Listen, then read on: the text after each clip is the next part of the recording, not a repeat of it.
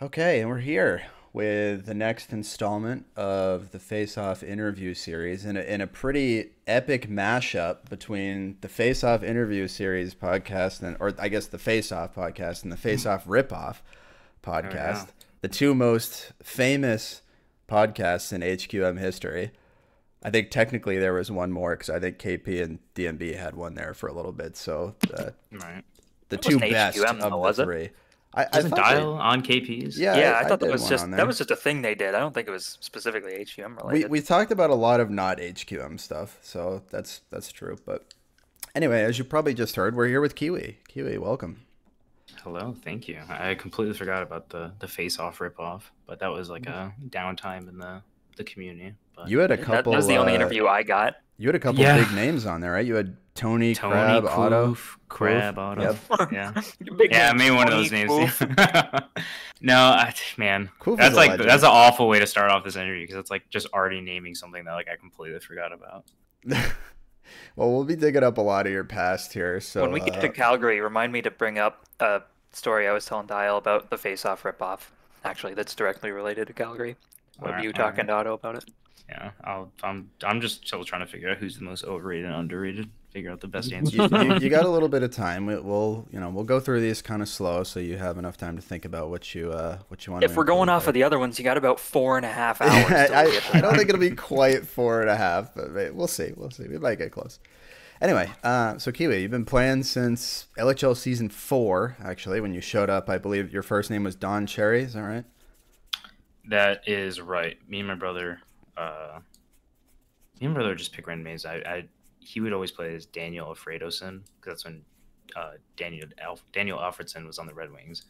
So that's when we found the game. He would play as Daniel Alfredoson, and I would play as Don Cherry because we just watched hockey and just pick random shit that we saw.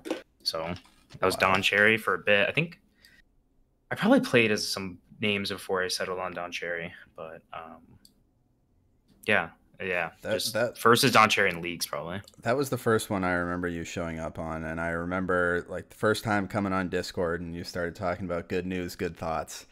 Every Yeah, that time was you like come on Discord. that's something from like a high school teacher we had where we always share good news, good thoughts, and Yeah, didn't see it stuck with you. You got to yeah, share it did. good It did. moments, I will yeah. never forget that. Yeah, Okay, so one of the few players alongside Goose who we interviewed, well, I think probably several years ago now, but one of the few players that's played offense, defense, and goalie at an LHL starting level. You're the first goalie ever to sweep all of the goalie awards in the LHL, and the only And he did it 3 times. the only goalie to do it more than once, and it was 3 times in a row. Technically, you swept all the goalie awards 4 times in a row if you count the RSL season right before that. We don't. So, uh, highest 5v5 career save percentage, lowest 5v5 career goals against average, second highest 5v5 career win percentage, third highest shutout percentage. You have the highest playoff saves per game, highest playoff save percentage, second lowest career playoff goals against average, third highest career playoff win percentage, third highest career playoff shutout percentage. In the regular season, you're 18th overall in 5v5 points, 20th overall in goals, and 20th in assists. And in the playoffs, you are 9th in 5v5 in points, 11th in goals, and 9th in assists. So pretty solid career there. it's a In lot higher than I would have positions. thought. Yeah, you'd be The surprised. points wise, the See, goalie stuff I kind of knew, but I will always think of you still as a goalie just because of how dominant you were, even though it was only like 3 seasons of that, and pretty much every other season, the other like 11 you participated in, you weren't actually a goalie. But yeah, it'll always stick with me that just like, oh yeah, Kiwi was a goalie. Um, but yeah, so overall your career stats, 66.2% save rate and 2.6 goals against average as a goalie in 83 games. 53 wins in that time, 8 shutouts, and 13 points, including 1 goal as a goalie. As a skater, you had 236 points, which was 134 goals, 102 assists, and you were plus 47, and that was in 163 games. So that's counting offense and defense together. I didn't split those out. In the playoffs, your numbers go up as well. 67.66 save rate, 2.51 goals against average in 39 games played. 21 wins in that time, 4 shutouts, and 4 points in the playoffs as a goalie. 86 points in the playoffs as a skater. That's 46 goals, 40 assists, plus 13 in 53 games. So even though you played a lot more regular season games as a skater, like twice as many, the number of games you played in the playoffs is actually closer than that, which I was a little surprised about, but I guess it kind of makes sense because I think all 3 seasons you played in net, you made it to the finals. Yeah, 3 finals in a row. Yeah, so that kind of does it. Played in 14 seasons, made the finals 7 times, made the playoffs 10 times, and those 14 seasons does include the couple where you were a backup as well. You won the cup 3 times. You were on the Kulixer Cup winner, which is the President's Trophy winner, 3 times. Won the 3 goalie awards, best goals against average, best save percentage, and best goalie award, which is named after you. We'll get there soon, but won all of those 3 times. Won the Marchie Award for Steal the Draft once. 4 times, very prestigious winner of the Perfect Attendance Trophy, named after Bo. You won nice, the the Loser Award. I got a bunch of those. You won the RSL Cup twice. Got the J. Lalu Trophy in that time, which was, I believe, Steal the Draft. Nova Star Award, which I think is perfect attendance for the RSL once. And then overall, for some of the records you've set, you had the highest 5v5 single season win percentage as a goalie, which I believe was with Calgary. The 3rd highest single playoff points per game, which was Washington. I think the whistleblower is in 22. 3rd highest in playoff assists per game, which I have on here twice accidentally. 2nd highest single playoff save percentage, behind, I think it's only Fat Squirrel, who was higher. Lowest single season or single playoff goals against average. The highest single playoff win percentage, which was obviously 100% because you won every game with Calgary. And then highest single playoff shutout percentage, which I think was the same season when you had 2 out of 8 shutouts for that. There are a number of RSL things I wanted to include on here as well, but I just quite literally ran out of space to put stuff on here about you and your career, which I think says a lot about how much you were able to accomplish that time. And in particular, obviously being able to do it at a high level, both as a skater and a goalie, is something very few people can actually make a claim to, and is pretty impressive shit. So well done on that. Thank you for that beautiful introduction. Yeah, you're welcome. That's a little praise. Yeah, we gotta big you up here. All right.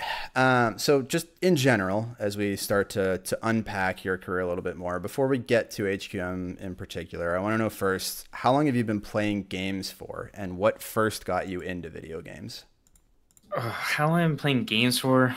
As long as I can remember, probably. But growing up, I was the youngest in a family of 4 kids, 2 older brothers, 1 older sister.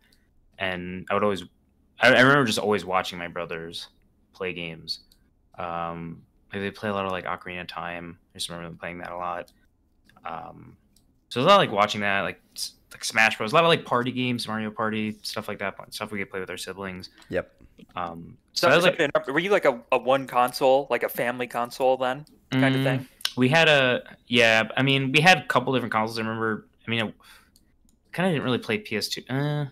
We kind of had a lot. We had the original Xbox, GameCube, and a PS2. But I remember our original Xbox we kind of gave to a family friend to like mod and kind of like jailbreak or JTAG. Mm-hmm. And we never got it back. So so we had to stick with the PS2 at that point.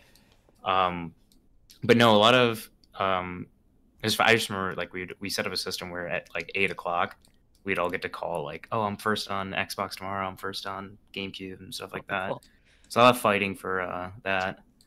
But really, I feel like it's kind of the same answer as other people had. But like my first couple memories around gaming, probably around like Halo, a lot of Halo 1, 2, Halo 3 obviously is when like a lot of that stuff became popular. So that stuff really started me playing multiplayer games, playing games online, playing a lot, more socially with other people outside of my family.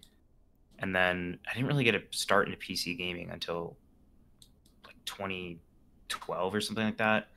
I had like a really crappy laptop me and my brother had that we played Team Fortress 2 a bit and Terraria. So those are like the only 2 games that we'd run. It's funny because I remember on the recruitment post that, I don't know if you're not specifically about this, but I remember on the recruitment post that got me onto HQM with like one of my I was like at work or at school or something. I couldn't I couldn't see what the game looked like, so I like commented. I was like, does this game like require a lot of resources to run? Like, and I like didn't see how shitty the game looks, so like I didn't know. Yeah. And I was like, no, it doesn't. It's like that was my big worry. So yeah, a lot of gaming around just really family, and then I feel like the Xbox 360 and that stuff kind of took me more into the online realm and doing stuff on my own instead of just like following whatever my brothers did. A lot of RuneScape too. My brothers were really big into that and played a little bit, but not. I like to think I know more than I actually do about that game. Were you one of those people that, felt really strongly one way or another that like, you got to be a PlayStation guy or an Xbox guy? Like I know a lot of people had their side they chose there. I mean, I don't really care. For me, we had the PlayStation 2 and original Xbox, but after when we got the 360, at that point we were Xbox only. We had the 360, we got the One, but then by the time the One came out was when I started playing games more on my computer. Gotcha. Kind of haven't gone back since. Yeah, same thing happened to me. The One did it. Mainly it's sucking, kind of. Maybe switch to PC. I think at that point a lot of my other friends got PlayStations as well, so I kind of was like boxed out of them. All right, 2 follow-up questions for you there. What's your favorite genre of games? And then if you had to pick one favorite game of all time, what would it be?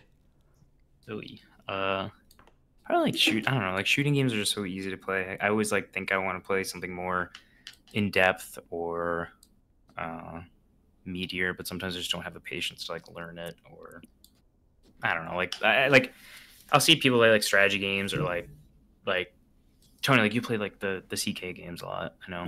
Yeah, I play. And I will like try to get into that. I'm just like I don't feel like learning all this. I don't feel like managing a lot of that. Like I could do Civ, like that's about the most. Have you played CK3? I tried. Oh, you didn't get like. I feel like that one's way easier to jump. I did try playing CK3. I did the tutorial and then I was like, like it's like I get the idea, but it's like I don't really want to. Yeah. Like this was the example they give you is very straightforward, so it's like learning something else after that. Play like a little bit of AOE like that, but I think I just gotta go to like simple like shooting games like Counter-Strike and stuff like that. Stick with what you're good at, what you know. Yeah, exactly. Honestly, favorite game of all time, would it be stupid to say HQM? No. Like realistically, it's probably like something else. Like Breath of the Wild, I really enjoyed that. Like if I think about like actual like impact, it's probably HQM. Yeah, like I wouldn't put HQM up with Breath of the Wild in terms of like best game of all time, but it's like if it's your favorite, that's absolutely valid. Yeah, the amount of hours I've spent on this game, like I don't know. I'm gonna use this to like put like a little rant against all the people that act like they're too cool and be like, oh, this game sucks. Like you're still playing that piece of shit game. Like this game fucking rocks. Like everyone all played it for what they did. Yeah, so.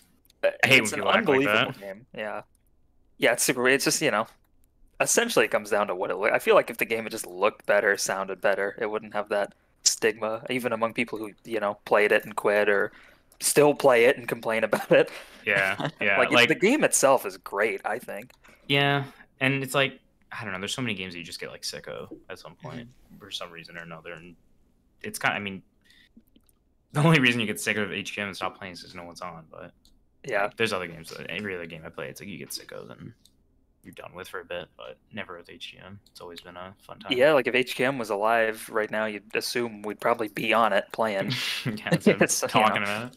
Yeah, instead of just refreshing it. Well, okay, to jump into it, the easy transition to HQM from the last question. But how'd you find HQM? How'd you first discover it? Yeah. So like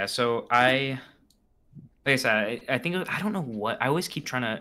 I had a Reddit account that I remember people from like one of my friends from school, like she found it. I was like, this is fucking embarrassing. So I like deleted everything on it. So I have had trouble trying to figure out which post it was. Probably figured out based on what season I joined, but it was one of those like r/hockey recruitment posts.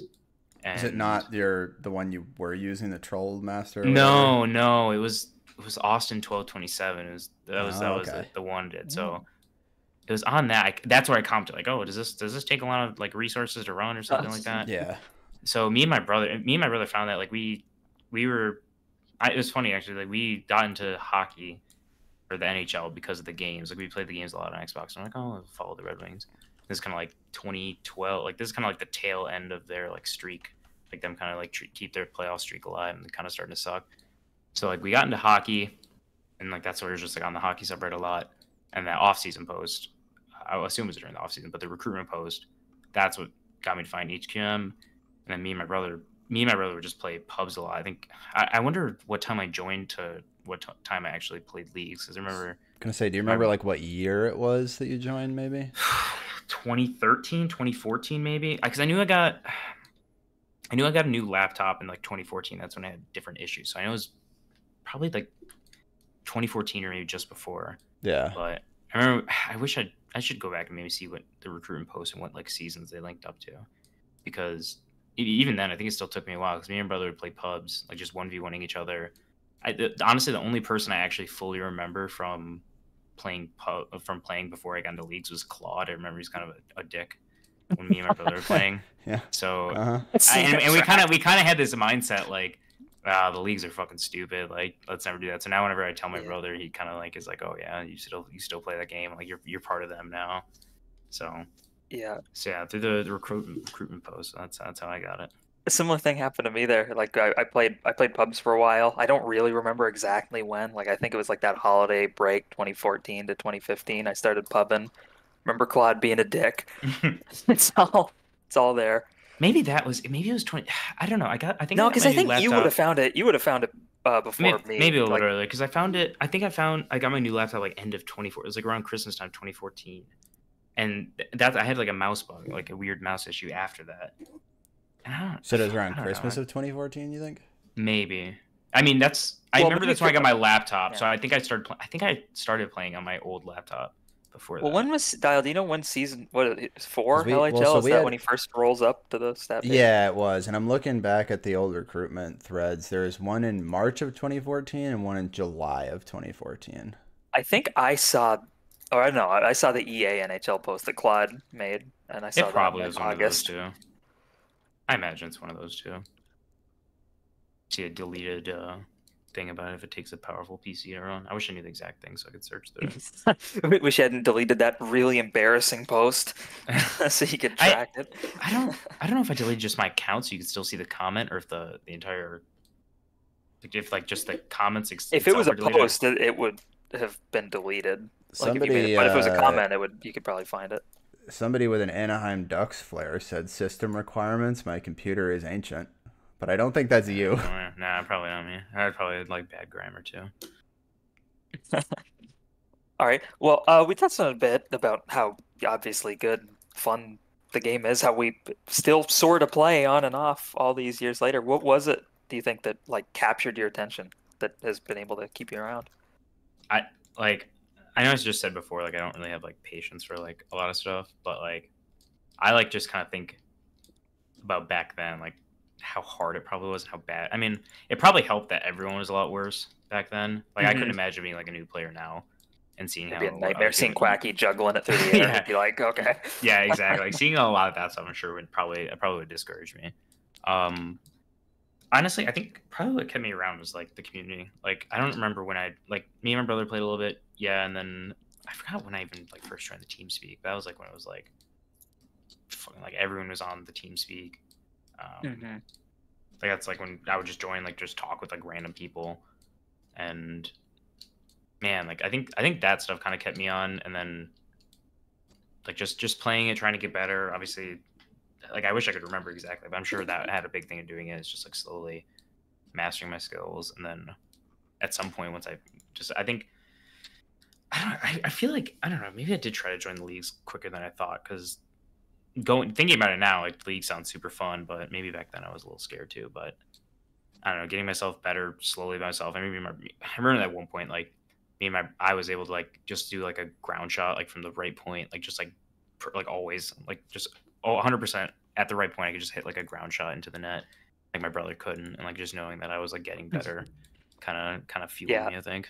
I used to get people in my college to play, and I could just shovel the puck towards the net. You know, I could skate and push it, and they couldn't. So I'd like 1v4 as many or however many guys I could get on just to show off the game. Yeah. I think that's kind of like what everyone says, is that the skill ceiling. But like, man, just thinking about it now, I do not know if I could do it again. That would be if you found this game like like now, or even, I mean, well, back then they didn't have double tick, but still, I don't know. Like, probably felt a lot worse, and maybe that's why everyone was so much worse. But Yeah, I wonder how much that double tick really, because I like don't remember. I barely remember, anything playing wise from that time, and I really don't remember the impact it had. yeah, and just like again, like the community, like trying to just meeting random people was always fun, and then I don't know, getting the feeling that like you're able to hang with them too is cool. Yeah, yeah, it was cool. They used to do a good job. Well, it's because you actually had pubs, like Yeah. it was live enough. I mean, I don't know, the whole is Yeah, ring a pubs younger group too. Easy to forget how young most of the people were. Yeah, I back was. then. I mean, if it was like 2014, 2013, I was like 17, 18, which actually was probably old. Probably like in the older end for some of the people there. Yeah. Yeah, I know. I couldn't believe, like, I found out a bunch of people's ages years into the game, and I couldn't like wrap my brain around it. Yeah, I mean, I thought they were like all old. yeah, like we were just probably like Meat was probably like 11, 12, Yeah, 10. he was like 12 or range when- 13. Yeah. So He was like definitely cracking, 13 when I signed up for the first time. I remember talking to him about it. Yeah, like all these guys are like so much younger than we think. Yeah. So like yeah, Marchy. like me saying like I was like 16, 17 is probably still in the older end. Yeah. All right. So you play pubs around for an indeterminate amount of time, who knows, and then you make that jump to competitive play. We have statistical evidence that you played in LHL season 4. That's as early as we can tell. Yeah, okay. I remember there was Montreal. like yeah, well, wasn't it Anaheim too? Like, didn't they change mid-season? Kyle. Who? What? For what? Did what Montreal change from Or Anaheim? did I get traded? Because Maybe I think originally I was Anaheim. Which season Maybe are we not. talking about here? Season Season 4. four. His first season. There was an Anaheim, right? there- Gabe was Anaheim. Yeah, there is an Anaheim and a Montreal. There were two different teams. Maybe I there. got bounced because I remember there was like a. I don't know if this was when I first. Yeah, see, Lalo said yeah. Okay, he played goalie for Montreal. See, I was I like there's like a post. It was just like a weekly thread, and I just like commented like, hey, like can I play like in a league or something?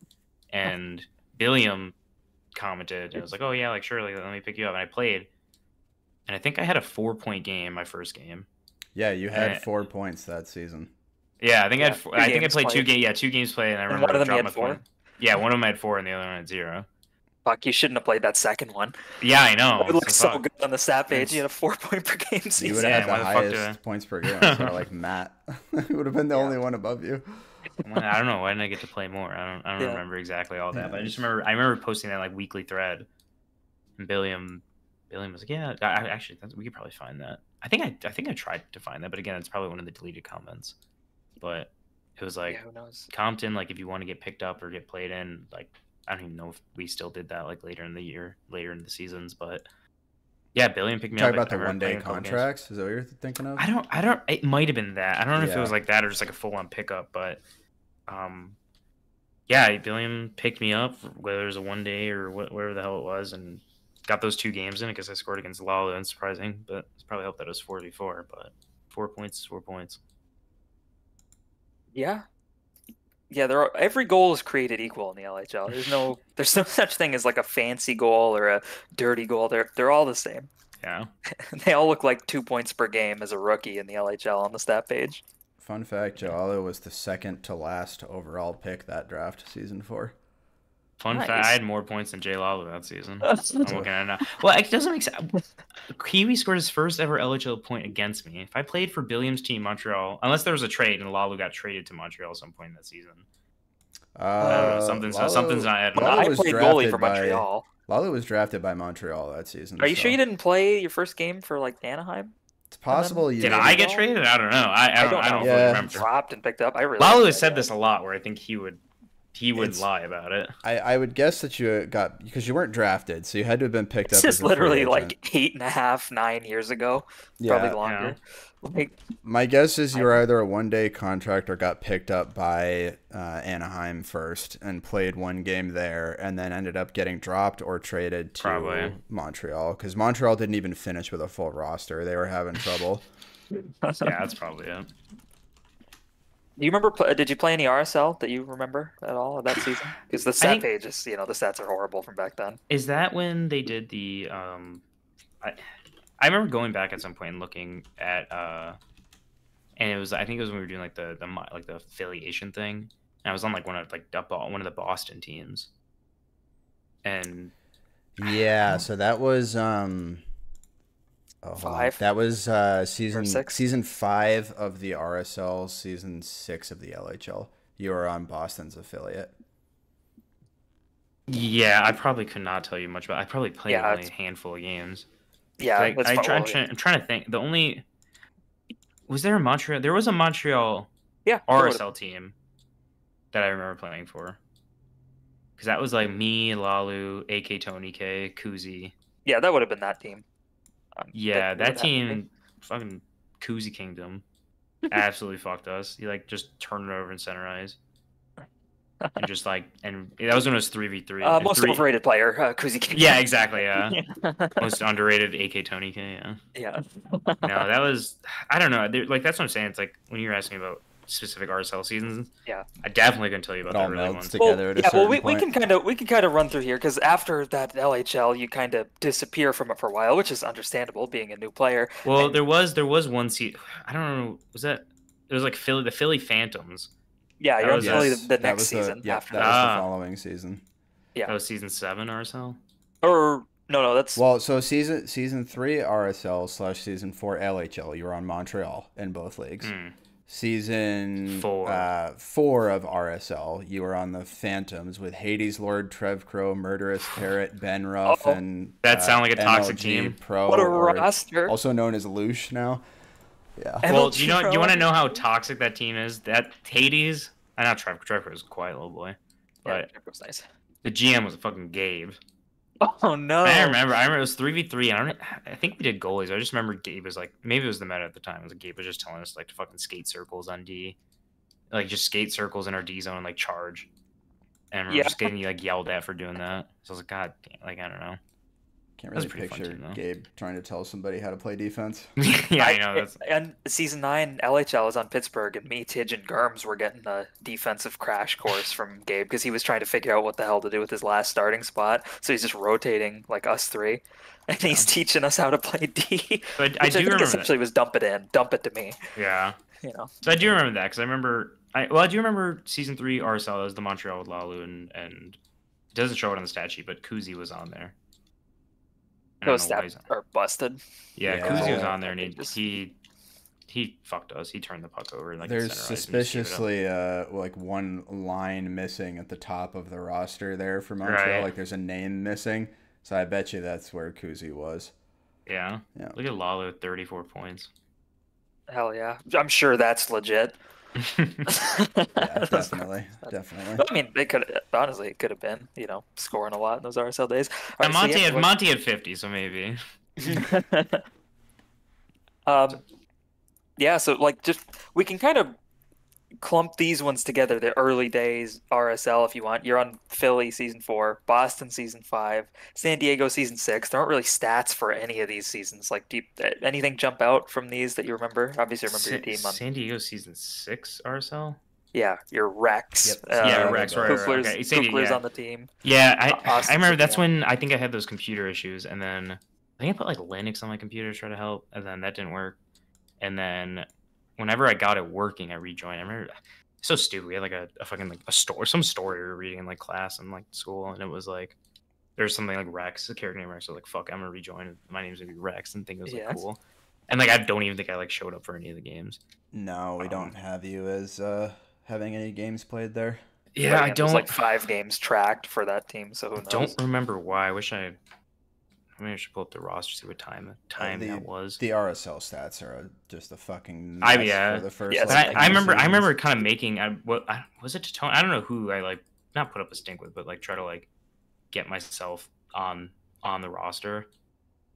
Like this was my on season 6 RSL. Oh, Like I don't remember who, like I remember trying to like not fight to like get on or like get like introduced, and whether it was draft night or whatever. I was like, oh, I'm back, and then like I got added to a team and never played. So remember, And now looking at that, was like that was like May of 2015. That's like Yeah, when I graduated. my first That's when I season. graduated college, or high school. So I was probably just busy. if I remember Someone correctly, hang out people. I think Tickle was like the early commissioner for the RSL, and then that I think it was moved on Monty to and Austin and Nina. Yeah. Well, they eventually took it over, but for the first like 1 or 2 seasons, I think it was Oh yeah, I'm sure think it it was, like, wouldn't have been them the Tickle. first couple seasons. Yeah, Mm. I'm pretty sure it was Tickle. And then, yeah, Monty, Austin, Nina came in. And then I think Monty was the only one left for a little while. And then I don't even remember didn't, like, Tidge and Debeezy try it at some point, Yeah, and, DeBees like, did. Riven was gonna Nova Star do it maybe. or something. And yeah, Nova was there for a while, but I think that was like the second time Monty came back.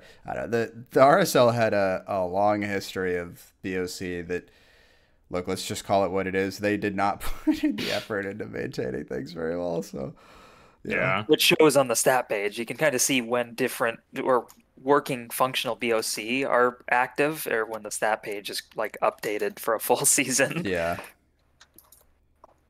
Yeah, I know It's Lewis like- has gone back and tried to like recover some of this, but it's just like we have basically no VODs of a lot of that old stuff, so there's no way to really validate anything. Yeah.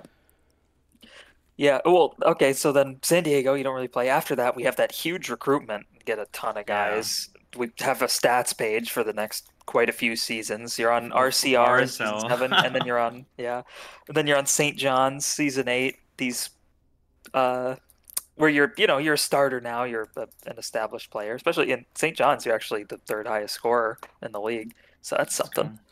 Yeah, no, season 7, that was a good season. We played well. I just remember it was like a best of 3. I don't know what team this was against. It was my team. Was it Wilkes your Barre, team? Yeah, it was first a round. it was a best of 3 first round, and we had everyone. We had me. But yeah, for the Evgeny first Malkin, time all season, you had your full roster. Sweaty Malkin. goals, and Ark, that's Nico, right? No, Dark was a different guy. Ark was a different guy. Okay, I don't remember who our goalie was. Maybe it was Skis. Everyone showed up first 2 games, first day. We go up 2-0 in the series, and then like fucking no one shows up the next time, and we get reverse swept. So that was stupid. I was pissed at that. You're right that it's Skis that was the goalie, by the way. Yeah, that was pretty stupid. I was pretty pissed about that because we got up to him like I don't know. Maybe I should go check the thing, but I feel like we fucking dominated those first 2 games. Yeah, I think You won- it was you won Sweaty did a 5-3. lot of scoring. I feel like Sweaty was just sitting next to the goalie and like we weren't covering it. It was very You won frustrating. 5-3. Then, well, yeah, that was the Sweaty in my spot. The Yeah, Ims. Ims. Yeah, Ims, that was when he that taught came me everything. around. Yep.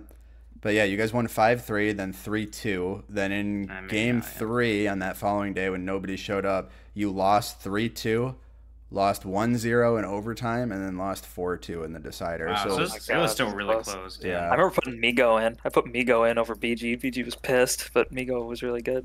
Yeah, that pissed me off. And then the next season, St. John's.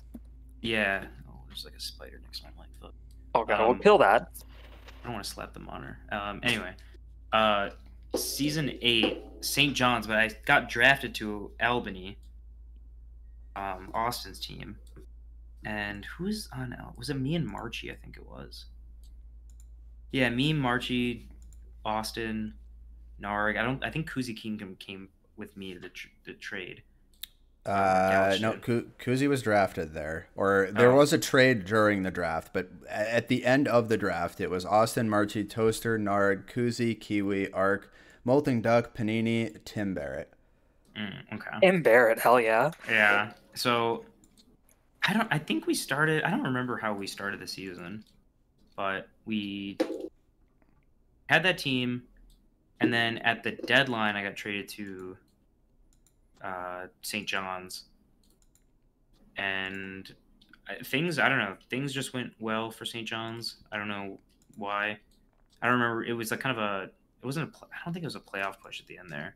We ended up going to the playoffs. I think we made the finals. I'm not mistaken. Let me check this sheet. You did, yes, you made the Yeah, we finals. made You the guys were the finals. 3rd seed. You were the 3rd seed, but only 3 points out of a playoff spot. So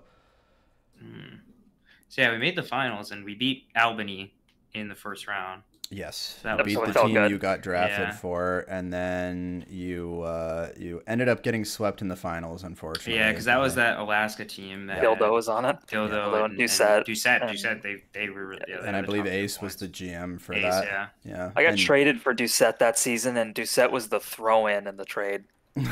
And he led Yeah. the league in scoring. It was so stupid. I was Yeah, so mad that You got Doucette drafted in the traded. first round.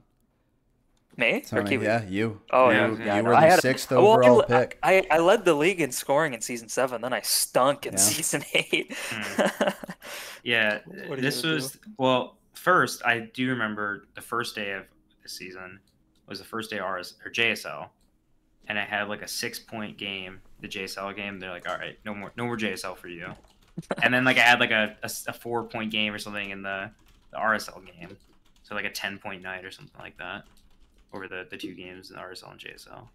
So then, yeah, so I remember that, and this was like the start of like what I feel like happened for the rest of my fucking career, where it's like I had a good season, and I mean it's like no secret, like I'm a player. I'm not like a carry forward. I play really well, and I think I play obviously like a good second option.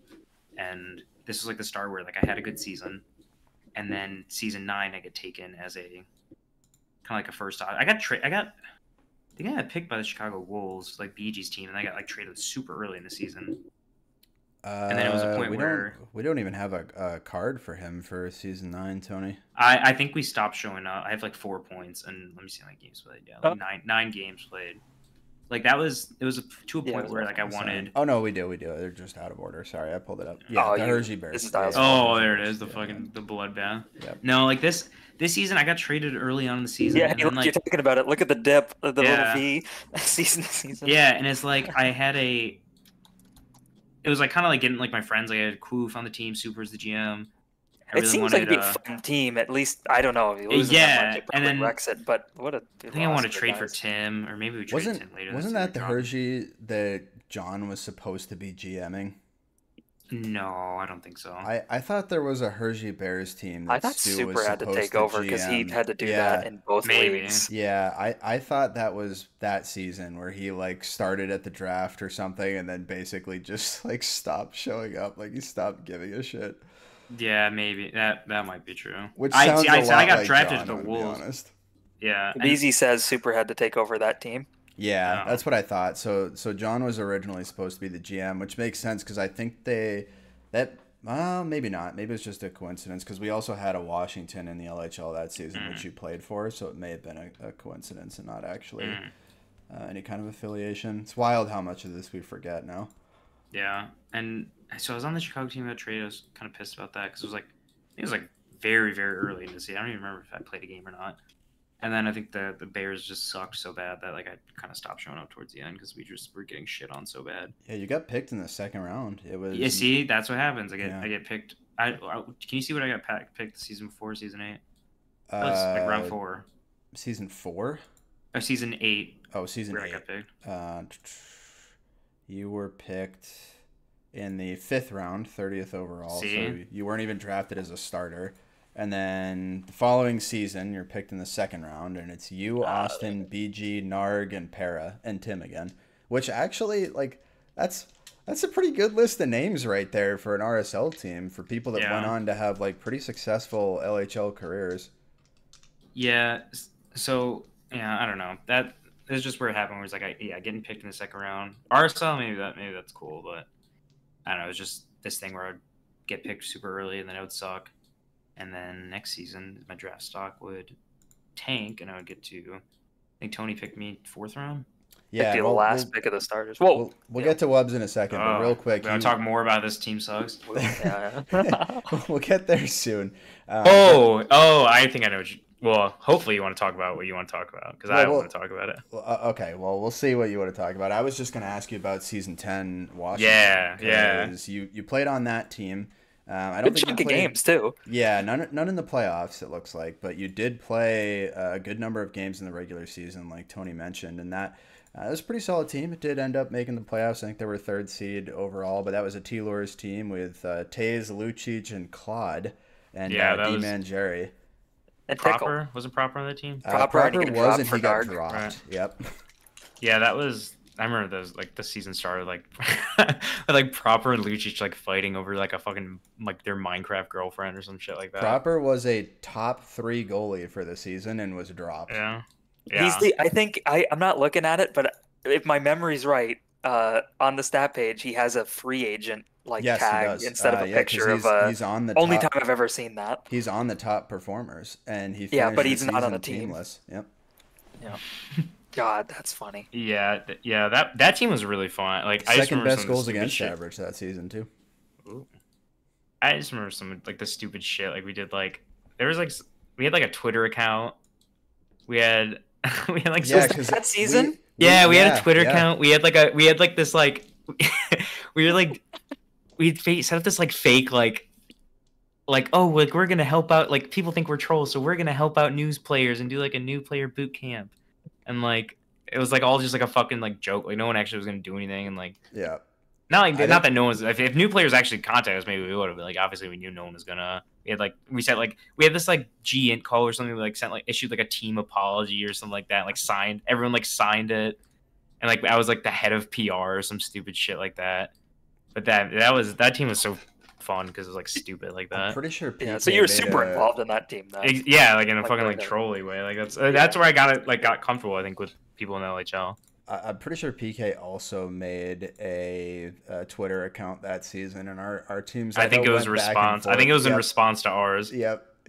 I feel like definitely like remember all of this some- is coming back to me. I definitely remember some back and forth there between the our team and your team, so that was good. I It's been a remember great because playoff series too. Fuck, I love those teams. Taze was on that team, and I remember like I like followed all our players on Twitter, and like he tweeted something like, "Oh, like watching a movie with my girlfriend" or some stupid shit like that. And, like I like quoted, I was like, you know, hopefully our captain gets lucky. Like we got lucky on the ice. Like hopefully our captain gets lucky. Because he was like Yeah. going to watch Pitch Perfect or something. With, Yeah, some stupid shit. I think it was Hannah at the time too. I think it was the same. Yeah, probably. Girl they ended up marrying because they broke up for a while. It was Dial's fault too. If we want to really Yeah. get into Look, that, if we want to get, inadvertently- that's what the face-off should be about. Look, you know, I tried to save him from getting married, but it didn't work. Uh-oh. Do I need What, to talk about two that? kids now? 2 kids in that relationship. Could have saved the LHL. Yeah. Yeah. If just Well, what's it worth? fucking What's it worth? Taze The didn't children get married. or however many children he had in the LHL? It's like Schindler's List. As important. God. It's like, you know, like have you seen that video of like that guy who's like saved like all those children like from Yeah, and the they stand Holocaust? up. They all Yeah. stand up. It's like all of us like clapping for Taze. Thank you. Yeah. I gotta find Oh, that God. Washington Twitter account. Was that the same time that you made your insider account that you had? No, that was a little later. I don't know think. what insider account you're talking about. Yeah, we don't I know. see. Oh, You remember? okay. You remember Lucic was Jack D. Diver for a while. Yep. I thought that was Claude. Nope, No, that was Lucic. That was weird. I couldn't believe he would make the effort to do that. Yep. It was David Krejci. It was an anagram Yeah. for We'll never figure out who Pete Leisen was, but that's okay. Trey We'll have to get to the bottom Washburn. of that. Yeah. Trey Washburn, Pete Leisen. Yeah. Anyway, so LHL season 11, you're drafted as a backup again. This time for Philadelphia. I don't know if you remember. Super team. I don't know if you Super remember a whole team. lot about that team, but They won 3 games. Technically 4. Oh. One was in overtime. What the fuck? There's something I can't, like, I'm mixing up some of the memories in this team. Just remember, like, Claude, like, because Claude was the GM, right? On that Yep. one? And then he Yes. dropped himself or whatever. Right. Yeah. Oh, fuck. I'm trying to remember. A team started And who out took as over? Was it- Claude? It was Johnny. Johnny took over, who wasn't even drafted by the team. 'Cause it was Claude, Big V, Tall, Ticklebucks, Capital Skis, Germs, Kiwi, and Burn. Yeah, and then I got Draft. dropped. I think that's what it was. I don't remember if I told him I couldn't play or if he was just told me he was going to drop me, but I The remember, wildest part is Claude was the 6th overall pick. Like, he was the last pick in the draft. Yeah. Mm. Which God. is, like, looking back is kind of insane. He had a It's decent season crap. on Washington, even though he got benched He for did, Tickle. but it's just, you know, like in hindsight is kind of insane to see a season where Claude was the last pick, and you have Guy, who obviously it's like his 3rd At that season point, or yeah. whatever. Yeah, so first, he his, was like, 2nd first. season. Then K-Bomb, then Java, then Crab, who hadn't really popped off yet. He also and then just won the Leafs. cup before. Yeah. Yeah. So Interesting. Yeah, I just remember. I just don't really remember showing. Like, season 10 was really fun. I was like, oh, dude, like let's go back and play. And You got Yeah, like- Taze one season, you get Claude the next season. yeah, I mean, like- not like really anything about Claude at that time. I don't really remember what Claude was like later on. I remember him early, but yeah, I feel like it don't, mellowed I don't out a remember. I little. just remember. I don't think I showed up much. I mean, my games played wouldn't really reflect that because No, I it's wasn't like playing. Yeah, I probably wasn't really playing. And I think Johnny just messaged me that he was going to drop me. Yeah, so Very a bit cool. of a another lost season for you, but the RSL was a little more exciting for you. And he was too before- busy. He before didn't have we- time for LA. That honestly probably was part of it. I think actually that's what happened. Like the Hershey season was that like Hershey sucked, and I was having so much fun watching it. I didn't want to show up. Well, actually, was that at that point? It was probably different nights. Well, before But we it's- Well, if you're showing up for Washington, you're there like 5 days a week. You know, Yeah. RSL's Monday, Wednesday, and then Tuesday, Thursday, Sunday, LHL. Right. So if you're having fun and you're showing up just because it's something fun to do, then you're still like obligated, I guess, to make 5 days a week. Right. That was probably just part of it. Like I was just the LHL was too. The team was so fun. That was like it's like. were know, you it's offended to shit. not be on the NADT season 2? I was. I got dropped. Oh, you were? Okay. Yeah. I know. Yeah, Austin- is that worse? Is it better to be picked and then get dropped, or to not be picked at all? I don't know. He said some shit about like I didn't fit the style. I don't remember what it He didn't was. fit the style. Legendary Trev, he's the Hey, future. I got 3 cups, so Yeah. I didn't need the NADT. Yeah, well, I think Trev played 3 games, so it's Yeah. I think we know. All right. Yeah, I well, remember. I might have played like. Before we wrap up your RSL career here, I do have to play something real quick that Tony put together in memoriam of your Wilkes-Barre Scranton team together. Wait, Kiwi, you got the Twitch open? Yeah, I got the Switch. I'm Yeah, one of just the sound on. 9 Sound on.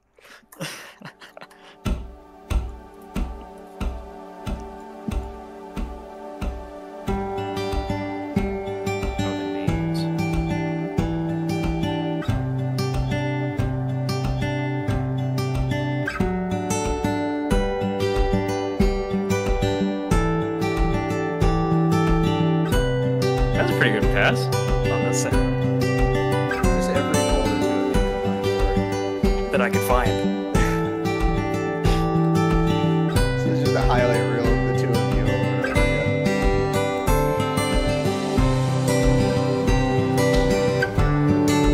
Look at us. Vector. Yeah, I was gonna say, it looks like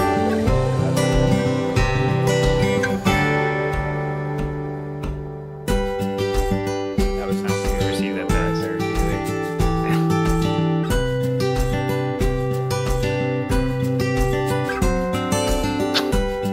What the fuck is that defense? Well, it was Bear. Must be a Bear. Whoa, was that awesome? It was Bear on goal, and I was like, oh, what's this? Oh, I remember that one. It was the playoffs, wasn't it? Or was that before? Oh, what a move, Johnny. Look at the time of that. That was in the finals, right? That was No, that's the finals. Game winner. okay. Showboat time. I have one in there. It's my area.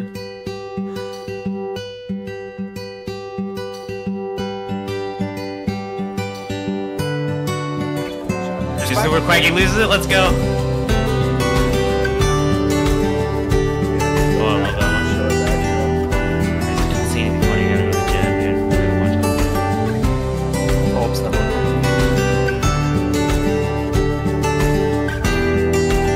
to get the assist on this because it went off your stick. Yeah.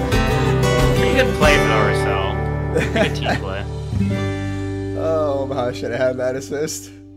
Or whoever it was. Oh, look at this one. Yes, from Yo, here. Ah, you should have Weird. got the assist there. Kiwi one, dude, number 1 Kiwi fan right here. Let's go, Dude, Anyway, we had to go through that and take a look at that before we chatted about your time on Wilkes-Barre together. But I know you both look back on it fondly. You were both top 3 performers that season, and I think you in particular, Kiwi, if I remember correctly, you were the last picked starter in that draft too.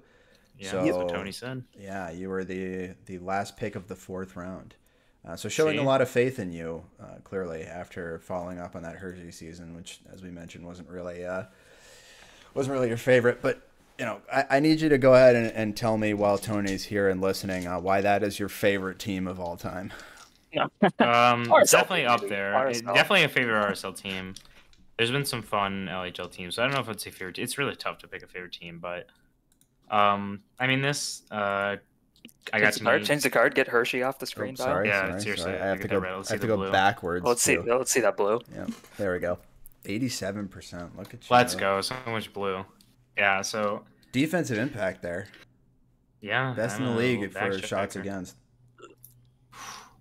It's weird. He was doing that sitting in front of the other team's net too, playing great D. Yeah. No, I don't know. This team, I got to obviously like play in like my preferred role, being like the second option.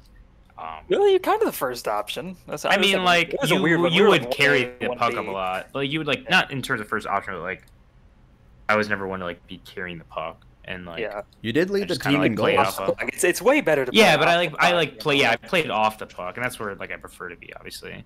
And I got to meet like Omaha, who I like a lot now.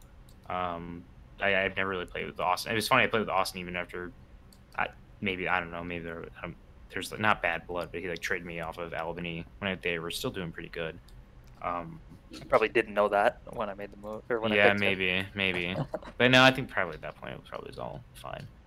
I don't know, that team, because we had so many rescheduled games at the end of the season, Yeah, and we were needed to, 0-7, and then we rescheduled a bunch of games on the Yeah. same day and won like all of them. So we're like 0-7 going into a day, and then we're 4-7 after it. like kinda toward went on well a also heater. like toward, we had kind of hit like a run at the end of the season. I want to see if I can like I see count these 1, 2, 3, 4 rescheduled, 5 rescheduled. Yeah, 5 looks like rescheduled games in the final like 3 weeks of the season for you guys. yeah. It looks like we lost our last 3 games though. Yeah, so the final maybe- game maybe day. The final game we- day, you guys we're played cold. 3 games in a row.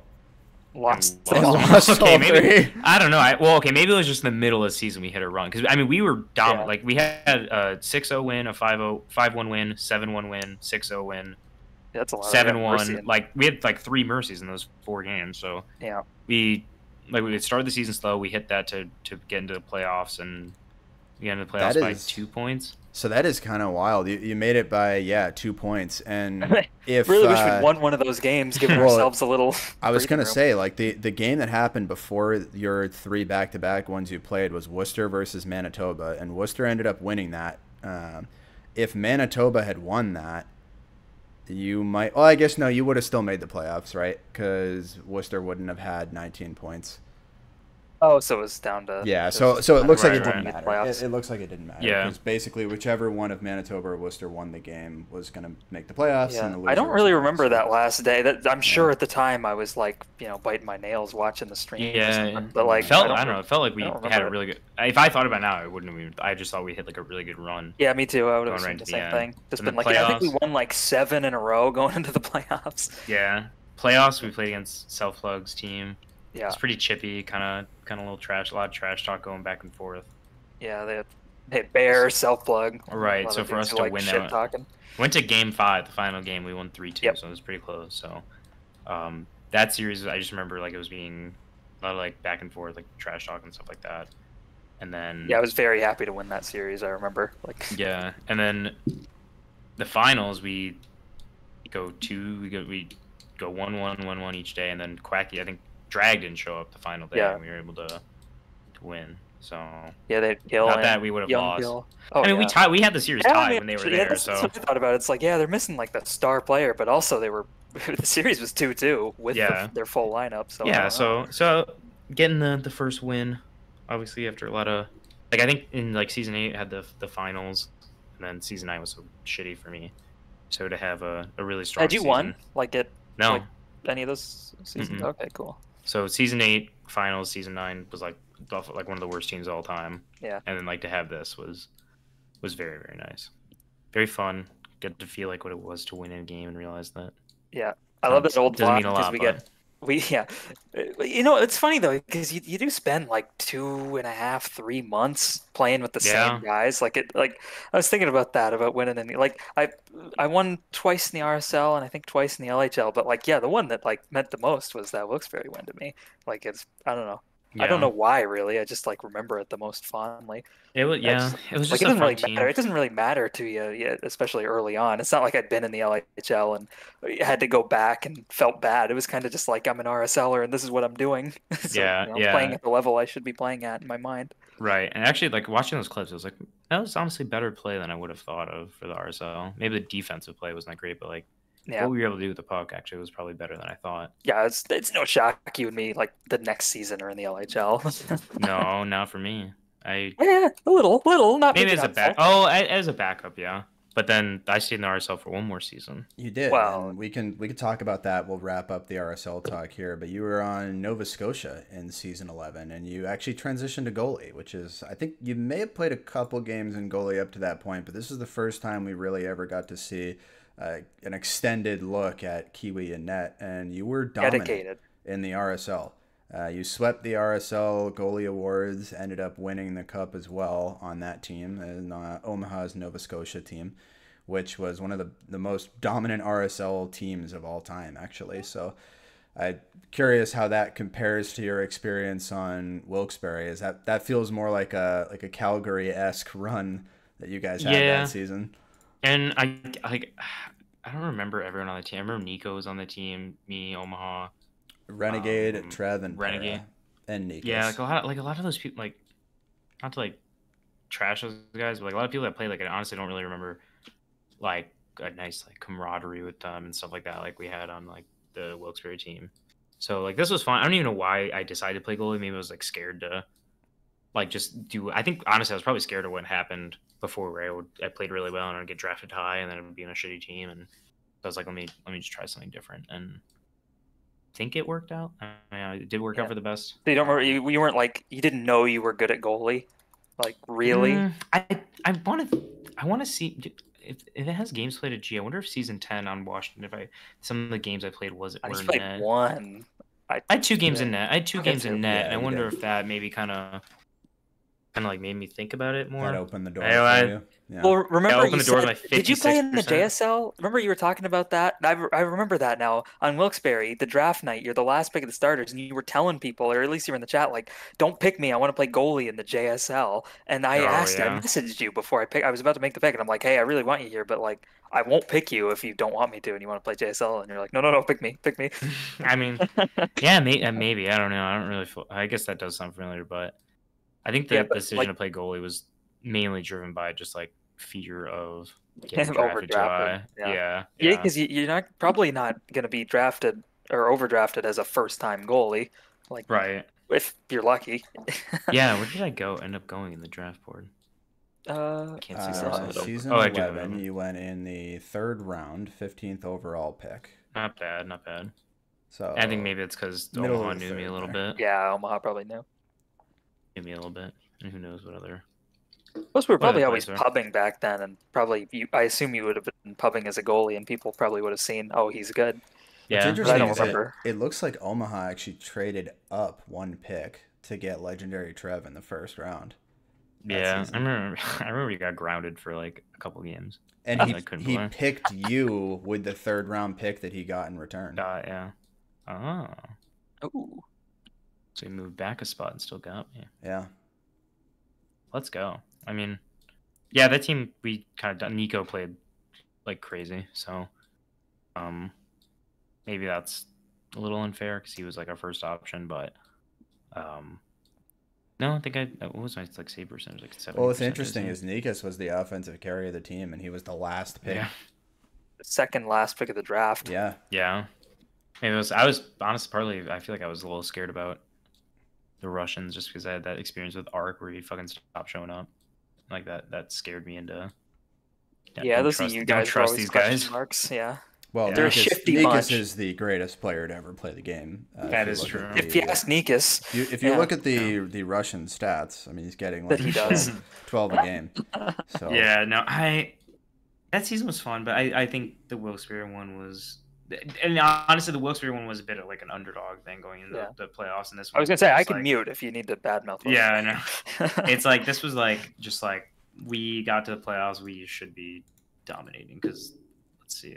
'Cause I think were that you was worried only at all the team. about Kill's team? Like, do you remember that? I 'Cause- remember being worried about Kill. Yeah. But I remember starting. I feel like there's just like one shot I remember in particular, like Kill like taking on like the just center of the ice and like it was kind of like a long shot and it's still probably hard to save back then. Because I just remember saving it. And he feeling tore it comfy. up that season. That was very much the Kill Yeah. breakout season, and he Yeah. was the top performer there, and I think he ended up winning MVP. But you and Kill were basically the 2 most dominant players in the league. Yeah, well, and Nikas too. I mean, but for where he's drafted. But yeah, I feel like if it was gonna be anyone, it was gonna be that Kill pest. And I remember that Slugger too. He played well. Who's that goal? Super Lou. Okay. Yeah, 68%. The Slugger played well. Kill played well. Super Wolf was the goalie. He had 68% during the regular He was a season. good RSL goalie. Super Yeah. Wolf probably gets a bad rap in terms of RSL play. We probably just make assumptions off a lot of RSLers based on their limited LHL action. No, I think but that season just kind of really felt like give us the cup. It's our we're ready. We won. Like we were really dominant at that point. I guess Calgary is the only team we kind of get worried about, but I don't ever really remember being super worried about it. So what was the finals? Do we sweep? No. Nah, we won 4-1. Sad. Yeah. Yeah. They won the first one, then we won the next 4. So it's reasonable. They had Kill. They had a good team, so it's not unreasonable to lose to them. And I think in the regular season too, they were only like a point or two behind you guys in the standings. Right. 34 points to 31. So they were basically one win away from having tied you guys. So it was competitive from that perspective, but. At the same time, you were playing in the LHL, and this was the first time, took all the way till season 12, so 8 seasons of playing, which is about almost 3 calendar years, maybe a little closer to 2.5. But you finally get a good amount of playing time for the Mighty Ducks of Anaheim, not the Anaheim Ducks. Yeah. Very important distinction. Played 17 games for the team that was... That's more than I thought, wow. Yeah.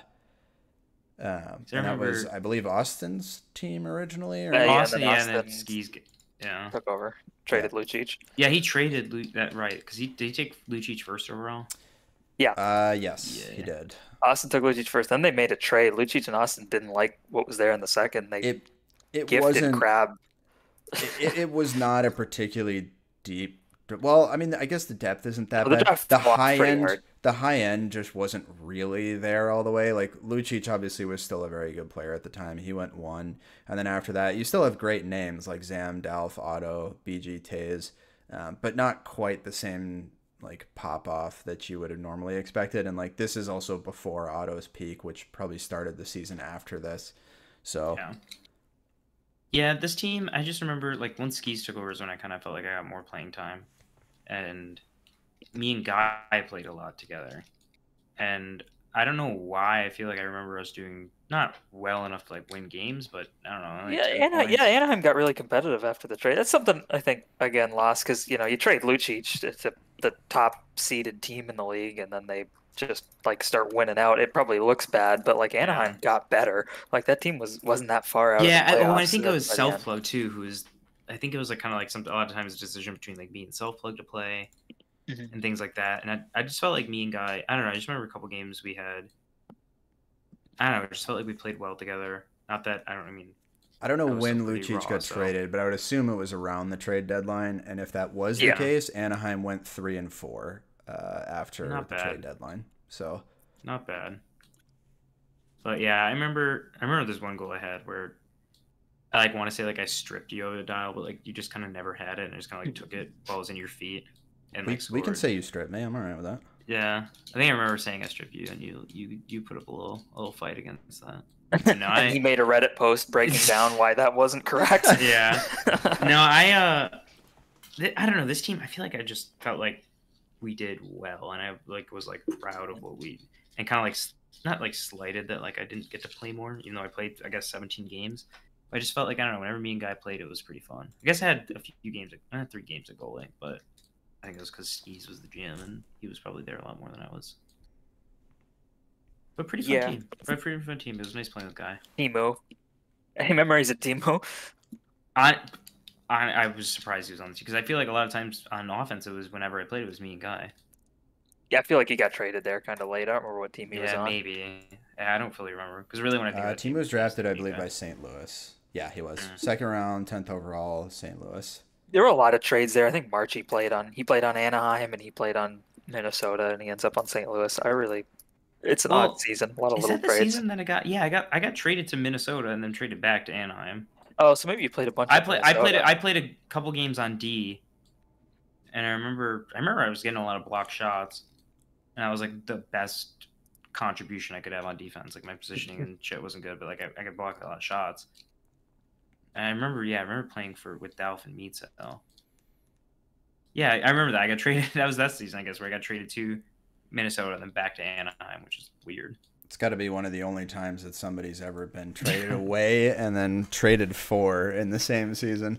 Probably by two different GMs too. I bet it was Austin that traded you away maybe and Austin Skis traded you, traded then for maybe you. Skis got you back. Yeah, Maybe, yeah. that would be really funny. Wish we had the information to confirm that, but oh well. I think I remember commenting on the post. I think I commented on the post. I was like going back to Cali or something like that. God, I miss the Reddit. Trade posts were always the best. Yeah. It was like, oh, I miss one of the funny. I love when we won the cup in season 11, Nova Scotia, and Omaha like made his like end of season post. He's like, now I'll do the tradition of giving everybody a very like a firm verbal handing. Yeah. And he goes down the Yeah, yeah, players I and remember like that lists one. everybody. Yeah, Yeah. Love that one. Omaha's a good dude. I hope he's doing well. Kiwi would know. Yeah, I think he's doing well. Omaha's another one that Too was much, but ruined by having a child. Unbelievable. They take All our these are He was one of the brightest first. defensemen. He was one of the first guys we knew that ended up having a kid, right? I think Age so. gap Like one of the Yeah, first. Like Yeah. Lucic probably has a couple out Lucic there. might have Well, that 4. wouldn't surprise me. Yeah. Yeah, The there's Gardner probably some family more in you should general, I give. feel like, probably has some, things they'd like to God. sweep under the rug, but that's for a future podcast. I can't wait for that Yeah. face off. The Gardner boys. Face Yeah. off. Oh, we'll get Shane on there too. He played in the LHL like once maybe. Who knows? God. Who cares? Anyway, so he played a little goalie that season though too. 59% save rate in the LHL. 4.3 goals against average. So could be better. Wasn't quite as dominant as you were Win in the team. the LHL, the RSL. But yeah, also probably not the best situation or best team at the time for you to be on there. So can't really hold that against you too much. But that brings us to season 13 on Nashville. And this is the start of where you really pop off as a goalie. And Crab is the GM of this team. No, Zam. Zam. Sorry, Zam. Yeah, that's what. Yeah. Zam is the GM of this team. He picks Crab in the first round, picks Jerry in the second, picks Tony in the third, and then drafts you, playing as Don Cherry again. Bit of a throwback, which is interesting. Your first time drafted as a starter. You're using the name as your first LHL game ever. Wow. 9 seasons later. But you get drafted in the 4th round, 22nd overall, as their starting goalie. Yeah, I figured is my way to make it into the LHL is to just be a goalie. And, Did you know going into that draft that Zam was interested in picking you, or? I think I got a message on like draft night from Zam and Crab, but nothing really like super early. Because I have to say that to me, like picking you in the 4th there, after not really being a proven LHLer yet, is a very Crab decision. Like Yeah, that has probably. Crab written all over it. Not to say that Zam had no part in it, right? But that seems like something where Crab would have been whispering in his ear, being like, "Hey, wait on a goalie. We'll get this guy." Yeah, in the trying to fourth." see. Yeah, I'm pretty sure Zam in the 3rd wanted Tall, and Crab said absolutely not. Pick Tony. Yeah. And from what this as the Crab is my basis of that. So maybe Zam would have a different memory. But there's not from really- what I was told, that's how it happened. Yeah, I'm trying to see what goalies went before me or after me. And there is Sheepa. Is that fast? No, That's he was fast, probably playing. skating. He was playing skating defense. Yeah. Yeah. Narg went in the 3rd. Self plug, K-Bomb Narg, and third. K-Bomb all went in the All in third, the and third. those were all goalies. And Meat was a goalie as well. So that was 4 goalies already in the league, counting Meat Sale as the GM, then 3 picked in the third. Okay, so that makes sense. And then Yeah, no. Para was drafted, I believe, to be the starting goalie on Winnipeg, if I remember correctly, over you. Yeah. Man, that's horrific. That team had goalie problems. Yeah. Or didn't they have Ace in the drop or something? I don't No, know. not at the draft. They may No, have gotten him that's- I think during you're the thinking- They season. had Ace eventually and dropped him, and they used a lot of Superwoof and. I think you're thinking of the other late. Winnipeg when Supu let in that That's the one. That's the FO. one. No, because I was. That's 13.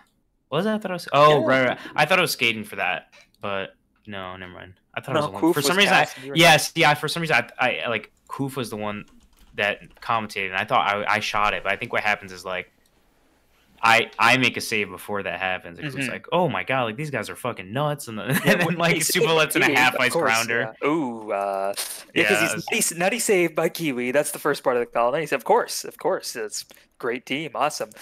Shot. Ooh, Yeah. yeah, Yeah, so I guess that was that season. But no, that team was really fun. I mean, first, Yeah, I think, well, one, I think my jump in goalie, I think it was this season, was double tick. I think that was when I think goaltending got a lot easier because double tick just made it a lot easier to bat in the air. Yep. So I don't want to take like all the credit, but I mean, So what you're saying is we should go back to single tick and see how nerf goalies, nerf anybody that plays the puck out of the air. Exactly. Yep. Yeah, I mean, yeah, it made it so much easier to play it. That is one thing that we never consider, Tony, when we go back and look at all the old stuff and how bad people were. Oh, yeah, the addition of double tick, like the people who didn't play pre-double tick or just don't remember, like it was a completely different experience. Yeah. Single tick HQM is horrendous. It feels it's incredible. I haven't gone back to it since we would have switched, so I don't even know. I remember Taze for like the longest time he stayed on his single tick client. What a lunatic. What a fucking idiot. I know. Yeah. It was like it was awful.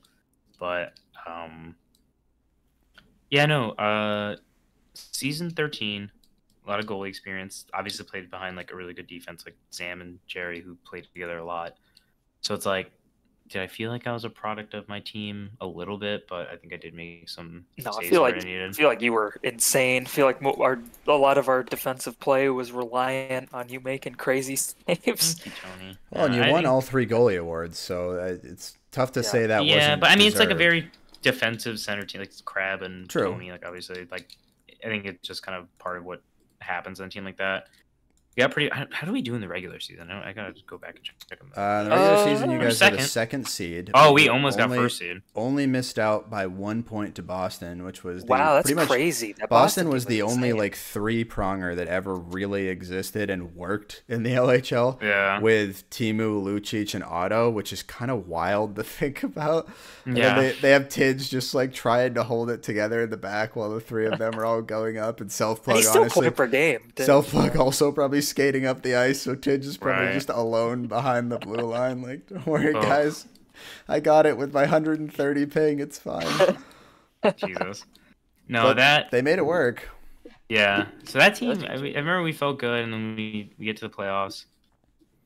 Did we come back from a 3-1 deficit in the first round? No. In the first round, you were No. Yeah. Okay, that happened to the Boston team. Yeah, the first round you were playing against you guys. Yep, my Chicago team. That was a really good series, honestly. The last game was sort of a blowout, but like that was a really good, like hard fought, close series from what I remember. It was a 7. Yeah, it was a 7 game series. Which, looking back at the rosters, I think we overperformed to get it there, but.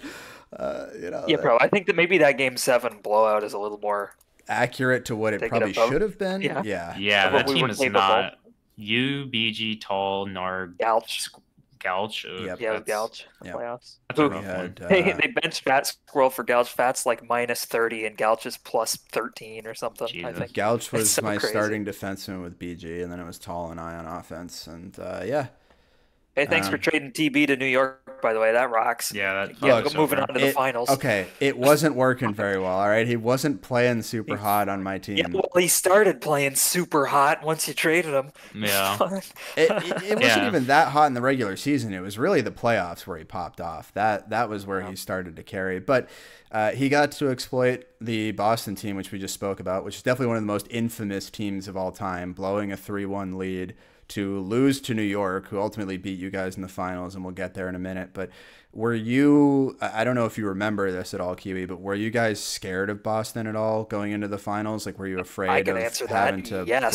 I don't, honestly, Tony says yes, I don't recall. I remember cheering like when they were throwing. I was like, "Oh yes, we don't have to play them," because like we had so much trouble against Otto specifically. So Otto was the first defenseman I remember remember blocking passes out of the air. Like I don't remember anybody doing that before he was started doing it. insane. It He was sucked. insane that season. He Because deserved me and best Crab obviously defenseman. love passing to each other, and it's just like he knew. Otto knew that. Yeah, maybe I was. It's hard to say because I feel like I didn't even Yeah. like remember that it was like I feel like in the moment I didn't know it was like a 3-1 comeback, so I feel like I couldn't have been that focused on it and more just focused on our shit. If you weren't watching it at the time, I remember watching them blow that series, and it was wild because Self Plug just kept skating out of the net, and they would just score it on him over and over. Like he Okay, I do remember. I do remember that. And I think after the series when they blew it, we all poked Self Plug on and say, "Hey, what did Team Speak used to say?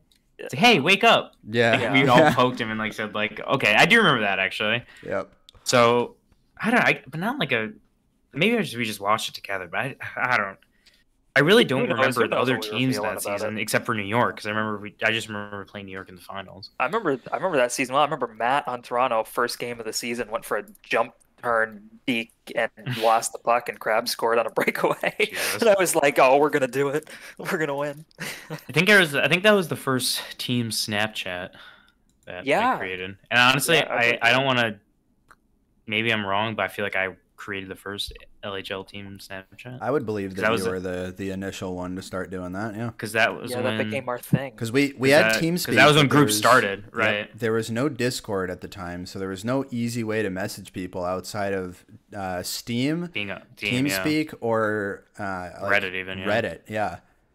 Remember the Steam groups? Yep, for teams. Steam groups. That was like, Yep.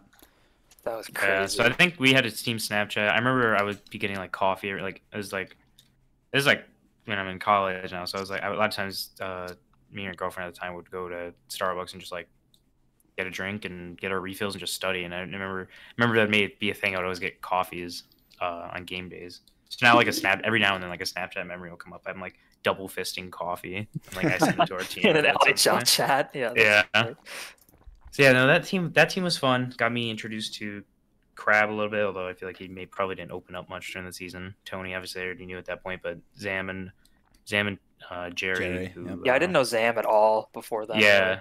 I might have known Zam a little bit through Lalu because I played with Lalu before. Yeah. And Taze, who I was already close with, like he kind of played with them on Philly teams and stuff like that. But that kind of introduced me more to them. And yeah. Yeah, I loved Zam and Jerry. Well, in the finals, you guys split the first game day. You guys got railed pretty hard the first game, 6-2 loss. Then you won 4-0. Come back the second game day and you lose 3-1. Taze was gone, yeah. 2-0. And they had Austin in. Yep. Yeah, we kind of thought maybe it would be a little easier, but we through both those games. Taze is gone. You guys only scored 1 goal between 2 games. Only let in 5 total, which is pretty good. 2.5 goals a game is plenty good enough to win. But yeah, only scoring 1's a little rough.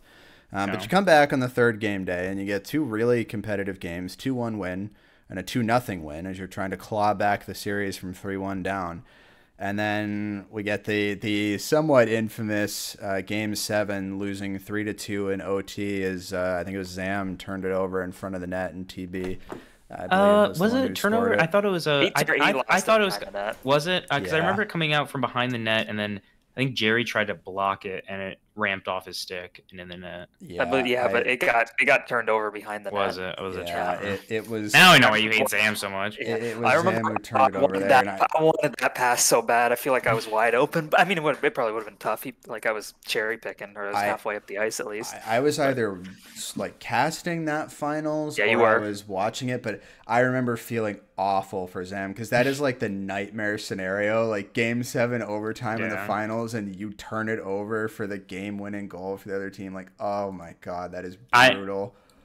I don't remember. EB, do you remember after we lost, me giving a little speech? Probably the first time I haven't been pissed in the history of the game losing. Maybe. Do you remember what you said? Not exactly. It was pretty much everybody was just like, I felt really bad. I remember the Nashville one, I think I feel the worst about, like, of the team losing, because I felt so bad for Jerry especially. Yeah. And I felt bad for you at the time. Jerry, I felt bad we hadn't for won on there Calgary. because... I was like, Kiwi had such a great season. Jerry was so good in the playoffs, and I felt so bad for you two, especially. But I like, nobody said anything. Crab and Zam were upset. You guys were upset. Whatever I said, it was just like along the lines of, "Hey, guys, come on, we played like we like that's a game 7 overtime. I know we didn't win and it sucks, but it's like there's really nothing to feel bad about like there. Like that's as close as you get. Like I was just kind of like nobody should beat themselves up here. Like we played great. Yeah, yeah. That I feel like you guys can ask me anything about the like. Was I fearing bot? Like I don't remember a lot. I feel like I just have like a very like photographic memory of like that shot when TV like hits Jerry's stick. Yeah. Not that to didn't say have I to would do have the saved shot. it. Yeah. Not that I would have said like would have saved it, but it was like point blank. So it's Still, like yeah.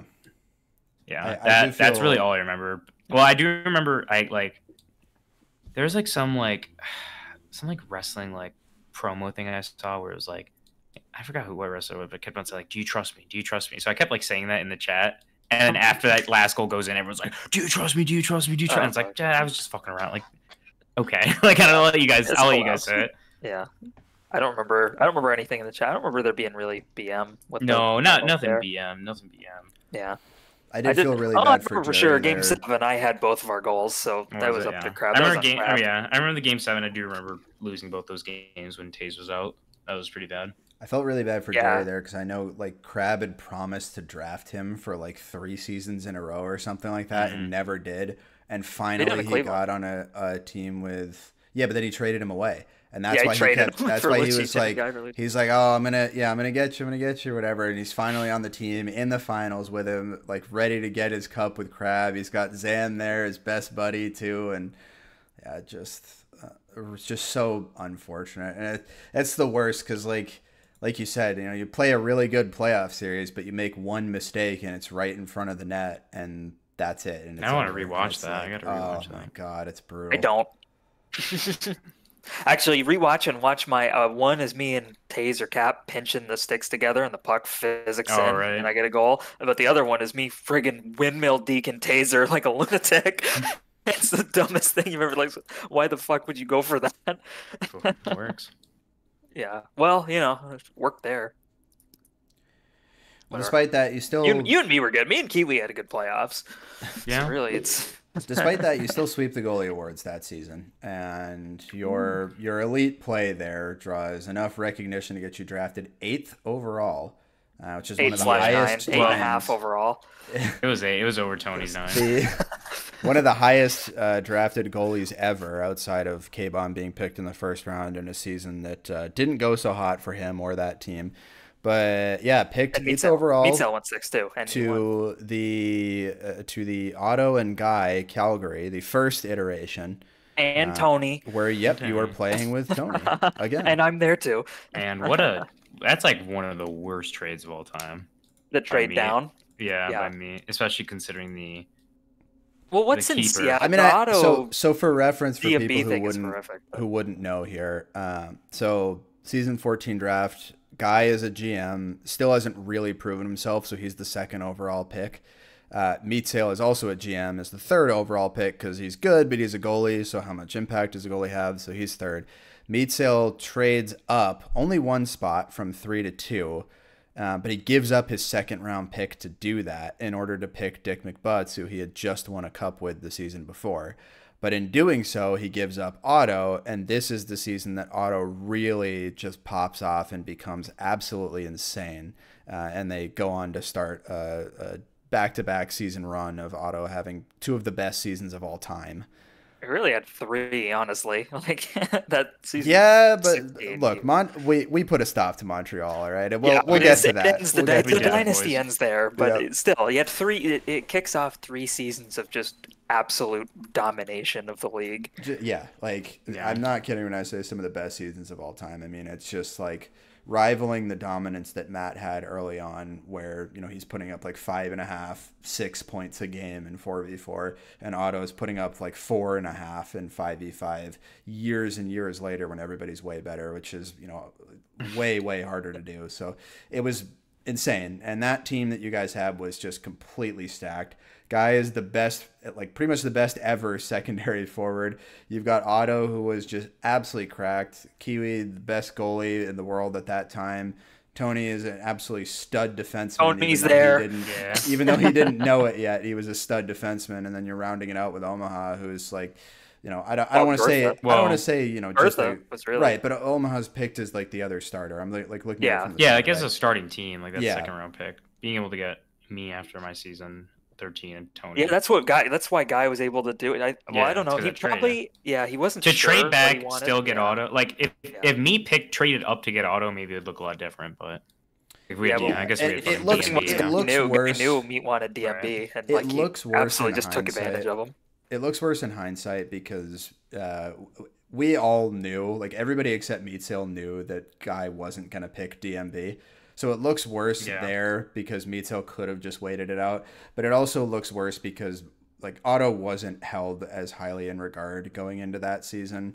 And there's good reason for that. Like he was still a really good player, but nobody knew he was gonna go from like 2.5 points. Lucic was carrying him on Boston. Yeah, and he also had a lot of different ping issues. Like he did. Season he did. 12, he had more, and like I think this season he had a lot. I think he had like 45 ping, which is kind of crazy coming from Alberta.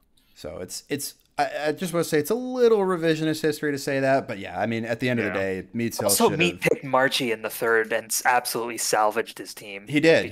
That was a fantastic. Marchie was like the second breakout player that season besides Otto. It was honestly even a bigger jump. Like Otto was great going into that season. Marchie was like a backup, and then he was the best defenseman in like the game had ever seen. Yeah, like that season. But also, it was a wild season for Popoffs for sure. Yeah, but fuck Meat Cell for beating us the season before. Yeah, but we really got him. I want to ask you here, Kiwi, because Calgary was basically the most dominant regular season team ever, 17-3. Was that pretty similar to Nova Scotia, where it's kind of just like, all right, let's just is the season over yet? Let's go win our cup. Like it almost seemed like playing out that season was a waste of time. Honestly, yeah, I forgot like. What was our regular season record? It's probably something fucking stupid. 17-3. Yeah, like I wonder what we started the season at. Like when did we get our first loss? I feel like we lost one with Omaha kind of early on, and that's why we traded them. Your first loss was on the 5th game, so you were 4-1. Not too bad, but I don't know. That was we were like, Bertha, can you show up? That was just like game.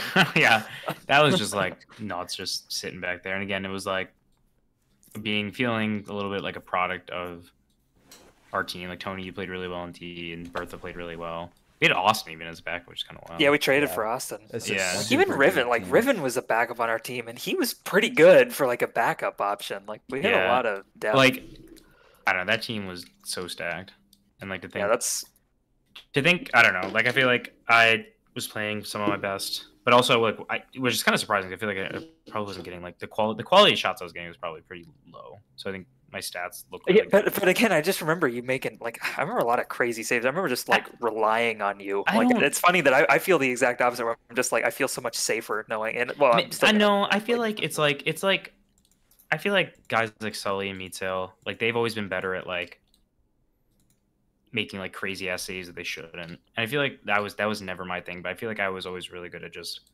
making the saves you expected me to. And kind of playing the season, you become a puck playing goalie, which is like the most helpful thing you can have in the game. Yeah, and I think like not getting, I don't know, just like not getting. Like, there's no worse feeling than like a goalie letting in a shitty shot. Yeah, like. Not letting in the garbage is more important than saving the crazy stuff. I don't know if I would say that. Kind of. I don't know. I don't know. It's debatable, but I think there's definitely different. Like I never was one. Maybe I did save but it was like never. I don't know. Like fucking Meat is like, you go talk about season 22 or whatever. Like he fucking played. Yeah, he's a freak. Like he's still. I think Meat's probably the best. Like if you're gonna talk about the best all time, again, you had a really good stretch there. Yeah, I think he never did. But because he was really good at the stuff he should save, and like the stuff he shouldn't have. So I just felt like this season I got some. Maybe it was low quality shots. Maybe I can't fully remember. It was a local amount. It was like 4.63. That seems pretty low, but. So I'm curious what your thoughts are here, because you kind of spoke to it a little bit in that you don't have the same like kind of flashier style that somebody like Meadsell has.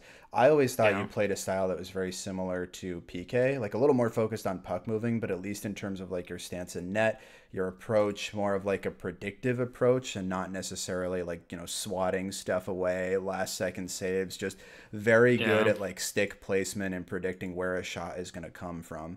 But I'm curious if you feel the same way. Probably, yeah. I honestly feel like I never was one to like, I don't know, I'm sure Meat and Sully like read stick angles and shit like that. Like when I think about it, I don't feel like I was looking at maybe I just felt like I was kind of like looking at their position, just trying to go based on that, not necessarily their stick angle and how high it might be, but based on the angle, like where it should hit the net at.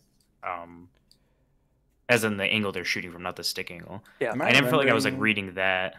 Am I remembering correctly that you were one of the first goalies to remove the body textures for people, Straight up remove? No. or use like Transparent see-through? ones? Because I forgot who I got those from. I thought you really brought that to the league. Like, I think some people had Well, I maybe think done it with Kiwi before, being but- so good and so outwardly, like loudly, I'm sure, talking about it. right. Well, that's what I'm I mean, saying. people like, were I- definitely People taking copy away. him. People I were think taking Kiwi away bodies. popularized it. Yeah. I think like people People may have definitely were done it taking away before. bodies. Yeah. Like people were taking away bodies for a long time, right? Not as long as you would think. No shit, really? Yeah. Because I got the transparent. I forgot who I got the transparent ones from, but then at some point I became the person to fucking get them from. Like it wasn't mine. I forgot who I got. Yeah, I got them mine from you. Yeah, Okay. see, like then everyone just asked me, "Oh, Kiwi, give me your transparent body." Like, I got those from somebody else. I forgot who, but I don't know. That definitely helped. Well, I think it's fair to say you popularized it, because when you started popping off doing that, I know there were goalies at the time that refused to do it, that instead swapped. Yeah, I can think of to one doing specific it. Yeah, I It know who was- you guys are It talking was about. such an advantage. Yeah. So, yeah. Yeah, no, I guess I didn't think that. I thought people were playing without bodies for a while. I kind of thought this was a known thing. Probably a couple seasons it had happened, but that was not a very that was not a thing before like the big recruitment around like season 8. Nobody was really doing that before then. That was definitely a sort of like post golden era. That is kind news of, to like, me. gameplay change. Huh. Which Yeah, but I became think so also like my popular that style. a lot of people just started doing it as skaters too. They just took away. Right, I bodies, still do yeah. yeah. Yeah. I do the transparent ones now, but I think going back to like the style, like I think a lot of that was again, like I think double tick really helped with that, like just being able to position myself well and make reactions if I needed to, but like just being able to place your like hitting the puck out of there was so much easier in double tick. It was like it's like night and day. Yeah. I think that's the way that goalies benefited. I think by Yeah, far it more makes than sense. others. I I mean, wonder if they got good in your first season then, because the save percentage gets insane in season 12. I was just talking right? to Because Kyle I think about that's that when it was. Like season yesterday. 12, Yeah, it season was right 13. around then when we 11 got or double 12, tick. yeah. Yeah, that would explain it. I think goalies probably benefited the most from that. Yeah, and you're the first person to ever mention that too. Like we've talked to a lot of people and several goalies. We've interviewed Sully, we've interviewed Goose. I'm definitely forgetting more that we've gone through and interviewed in the past, but you're the first one to mention double tick and the impact that it had on that, even of skaters too. But I couldn't agree with you more. I think that is such a slept on thing that a lot of people have kind of just forgotten to time because they just, the game is double tick. I wonder if that now. had Everybody anything just to thinks of do it with like auto, that. too. Yeah, I mean, yeah, they definitely Zato's kind of rise too. And I'm just really humble. I don't want to take credit for. I'm just for so those, humble. For those of you who don't understand what that means, so the tick rate is how frequently the server and your game client communicate effectively. So it doubled the rate at which your client was sending updates back to the server, and the server would send updates back to the client, which made the game just a lot more consistent, basically. It was a lot less laggy, a lot less like frame rate issues. It made things much more streamlined, and whether or not it had an impact on the ping, it made everyone's ping look lower because the ping updates with your frame rate, which is stupid. I've never understood why that's the case. I think somebody figured that out. But anyway, it was a really big improvement to like quality of life and actually playing the game. It went from 50 to 100, which is like anyone who's gone from like a doubled. 60 hertz to something is like insane. Yeah, like the closest thing you could compare it to is if you ever, like I know a lot of FPS games, you really want to have like super high frame rate, and it's like going from a 60 hertz monitor to like a 144 hertz. Yeah. And if you've ever experienced that, you'll notice that like it is actually a sizable difference between the two. But anyway, just wanted to touch on that again there. But anyway, okay, so Calgary, easy for you, probably the easiest season, easiest cup that I think either of you ever had. Yeah. Yeah. It was nice to be like, it was like after like the I don't know who said it, but I mean it was Guy, or maybe I misremember. Maybe it was Skis commentating the finals, and they were like, "Oh, like you think you're gonna be able to keep the big three? Like you, like asking guy, like, it you, Otto, was and Skis. Kiwi." Yep. I was like, Yeah. "Fuck Yep. yeah, I made the big three. Can't take that from me." Yeah. Well, unfortunately, Tony might have a bigger impact, but that know, conversation came up because there were protections Before, going maybe. into the following season, and that's why that was a thing. Was like, oh, can you keep the same team? And unfortunately, you were not able to. Actually, I was one pick away. Can I bring something up about Yeah, our go ahead. Calgary before? I forgot. Kiwi didn't remind me. It's his fault, really. No, but I'm pretty sure both of these things were on the Faceoff rip off, and it's talking about like the season being easy and probably from what I remember a lot of fun for like Otto and Kiwi, and two things. These are very about me. I'm making it about myself here, but it's just something funny that. Like, because I listened to your interview with Otto, it would have been a couple of years after Calgary, probably. And you guys are talking, and it's sort of one nice thing maybe about me and one less nice you both brought up is you were talking about, I think it was on there, at least the first thing, or maybe it was Guy in the interview after, we're talking about me kind of keeping the team, being very serious and keeping the team in check, especially during the playoffs. But you mentioned that, and then also I vividly remember, the only thing I really remember from your Otto interview is you going, you asking him, do you remember how mad Tony would get during the games? Yeah. And Otto going, oh yeah. So it's just very clear, that I was obviously not having as much fun as I should have been on such a dominant team. No, I mean, he probably kept us home, like, in check. Yeah. Like, Well, we probably would have steamrolled anyway, but like, it's nice not to know that. Well, it's like I think Dial, we were talking about this whenever we were prepping last night or 2 nights ago, whenever. But it's just like, if you're on a team that good, it's like I felt like any time we would lose on Calgary, it would be like just super embarrassing. Like especially like not that losing the series was like we never even lost a game, so we weren't close to losing the series. But like I think if we hadn't won, it would have just been like one of the worst throws ever. And I was just like so focused on that not happening. Yeah, that was.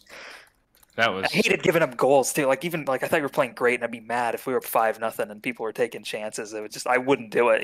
Like I'd be playing D all the way to the end of mercy. Those teams definitely those losses. Like when you should be like I don't know. It sucks being on a team that's losing a lot, but see you guys only lost. You only lost 3 times. Once was the Crabs New York, team, New York twice. I'm pretty 2-1. sure. Yep, the other 2 were to Meats Hill, where you guys scored 2 goals on Meats Hill each time, but you lost 3-2 and 5-2. I remember that team being one I was actually worried about. We were kind of shitting on that trade for Meats Hill, and it definitely wasn't a good trade, but you got to give it really to him. Good. His team was still really good, and they were the second seed and made it to the finals. Now they got swept in the finals, and it wasn't really close. They lost in the first round. They had attendance issues. Oh, sorry, that's right. I forgot.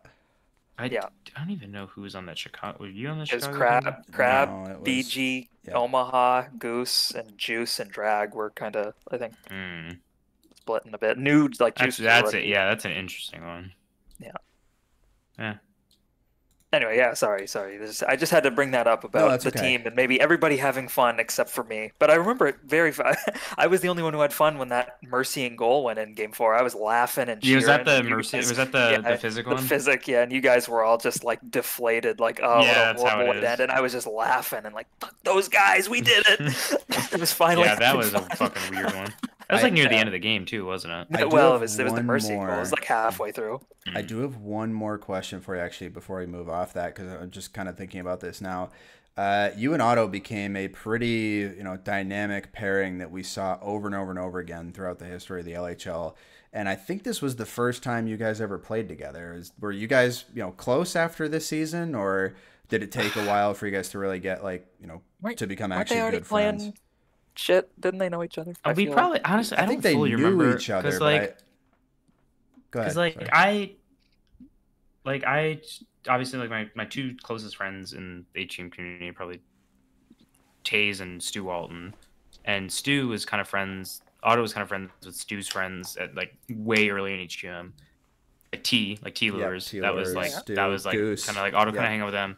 Yeah, so it's like I feel like I must have always hung around with Otto and like play CS with him and stuff like that. So I don't really fully remember, but I'm sure we were friends, and like I'm sure we were still friends and like talking. But like obviously as we've played more and more together, we've gotten a lot closer. But I think at that point we're still pretty friendly. Because I think I'm trying to think of like I don't know, like Stu was on that team too on Washington, or on not Washington on Calgary. Yeah, he was on the backup. him So and Hat I'm Trick. sure. Yeah, I'm sure we were pretty close And at that GK. point. So Yeah, And GK. Steve. that And was Doc. such a system. I think we dropped him. Yeah. Yeah, that was a process. Yeah.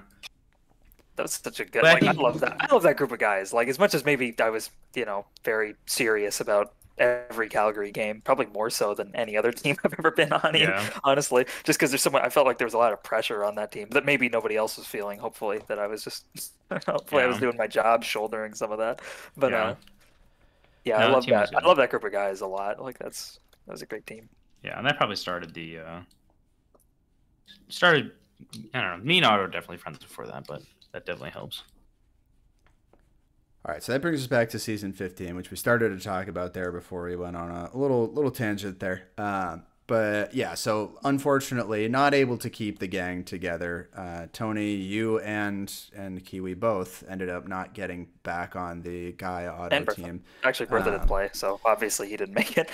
Yeah. Right, but I was one Bertha's pick not away in from the Calgary. interview, so maybe he'll get his own interview one day. We'll ask him how to hit people legally. Anyway, so Guy goes from picking second overall to picking sixth with Auto. So not too surprising. Too. Fuck. And this time Meat Sale is in the draft, and unfortunately you go one pick before theirs at pick 11. You're drafted by Crab.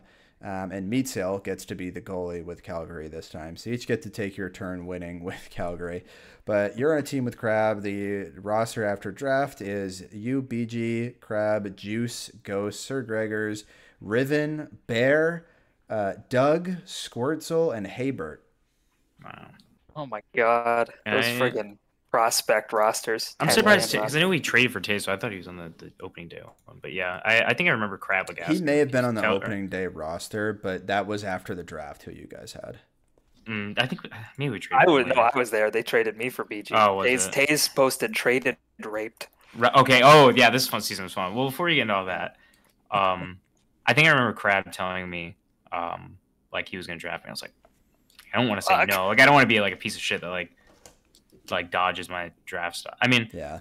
I definitely later in the seasons I would always like to like kind of poke around and figure out who's drafting who and like see like if I can like maybe make my way to a team I liked, but I would never like tell a goalie never tell a GM that I wouldn't play or that I didn't want to get taken. So like I was just like, okay, I'll go to Crab's team. And I feel like we didn't do good in the regular season, but let me see what seed were we? Got better once you regular traded season, me. You guys were the third seed. You're Only 1 by point away yeah. from being the second seed, and you did make the finals. Now you guys got swept by Calgary in a much closer series than the Chicago-Calgary series the season before that. But yeah, I mean, it was a solid team. In particular, after the trades were made, I think kind of rounded things out a little bit more. Yeah, and man, that first playoff series against Toronto. Oh, that was so great. I love fucking those fun. teams. Because that's where I got Taze traded from Toronto. Yeah, and that's where and Taze ends up on the team. Yeah, that's so great. He comments traded raped or something like that, like trade raped to about Leafs and some trading me and BG. And that was a huge meme for a long time. The traded raped. Yeah, and then we played each other in the playoffs, and it was like getting fucking toxic. Like it was bad. It was a 7-game series. Yes, it was a 7-game series, and Game 7 I tie it up. Yep. I tie up to go to overtime. I hit a long shot that I think BG is BG on. Wait, no. BG was on Toronto. BG was on. Yeah, so I think he tipped it in. BG kind of tipped it in, and then, man, even in OT I almost scored the fucking game-winning goal. If I scored both fucking goals, no one would be able to talk shit to me ever again.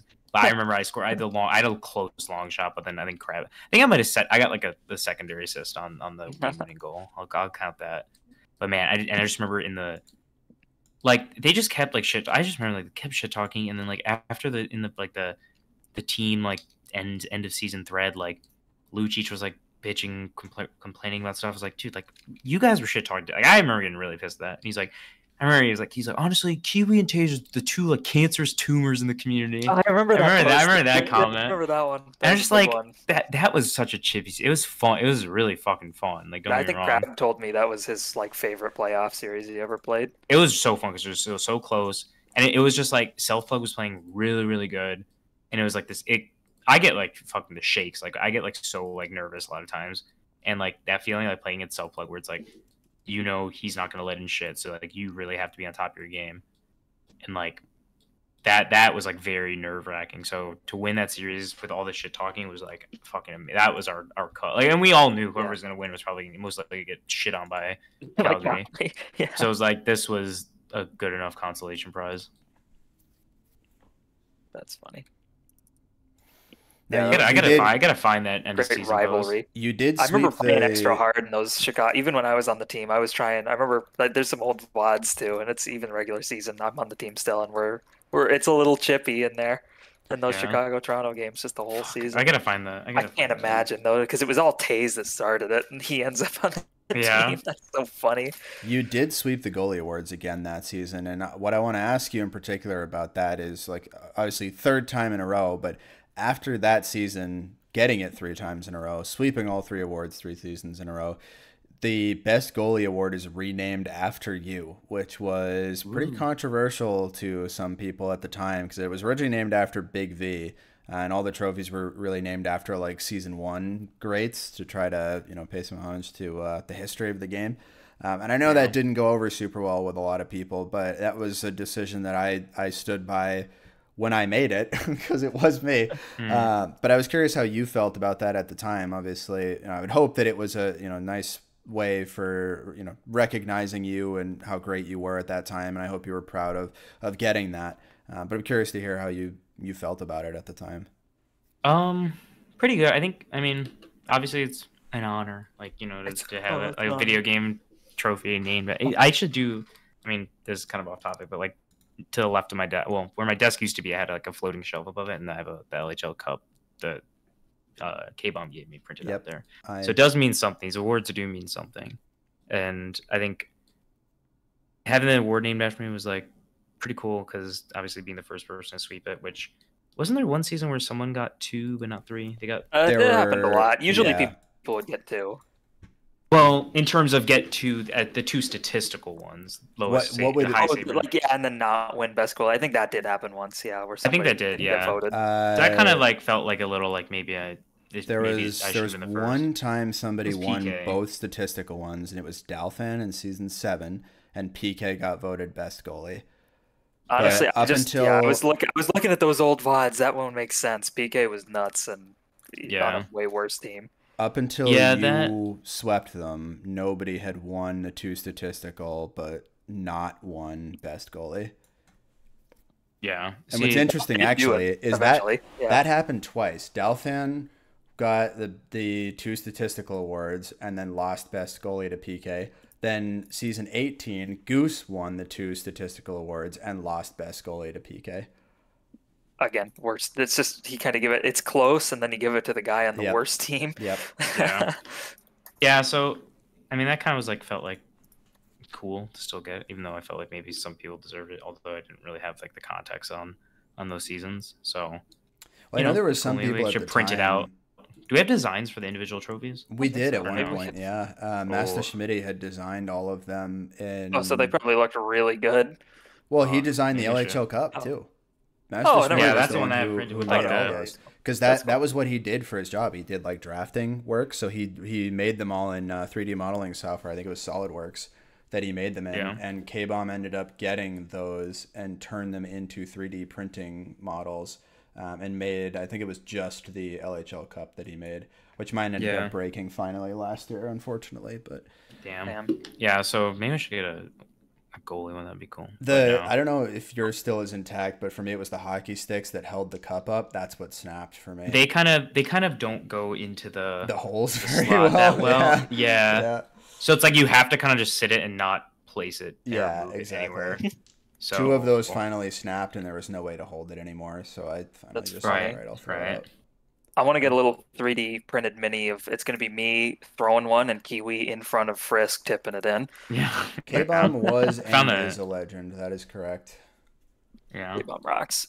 Yeah. As one of the best individual people that the community ever had too. Like he's just such a great guy. He was a really nice guy. Yeah. Thank you, K-Bomb, for that. All right. Well, you get the award named after you. You dominate in that 3 seasons, and then you say, "Think I'll skate." fuck it. Was that either it was this season 16 coming up or season 15? Like, I think was Lucic a GM season 15? No, Lucic No, is he GM. was not. Lucic didn't GM 16 either. We had Lucic. Maybe it was 16. Maybe. Oh well. Okay, never mind. Because I was just Lucic did maybe I not was scared GM of. again until season 17. It was the GMs. Well, Bo GM, didn't he? He was Detroit. Yes, Bo came back after not playing for a little while and GM'd Detroit. And then we had Meat Sale for New York, Self Plug for Hartford. I was GMing Dallas, Crab was GMing Hamilton, and Otto was GMing Montreal. Maybe I was just bored of goalie because I thought there was one season, season 14, I guess, where Lucic had the 6th overall pick, and he was maybe telling me he was going to pick me as goalie. I was like, fall, like hell no, like do not do that. That's the one time where I don't know if I ever straight up told him. Maybe I just told him how stupid of an idea it would be. That makes more sense where you're goalie and he's talking about picking you as 6. It's no. But no, I think this season I probably just was like I've hit my peaks. I've kind of maybe I was scared I was going to start declining, and not win all my awards. So I was like, I just need to get out of my head. Yeah, get him, leave them wishing or with a little more, wishing they had. Yeah, more, rather go out on top than. Yeah. What are like all like the stupid like all these athletes say like when they're. It's like you want to make sure you can give it all you got. Yeah. And I feel like I did that. With but he's still giving it all. Yeah. Yeah. Yeah, you did do everything, and then you did it 3 times. 3 finals in a row. I wish I'd had another cup or 2 on my team all 3 times. Yeah. I got traded in 15. I hit 16. Yeah. I hit 4 finals in a row because we hit the final. Not a spoiler, but we hit the finals season 16. Oh yeah. Good almost with me. One of them sorta. Yeah.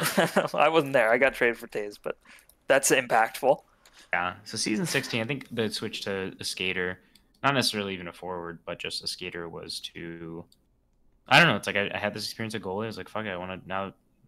I think I was playing more in pubs about it, and I feel like just playing goalie just gave me a better feel for like hand-eye in the game, and as well as I think I was playing the puck more as a goalie, so I got a lot more comfortable doing that.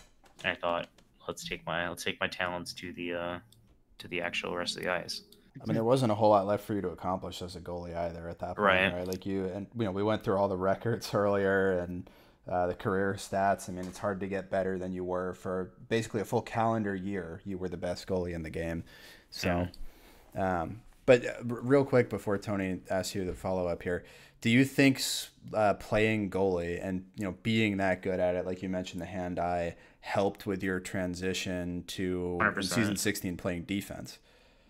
Oh yeah, 100%. Because like I said before, like I think the shot blocking was always like the best part of my defense. I don't think I was ever like, great positionally or things like that. So I would be able to provide shot blocking. I know I wasn't good at positioning. I remember PK getting worried a lot because you and Tony would block so many shots. Right. I remember the most about that defense is me and Kiwi were lunatics at blocking. Yep. And I felt comfortable with my long shot, so like defense was fun for that. I think just playing goalie, like I would take long shots and just long stretch passes. So I think stretch like a lot of that stuff very same on defense. You're doing stretch passes, long shots if you want, blocking the puck. Yeah. So it's like I think that's why the positioning was the weakest part because everything else I kind of got from goaltending. Yeah. So yeah, we got into you kind of leaving the net there. You're starting D with me. Drafted in the 3rd round, so as a skater who hadn't skated in a very long time, Dial obviously believed. It was you, me, Dial, and Lucic.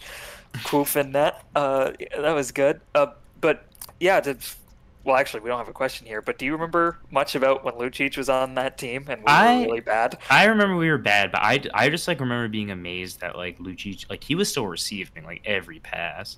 Like he might not be able to shoot and score, but like I just remember like you could just throw anything at him and he would receive it somehow still. And it was just so weird to have him be able to do all this stuff, but like we weren't able to make anything out of it. Yeah, him and Dial just not both essentially playing the same way, right? Wanting to be the receiver and not pass to the other one. Especially, well, I think Lucic had a bunch of assists the season before, so we thought, oh, maybe he'll be passing a lot, and he was not.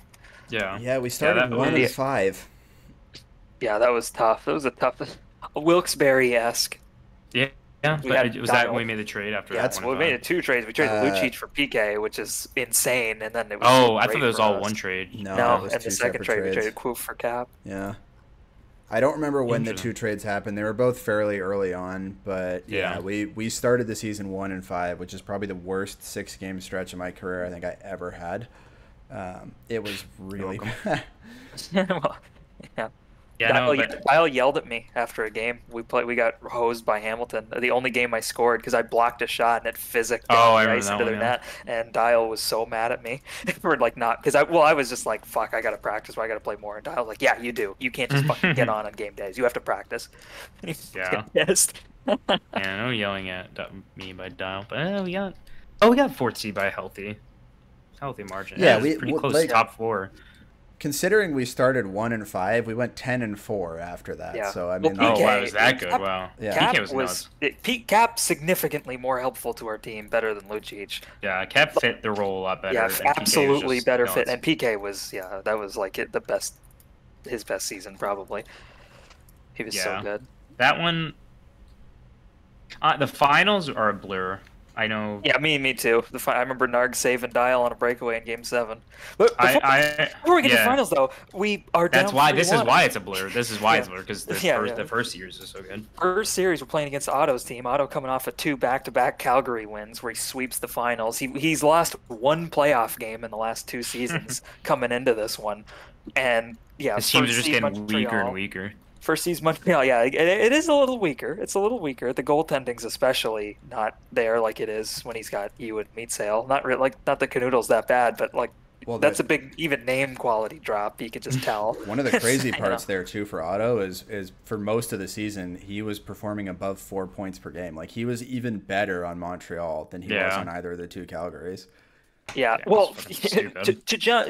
to jump and ask because it does happen before the playoffs here. About the maybe 2/3 of the way season mark, maybe a little earlier even. Do you remember we went to Otto and told him we had proof that he was cheating and That that was if so he didn't fucking stop, funny. if he didn't stop, we were going to ban him. And then he went from 4.5 points per game to 1.5 for the rest of the season. Maybe we do And- something.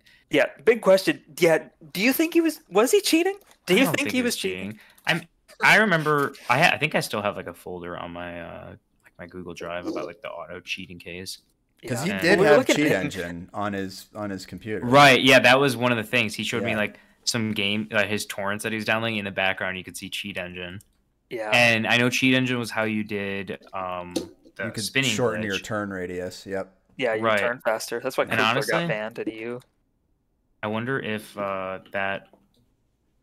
I wonder if maybe he did. Maybe he was cheating. I don't know. Well, people were doing it. Like we knew people were doing it. And we had to like issue warnings. Like I know Hawk and like Ike Hawk and Guy and KP Juice and all those guys would do yep, it. Yep.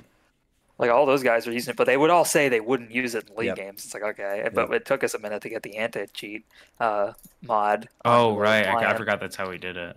Yeah. I thought it was Yeah, it just reduced the turn radius. Wasn't allowed. It was physically not allowed to be higher. lock Listen, it. That's all it listen. was. I would not be fucking surprised if he did, because we had a Madden draft or Madden season, and we found out that Aaron Rodgers has the quickest release, and we specifically said nobody can fucking edit their players. And the next day we see he edited his quarterback.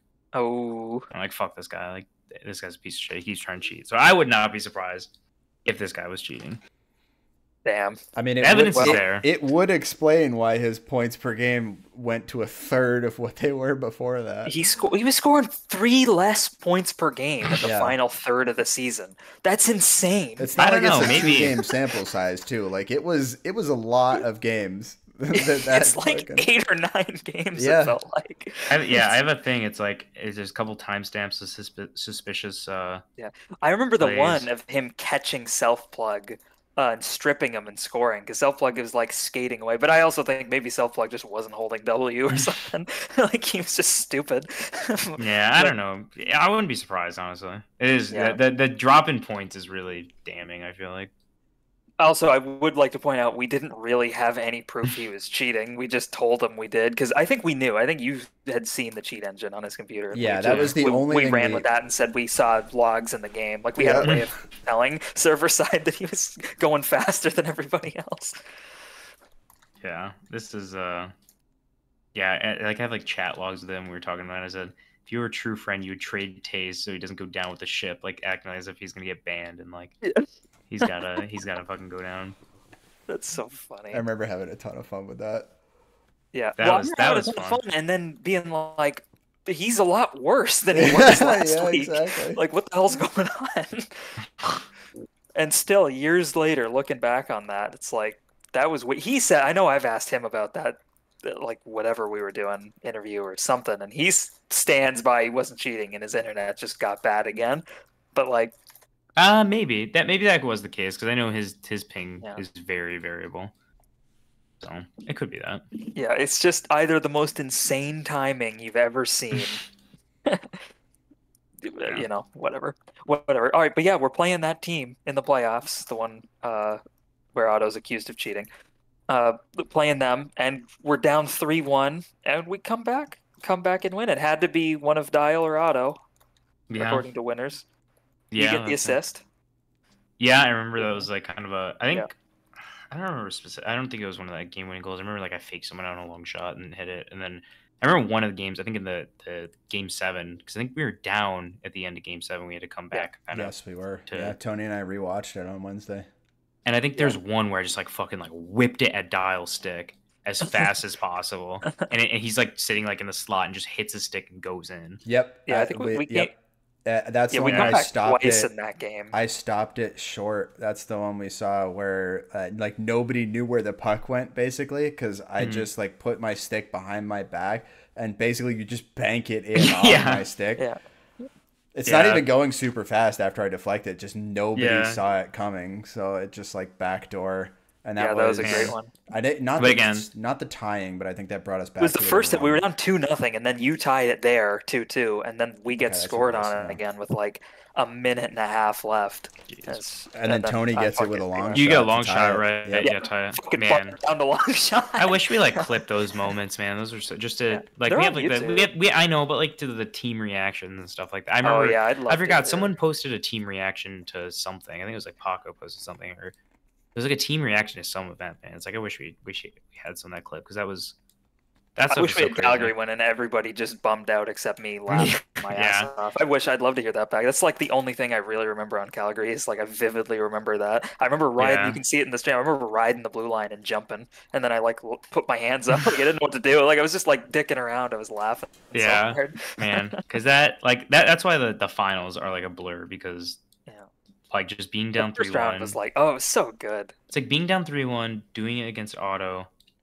Otto and Was like- Taze. Do you remember when Auto. Taze sailed that breakaway over the net? Oh my! That was at when the I end of Game knew- 7, right? No, that was early. That was like game Oh. 1 or 2, I think. That was when Oh. I knew we could win. That was the moment That was I thought we were gonna so get funny. swept, and then he missed that breakaway Like, over the net, and I was yeah. sure we could at least win the series. That was so funny. But no, that series was so fun. That was like, man, just to win that against Otto, who's like you said was on this tear. That's what the He finals. do, probably man. would have won the cup if we didn't win that, which is Yeah. like almost makes it not worth winning. Yeah, which I don't know. We should have won. I guess that the finals went to Game 7, so we really should have Yeah, won. we had a that, but 3-2 One goal series game. lead too. we did. Yeah. Damn. I don't remember. I think I could have sworn it ended in OT, but No, it was just 2-1. yeah, I think Margie kind of popped off that series if I remember Margie- right. He's Yeah, really he good. was very good. Yeah. Marchi Yeah. locking this first of 2 seasons in a row, just lock and dial down in the playoffs.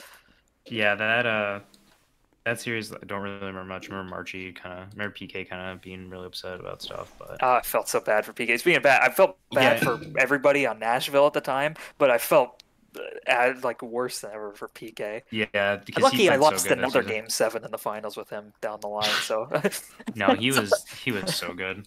He was so Yeah. good that season. So it did feel bad to let him down. yeah, it fucking sucks. He was so good. Well, speaking of letdown, your first experiment playing with Otto here comes right after where Otto's GMing and he picks you, and he's accused of cheating. His internet's bad. He's not using Cheat Engine, and his internet's not great. You're on season 17, Washington, but you go in the second. You get to play with Otto. Juice is on the team, who's Yeah. probably more up and coming than anything.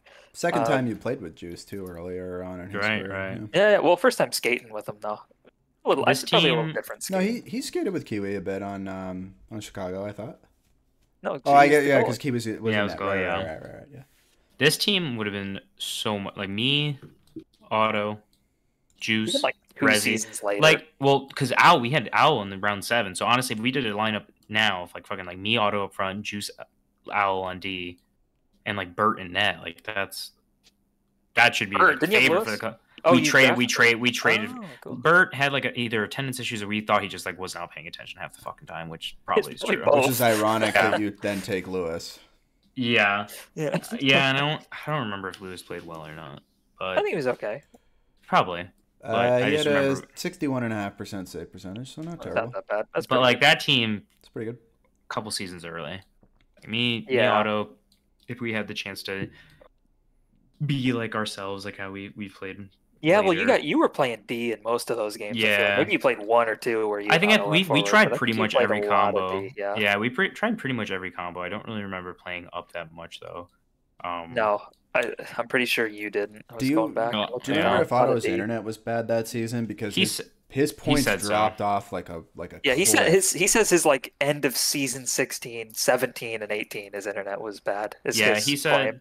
yeah. He also said that.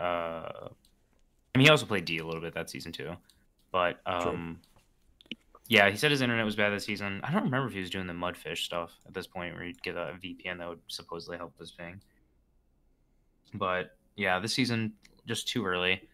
I just remember it wasn't fun being on a team that was because even what was our regular season record? We 11 7 and 9. Yeah, that's not Seed good. team made the playoffs.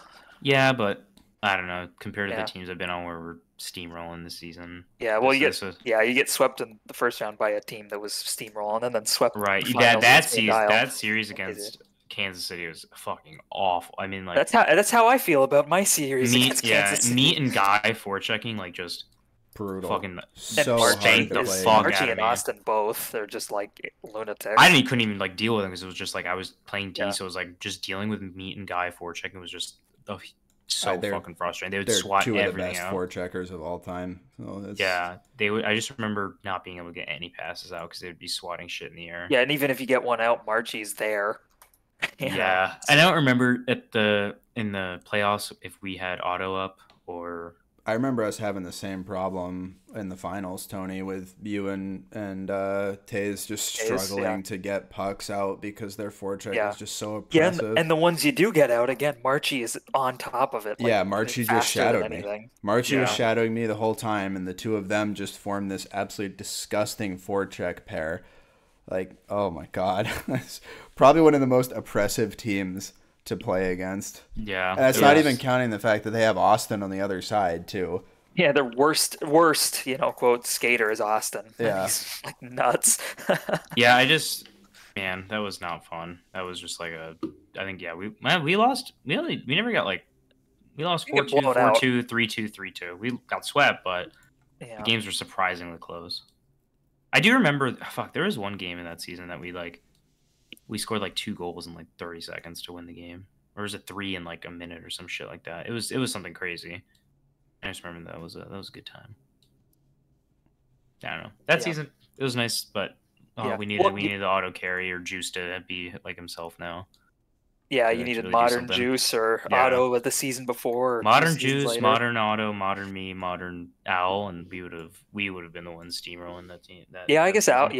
that probably would have been a better lineup. Owl, Yeah. Juice, you and Otto on 4. I mean, if you could build it now, Yeah, keep Bert or even Lewis. Lewis is a lot better now than he was back then, I think. true. But yeah, so you go back to goalie, season 18, which is like a weird Having little fun, yeah. yeah. But there's a lot of great. You're talking about having good clips. Is your Twitch account is still full of clips of you This season, yeah. streaming while you're playing.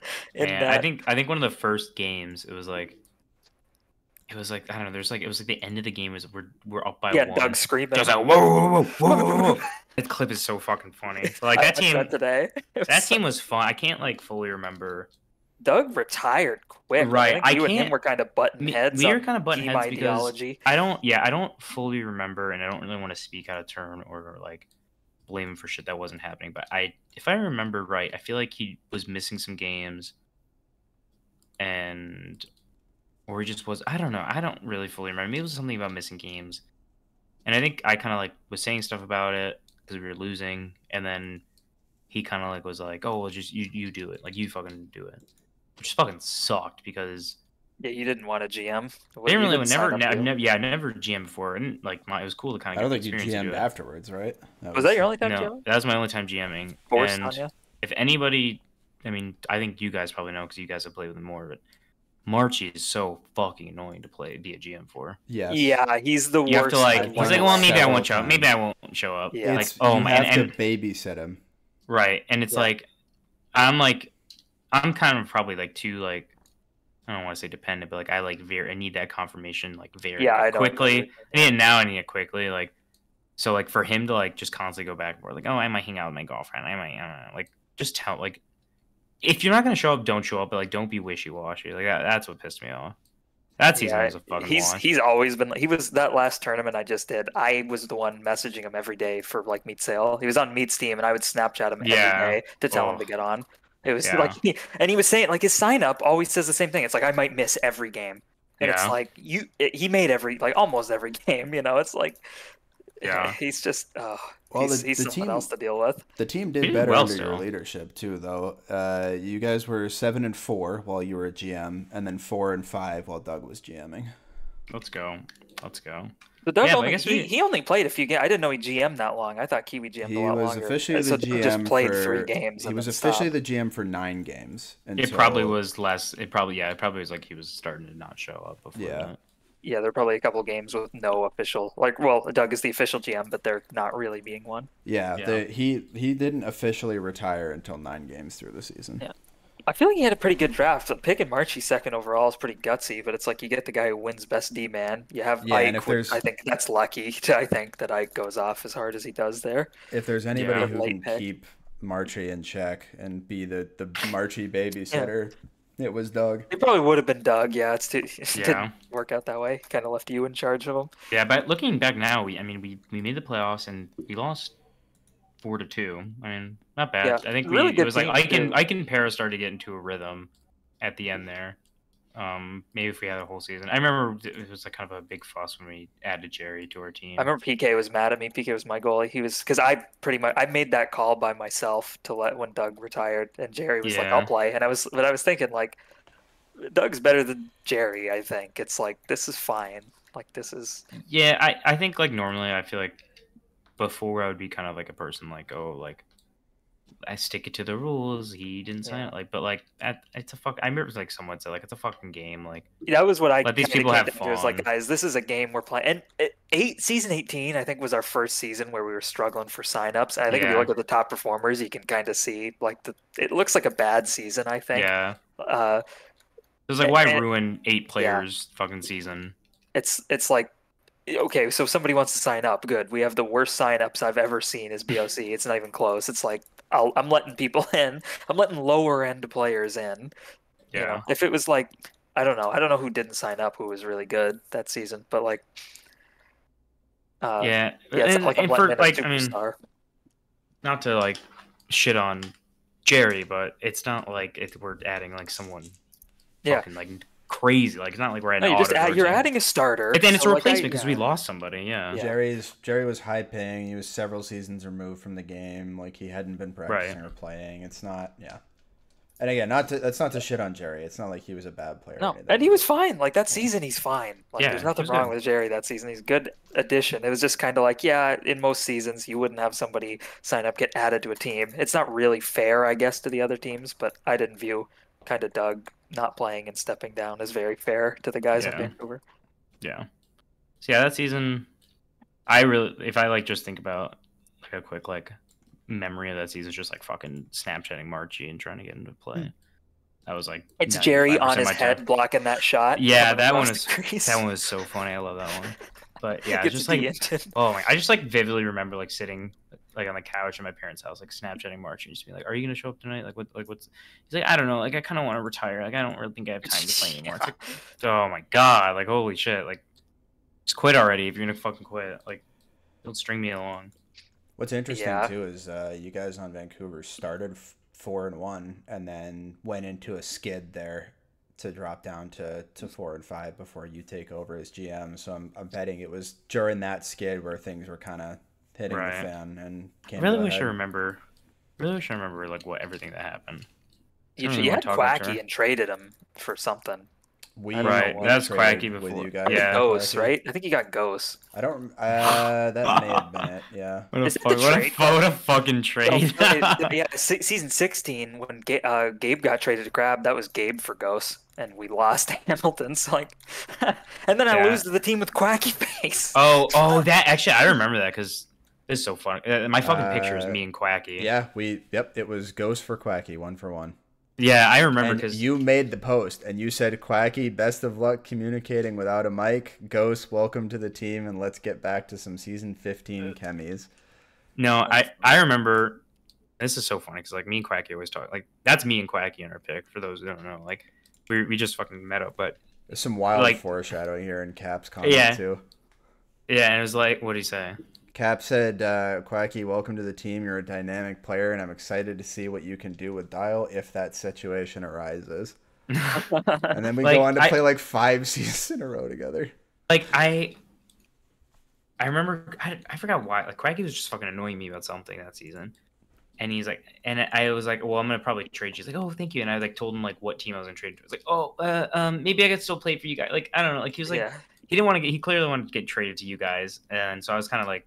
I don't remember why I ended up doing it, but I feel like I was probably a little bitter about doing it just because I got Quacky. Probably bitter was, like, about everything in general that season, right? I mean, right, a lot of and it was there. Yeah, and I was probably just bitter about sending Quacky to where he wanted to go when he was already pissed me off about like not. I do really remember, like I was like, oh yeah, you're gonna get traded to this team. He's like, oh well, maybe I don't have to get traded or something. Like he like fucking started backtracking. That sounds exactly like something he would do. Oh yeah. So it was like go to Toronto. It was. I think honestly, it might have been Toronto. I think it might have been because I just remember. Yeah, I remember he was pissed off about it, and then I finally ended up trading him to where he wanted to go. So I was like, fuck me. That's fine. All right, well, that season ends. Yeah, it's a decent playoff series you have, but ends in a loss, and then you decide done goalie again, go back to skate. Yeah, goalie's so fucking boring. Yeah. Well, and you didn't have like a dominant season. Like you're good that season, but it's not like you weren't the far and away best goalie. It probably wasn't a very hard decision. Like I'm sure if you had a 70 save percentage, you might have been like maybe I'll try another season here. But like you're doing okay. 3rd in save percentage, I think, a top performer, just fine. Go back to skating, and in the pubs, I didn't know, but dominating with Otto. You and Otto were starting to figure it out, and Goose I think said he saw that coming. But yeah, that you go. Right. Yeah, you get drafted to Washington. I won't play D, so you can play forward. I refuse to play D for that team, and we're not very good. Yeah. That team. Yeah, that team we had a rough start. Yeah, rough start. We had some I remember. That's the only season I really don't remember very well. The only thing from that season I remember is I went to the hospital right before a Washington game. Instead, we were getting ready to play, and I said, "Guys, I'm going to go to the hospital." Yeah. And I left. Yeah, you guys. We started 1-5 that season on Washington. Yeah, that was. I remember I missed a couple. I missed 2. I think I missed 2 games to go. I just remember I've never missed games really in the NHL, and I was missing games that season. You guys would always win when I wasn't there. Yeah, people were. Yeah. People were missing. I mean, I missed 2. Autumn missed 2, which I think that was towards the end of the season. Kind of like I remember I was fucking pissed off. I forgot why he started. I forgot why. Me and him were kind of fighting at the end there, and I forgot why. But he started like not show up because of it. Or he was just like acting kind of like in like a little Counter-Strike related, Dude, I really wish I could fucking remember. I don't know. Was Discord still a thing, or how are we communicating through that? Probably through Discord still. So I'm sure if I go to like me and Otto's messages, like I just remember he something was happening between us, and we were like pissing each other off, and he doesn't show up for 2 games towards the end of the season. I missed 2. I remember missing 2 games, but I drove down to Kentucky to see the solar eclipse. I remember I was in a hotel with me, my girlfriend, her sister, and her brother-in-law, and like I like fucking streamed our games on the TV, like made them fucking watch it. This is my team. But that team we struggled at first, and I don't know if I played forward at all until the trade deadline. Unless maybe I missed one of the games I missed until I got moved and I out think I was pretty fucking pissed about that. I don't know if me and Otto kind of talked before or tried to talk to Goose Well, yeah, like everybody was trying to get. Like I was just like, I really didn't want to play defense. I Yeah, because you really played didn't D want last to. season, right? Yeah, no, I played forward, but it was kind of like I don't know. It was Jabba was there. I was kind of playing that really defensive style. I wanted to do that. I just wanted to keep it going. I felt like the team was just better Florida on paper because it Yeah. started with Kufa. It's just like, oh, we have Kiwi instead of Jabba, so we're gonna be better. It's Wow. like that's all there's to. But that's not the case because I think season 19 is a lot stronger. The teams are a lot better. I think Florida was only in the finals because the league wasn't very good that season. Yeah. Uh, but yeah, it was better. I feel like I was doing okay. Like I was individually doing all right. I was like fine, but really not what the team needed. And I should have been playing D, like to make that team as good as it could have been, obviously. But yeah, Goose talked to me. Otto, I'm sure you did too. Like you guys all wanted me to play D, and I remember just not wanting to at all. Yeah. Which it wasn't like that happened in season 15. Leafs when he traded me for BG, he wanted me to play D, and I wouldn't. I just kept telling him no. I'm like, I'm not playing D for you. And Right. then Crab, I got traded again. Crab traded me because he wanted me to play D and Juice to skate, and just getting those seasons where I don't want to play D, Yeah. which I think Well, is fuck. whatever. I think I that's got back from fair goal. of me. I think came it's- back from goal. I get priority in forward there. Yeah, yeah. I have a message from me and Otto on September 23rd, 2018, which would be just before the end of the regular season. He said, "You're fucked. I will not be playing with you ever again." What the hell? I messaged him the day before at like You should just 8:28. So this is screenshot probably that and send it to him. yeah. Yeah. This was fucking on. So I messaged him come at the day before at 8:28. So that must have been during LHL time. And I don't know what. Fuck. I wish I remembered what the fuck was happening. I remember. I don't know if it Maybe was he's that still season. mad. I don't know if it was that season where I paid for his mudfish or something like that, or I didn't pay for his mudfish. Threatened to stop paying for his mudfish. Yeah, I think I might have stopped paying for. I feel like I did at some point, and I stopped paying for it, or like I gave him money in the beginning of the season, and I didn't after. But I remember he stopped showing up 2 games. That was that. But the real highlight was taking advantage of a drunk KP and getting tased. They did the same thing on Boston to get me. I don't even know what they traded. Like they Yeah. did like nothing to get me. And I think at some point, like so it was the night of the draft, the night of the trade deadline. KP's like drunk apparently, and he was like barely even answering his phone till like the last minute. And I'm trying to see who else was on the team at the beginning because it was Tay, Zam, Paper. I think what happened was we traded like Tays and Koof, I think, or you and Tony and Koof for Tays, and so some weird combination. But I think later after that, we were trying to talk to KP like, "Hey, give us Tony back for something." Yeah. I think we were gonna try to get you back. Well, the thing was, as soon as I got there, I requested trade, and we'll kind of get into it more. But again, being BOC and me and kind of being my and Dial and Cap's decision, like we all knew the league was about to die, and I knew this was the last season, and I was absolutely not about to play my final 2 weeks on that team. So I told him that. I said, I am absolutely like I'm not playing. Like I'm not playing on this team. Yeah. So like, so yeah, I guess if we would want to quickly talk, like we already said it before. Like before was really rough. Like we weren't really dominating. Probably because I was on D. It wasn't really that good. We had me and Koof on D, which is not really the strongest of defense. yeah. Otto and Tony, I don't really remember how you guys did up front. Not obviously like you and Otto did great together. Me and Otto were just like, I think I was probably definitely holding him back. Like I wasn't making plays with him as Crab. It's probably similar to what it looked like on Florida. Where it's like it would be fine enough maybe if like our D was really strong, which isn't like that's not a knock against you. I'm just saying like the way I was playing with Otto, you would need the defense to be like out of the world for how much we were scoring to really be great. Right. Yeah. So yeah. So I guess then if you guys, I don't know if you had any other questions about the season specifically, or if you just you dominate the playoffs here, and one of like you and Otto go off for like 2 of the best, highest scoring playoffs of all time, and you specifically. And we're gonna bring this up. It's written here actually, specifically for me to bring up, and I would have on my own. But yeah, you're just absolutely exploiting Eric in net on Philly, cherry picking, and I remember knowing again. I talked about when Tays missed that breakaway, knowing Dallas could beat Montreal. It wasn't a matter of could. I was in that first pub before the finals when you were shit talking Dalf, and I knew right there you guys were about to sweep. Yeah, I knew it was over. I think we went into that. That's the thing. I think at some point in this season, like we were like talking, I was like, I want to be like the bad boys of the bad guys of the season. I think that's why, because we played Dallas, the Dusters, and we were kind of shit talking them before, like saying like Narg sucks, and like this shit talking that team, which was just fun. Like it's always fun to be a little trolly and a little bad guy. But yeah, those playoffs, me and Otto got into a really good rhythm. Like I said, like I'm not a. Jeez, I'm just like. We didn't talk about it. I don't know when the fuck we're gonna talk about this, but like if we are, but it's like I feel like I'm a fucking shooter. Every time I look at the score, like the stat sheets, like I always just have so many fucking shots. I don't convert on all of them, but I just have a fucking ton of shots. But anyway, like I said, like I'm not a fucking carry forward. I'm not carry forward in terms of carrying a team, but like I'm not a person that's like strong on the puck. Play a lot better off the puck, and obviously Otto is. The best on the puck player. He's the best on the puck player, but he's smart enough to know when to offload it and like when to trust me on something. And teams obviously couldn't just like target Otto and shut him down. They could try, but they would leave me open and things like that. So and Otto was smart enough to realize if he's getting blitzed, he needs to hand it off to me and stuff like that. So that season, I think it was probably just I was playing a lot of pubs.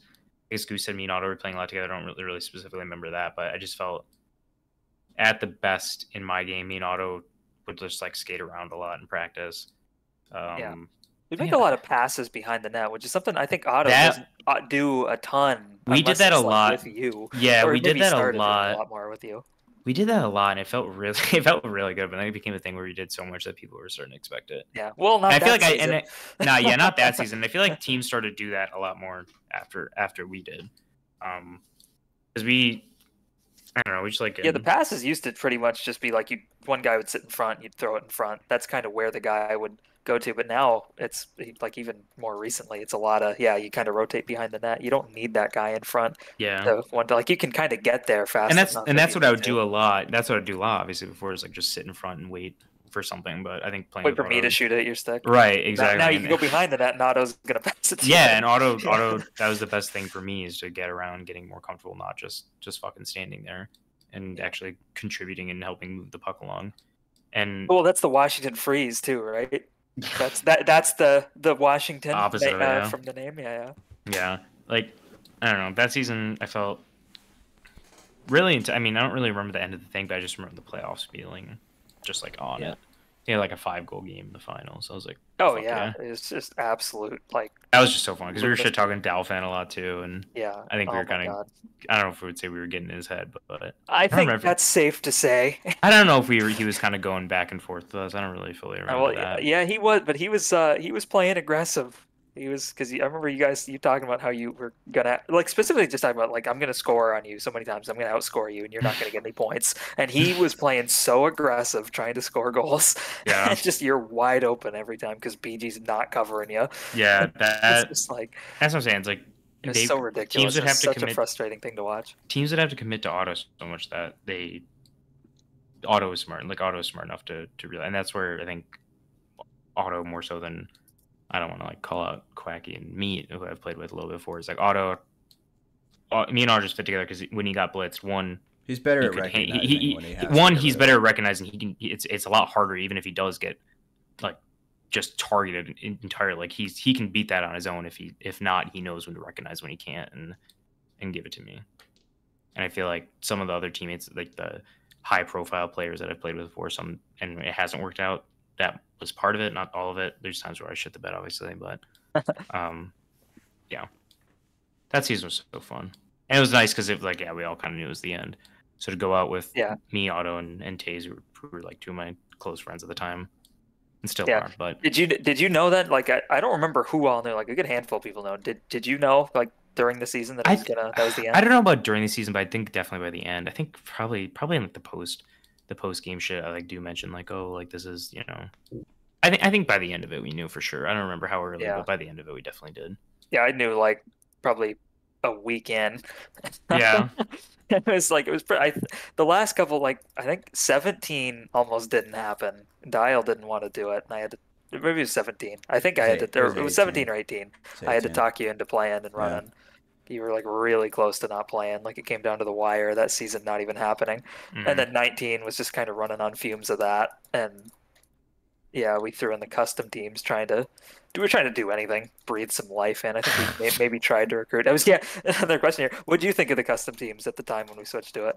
Pretty cool. I wish. A lot I of the mean, people at the time, it was like a real split. It was weird. And looking back, I'm pretty sure we made the right call. But like, I think it's a recall. yeah. I don't know.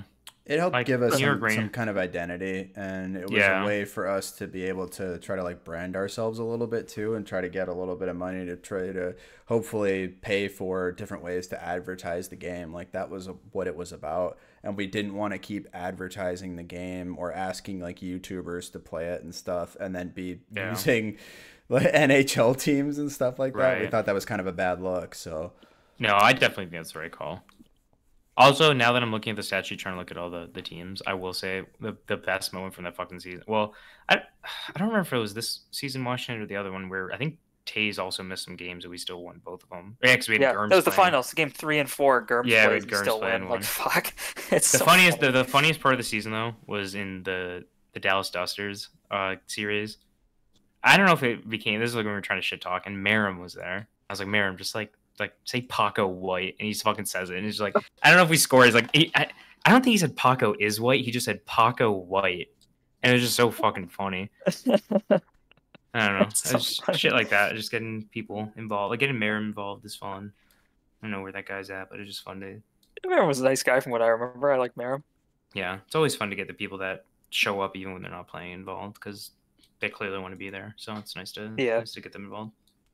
Yeah. All right. Well, yeah, thus is what looks like the end of the LHL. It ends. There's a big 2-year break. What are you doing? 2-year break, downtime.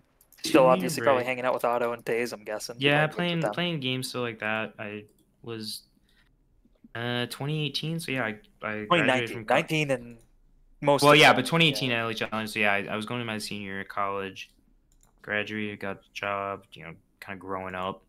So it was kind of sad. Kind of sad that the HGM chapter also died out.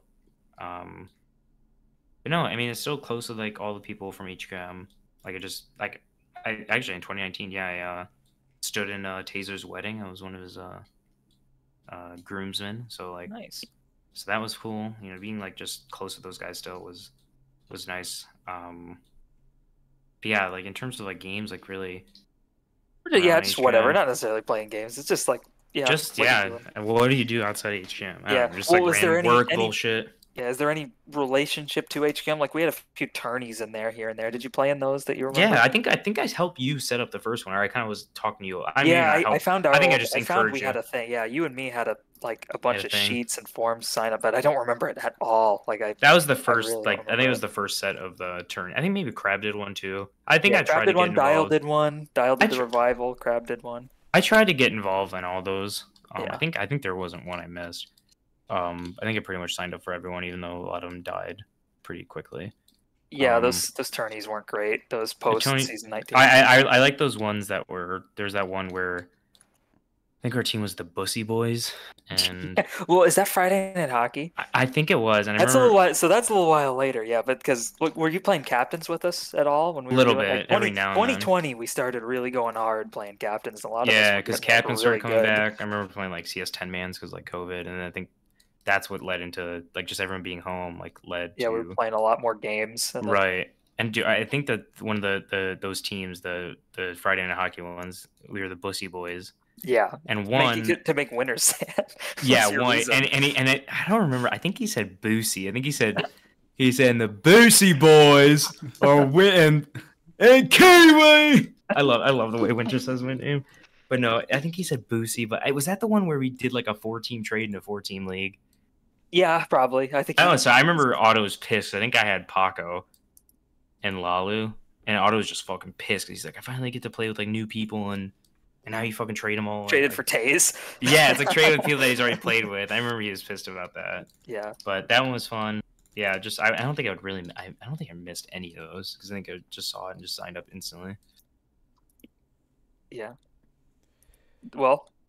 Did you think the game was gonna come back? Like, did you think we'd ever have LHL seasons again?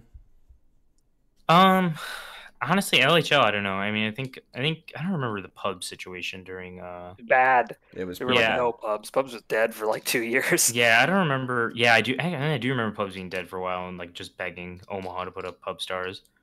And yeah, no, I don't know. I probably didn't think it was coming back. I think I had like some faith with like because I think because of COVID we were playing like CS 10 mans again, so I was like thinking, oh, maybe HQM, but I don't know about a full LHL. But yeah, no, I don't think I ever thought it would come back. Well, it did. Oh yeah. Oh, actually, not hell yeah, yeah. His first couple seasons are rough. Well, yeah, the season 20 coming in rough for a lot of people. Not Otto, but yeah, you were on that. You were on LA. Picked in the Yeah, second round which because is you and Lalu had a little bit of chem going into the season. yeah, because we played before, and me and Lalo were getting a bit closer than that, so we were playing a lot together. But man, that was weird because like it was because of the the break. Not that many people were playing together. So like I felt like LA, like I think I put like I remember I was like begging Taste. You'd always do this hockey question jerk like tier list or like power rankings. And I was begging him like do it. And he's like, I'll do it if you do it. And I did it, and he didn't fucking post anything. But I put LA as one because it was like out of everyone that fucking played anymore. Oh no, goddamn! I'm like looking at the chart and it just pops up. Yeah. Everyone that played like Yeah, it actually LA's reset it back. Sorry. yeah, LA's team was like the most. I felt like the most known. Like a lot of other teams had question marks of players that hadn't played in a while and things like that. So no one really knew how the fuck it was going to be. I think a lot, but well, I know Juice didn't sign up, and that really sucked because I thought he was the best player going into it. He was Yeah. really good because he was playing. He played every captain. So I thought like, well, I mean, I wasn't as good as Juice, but like I thought I was really good going in that season. There was so many questions, but like a lot of players who weren't really, that good historically, at least, and not Yeah. relied on. But I remember thinking like a few of us were going to be really, really good, and then not Yeah. knowing half of the league because most of them hadn't played in 2 years. Yeah. Some In of them play a little hindsight, finite hockey. in hindsight, we should have known that me and Lalu together wouldn't have been good, just because we're both very similar players. Both We're tippers. both tippers, both very secondary for. I mean, this is a season 9 MVP I'm talking about. But we were both we played a lot better. If we couldn't deke up the ice, and that was at that point honestly what the game probably evolved to, just because. That's why Seattle was struggling, because we thought we had a good team too going into it, and then it's like, oh no, like we don't have any It was anglers. very like carry forward heavy team. It was this season. This season wasn't offside, was it? No. No. There's only one LHL season with offside. Yeah. Oh, okay. The first, So, yeah. the two on the comeback didn't Yeah. have it. Yep. Okay. So yeah, that. I mean, did you feel good about the team coming out of the draft though? Because it has a lot of yes, names. very. Yeah, and that's what I'm saying. Like it was like a team that I felt like in the power ranking, I think I put them in one just because it was like these are known. Like every other team has some sort of question mark, but I feel like Zam, it was just like my own like PK, Johnny, Jerry. Like that's a good maybe group that you got. Yeah, there. and maybe it was just me like being like only knowing in pubs like who I was playing with and like thinking about. But yeah, that was very surprising. We sucked so much ass. It was a tough one. And I mean, it was just low scoring games too. It's not like we were scoring a lot and losing. Yeah, well, We PK weren't was scoring. a lunatic. Yeah, PK was very anything that good. worked out there, PK that's an all-time season, I think. Yeah, But, so it's just like the fact that we were losing like 1-0 games too. Like it was just like so bad. I remember well, you Lalo got being traded pretty really. fast. I remember you being really actively involved in a lot of like the trade talks and whatnot too. It felt like you were helping Zam a lot with the GMing. Yeah, I tend to do that. I feel like I tend to like work with my GM a lot, but yeah, just trying to do, and it's like, oh, like, what do I do? Like I trade for Taze, like that's my fucking like my parachute, like, and in hindsight, was that the right move? And honestly, if we could have got Quacky earlier, me and Quacky up front would have worked well, but Yeah. I don't know. Well, yeah. I don't know if we could have wouldn't done have made that trade. Yeah. Yeah, early on. and I guess because Guy was the one on Colorado that had the half requirement, right? Yeah. Yes, it was Guy. Right. Okay. And we 'Cause that expended was- most of his games, and then our team. Yeah, he played started like to the first fall 9 off. games. They won all Right. of them. And we Yeah. kind of knew that going in that would be something we could maybe like exploit for a trade. Well, I know it'd be fucking me. I mean, I kind of told Zam, I was like, I remember asking Zam at some point, I was like, if this goes to shit and we really can't win, would you trade me? He's like, yeah, I'll take care of you. I was like, hell yeah. But Well, you yeah, came to play with first half was me, rough.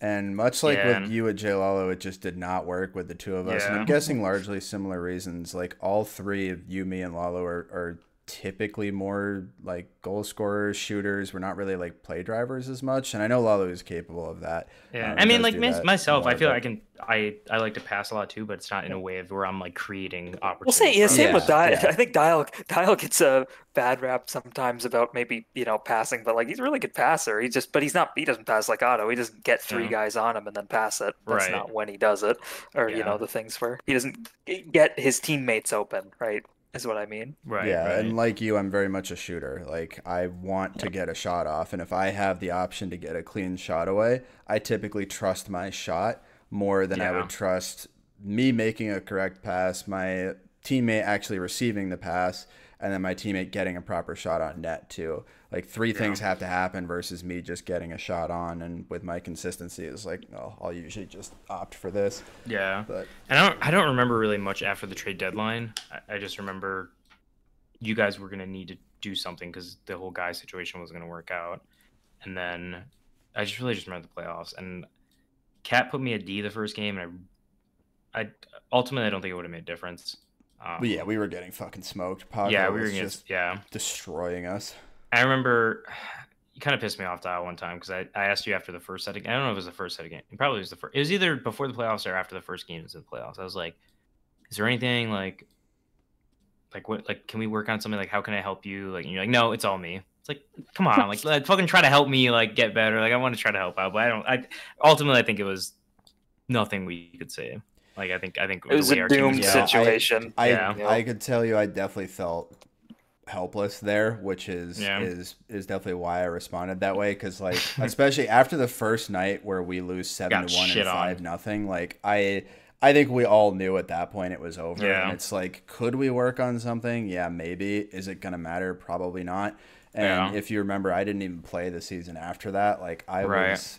I was not in a good spot with HQM at that point in time, Yeah. which didn't help. And then I think honestly, I think the last game, I think I got a pass from you like once at the end. It was like right as the game was ending. I was Yeah. like, yeah. I'm not blaming you, but I'm just like, this is just the team comp, like how you said, like how we play. We're not meant for each other, Dallas. Yeah, Right? team I'm not comp I'm not matters a lot. quacky. I'm not Yeah. quacky. They probably Yeah. should have traded Dial. I mean, we mentioned that I think in the interviews with Paco and Sully. It's like Definitely, honestly should have kept Quacky and traded Dial. Interesting take. If he had Did he have his traded mic that me- season? No, Yes. or yeah, Yes, he he did. did. Sorry, Yeah, that was the he first did, one. If he had traded me and gotten you in return to play with Quacky, I think that team goes on to be competitive against Boston. At the for same time, I sure. don't envision Cap trading you to a team that wasn't going to make the playoffs. So No, he could do it to Quacky. I don't think he would have, but just like obviously in hindsight, right? Like that was a trade that would have easily been on the table. Like he could have got Kiwi and probably something else too, like Kiwi and me and Jeff. I mean, Taze. Yeah. or like Kiwi and Narg, because like Skis wasn't particularly Oh, right. great. And I know Narg was not amazing that season either, but it still would have been an upgrade over how Skis was playing that season. Yeah. And I'm not trying to shit on Skis. Well, good can we guy. tell Yeah, this? that's this it. Well, can he's one we? of the guys who Yeah. didn't play. He came in, he wasn't that good. It's like, Well, I no. don't know, Can we it happened to a tell lot of can we tell the Skis the body story? Yeah, go ahead. What? I was What was like, it? how like he would say he would scrim with bodies on because it would help him practice. Like, let me It's scrim like with bodies on, make it it was harder. like skating That's around with funny. weights on. That was like Yeah, his Well, Gabe used to practice But on then- new servers. But then we told him like, hey, or I think it was just you and Cap at this point because before I got there. It was like, hey, turn off your bodies for the fucking games. Like, you need to have it. And he's like, yeah, no, I do. I scrim with them on, and I play with them off. And they would realize like he would just in the scrims he would just go like he would stay in the server or something, or like Yeah. there's no way he was switching. He wasn't leaving. Yeah. Or like he'd leave the scrim server and then immediately be in the game server. So like there's no way. Yeah. So, Yeah, I find that so funny because when you guys mentioned the body shit, that's the first thing I think of. Yeah, well, that's not the goal I was thinking of. That's funny. Well, that's why I said there are a couple that didn't Yeah, know how There's to a do it. couple of them with- But yeah. I don't know how you can play goalie and not. It's impossible. Delete everything. Even sticks sometimes just are too much. But like that Yeah, I that wouldn't wanna definitely be would have there. been a better play is, trading instead of trading Well, Quacky away, you trade Well, it's me not even and just. you Well, I mean, Skis. obviously, maybe Kiwi would like to be on the team, but like I'm saying, you could have traded Dial to like any team and gotten Yeah. probably too much for him. You know, like he could have traded him to Kill and got Lalu and Leafs, or like he could have traded him to Marchie and Boston. Tidge. Yeah, I got Owl and Why they Drag dropping or them? something. I don't know. Well, we Like had he could have Marchie. traded We him for had 2 Marchie players. on that Yeah. team. Oh, you had Yeah, Marchie. they traded Marchie Oh. first. Yeah, we traded Marchie first because once Guy was gone, Marchie was really struggling with to play with Cap. Like that pairing just wasn't working, and obviously we can't trade Cap. himself. So Yeah, he's the Yeah. GM. we traded Marchie, and I think that's why we ended up needing to get Taze. So then I ended up getting, or Who I was the ended up D-man staying, then? but Quacky ended up getting traded. Who was your D man? After I think Marchie? we played with a couple people. I think Payne played a couple Oh, Payne games played a on couple D. games. Yeah, we swapped Payne. Doc there. played a Well, you must couple have traded games. guys. Oh no, Doc was just in net. So yeah, Payne played a couple games. We traded. He was what you got in the Guy trade. It was like Ghosts and Well, part of Payne it for too. Guy, I think. Part of it too is this is when the game had just come back, right? Right. And Cap didn't even play himself for the first 7 games because we were playing with Guy. So like Cap comes back in And he hadn't been playing. He didn't hadn't play been captain for playing. us. And I remember before the season started, we asked him about playing each game. He's like, and there's a direct quote. He's like, I'm not gonna play that wretched game. Yeah. Fucking signs That up. wretched. Yeah. GM'd. Yeah. I think we talked him into it. In particular, I think I talked him into it. Probably. Well, I think when you came to play Friday Night Hockey, I think Cap might have played in that last Friday Night Hockey thing. Maybe. I think he was on my team. I remember trying to talk Cap into it too because I knew I was going to go in the draft. So I was like, Yeah. hey, you should be a GM because you'll pick Yeah. early. We could probably play together. Yeah, and where'd you go? You went. I went second second, overall right? to Cap. Yeah. Yeah. But you had a good season. Oh, but You you know, did trade whatever. down. Oh, yeah, that's what happened. You traded down. That's how you're able to get Quacky. Yeah. Quacky and Yeah. God. People Dial. had to stop letting Quacky and Dial play together. It happened every season it was possible. Yeah. 17, 18, 19, 20, and then Dial didn't sign up, then Quacky didn't sign up. Thanks, Kill. Whatever. Anyway, that's easy. I'm yeah. not even mad. Maybe That with more season- time we could have found a way to make that work, but I know I definitely was way too rigid in my play style as well. Like I Yeah, was we would have not- had to play much different. Yeah. We didn't have enough time. Which I think we're both good enough players to have figured it out, but I think we needed more than what there was 8 games after the trade deadline. Probably. I think we needed yeah. more than 8 games to kind of put that together. Yeah. Well. Anyway, so that takes us to season 21, and this is the only LHL season I didn't play, so I have pretty much no insight on what the fuck was going on during this season, but I do know that you guys carried on the Philadelphia Liberty and brought Tradition it of getting to swept in the finals. Yep, carrying on the Yeah. tradition of getting Well, swept. And you're on Philly. You get Tony. You get Quacky. I mean, this is a pretty no, I don't get stud- Tony. Tony gets me. Okay, Against his wishes because he didn't want Quacky to draft me. Really? Are you sure? I am sure. I remember. literally do not recall. Oh, this is I'm gonna spicy. find I it. did not know this. I mean, I genuinely When was did. this draft? When did this draft take place? 2020. The draft was the 8th of January, 2021. Oh God. 8th of January. I'll Yeah, have you to go find this through. out. I'm curious. Well, 'cause while he's looking that up, I mean, this looks like a pretty solid team for, obviously, like, the two of you here and Quacky. Like, seeing the 3 of you guys on this team, that looks awesome to me. You guys have Tidge as well, Goose, Doucette, Super, DeBeezy. I think, is Waterboy Noah? Did you guys get Noah to sign no up? way. Like, Waterboy. No I think that's way. Riven. I think That's he didn't probably play, though. No, I was it's gonna fucking say, because, like, I'm pretty sure I've seen Noah play as Waterboy before or something. When did you say the similar draft to was? What day? January 8th. I see. I don't know what the fuck he's talking about, but he said even Tony had doubts about you at 10. Damn. That's what I Called see. out. Well, Tony doesn't remember that, so. Oh, here's one. I just looked up Kiwi in me and Quacky's chat. This must be playoffs. Don't Hang on, pick I'm that watching these fucker. playoffs. Cap put Kiwi on D. LOL. LOL. Jesus. Damn it. Yeah, that was not good.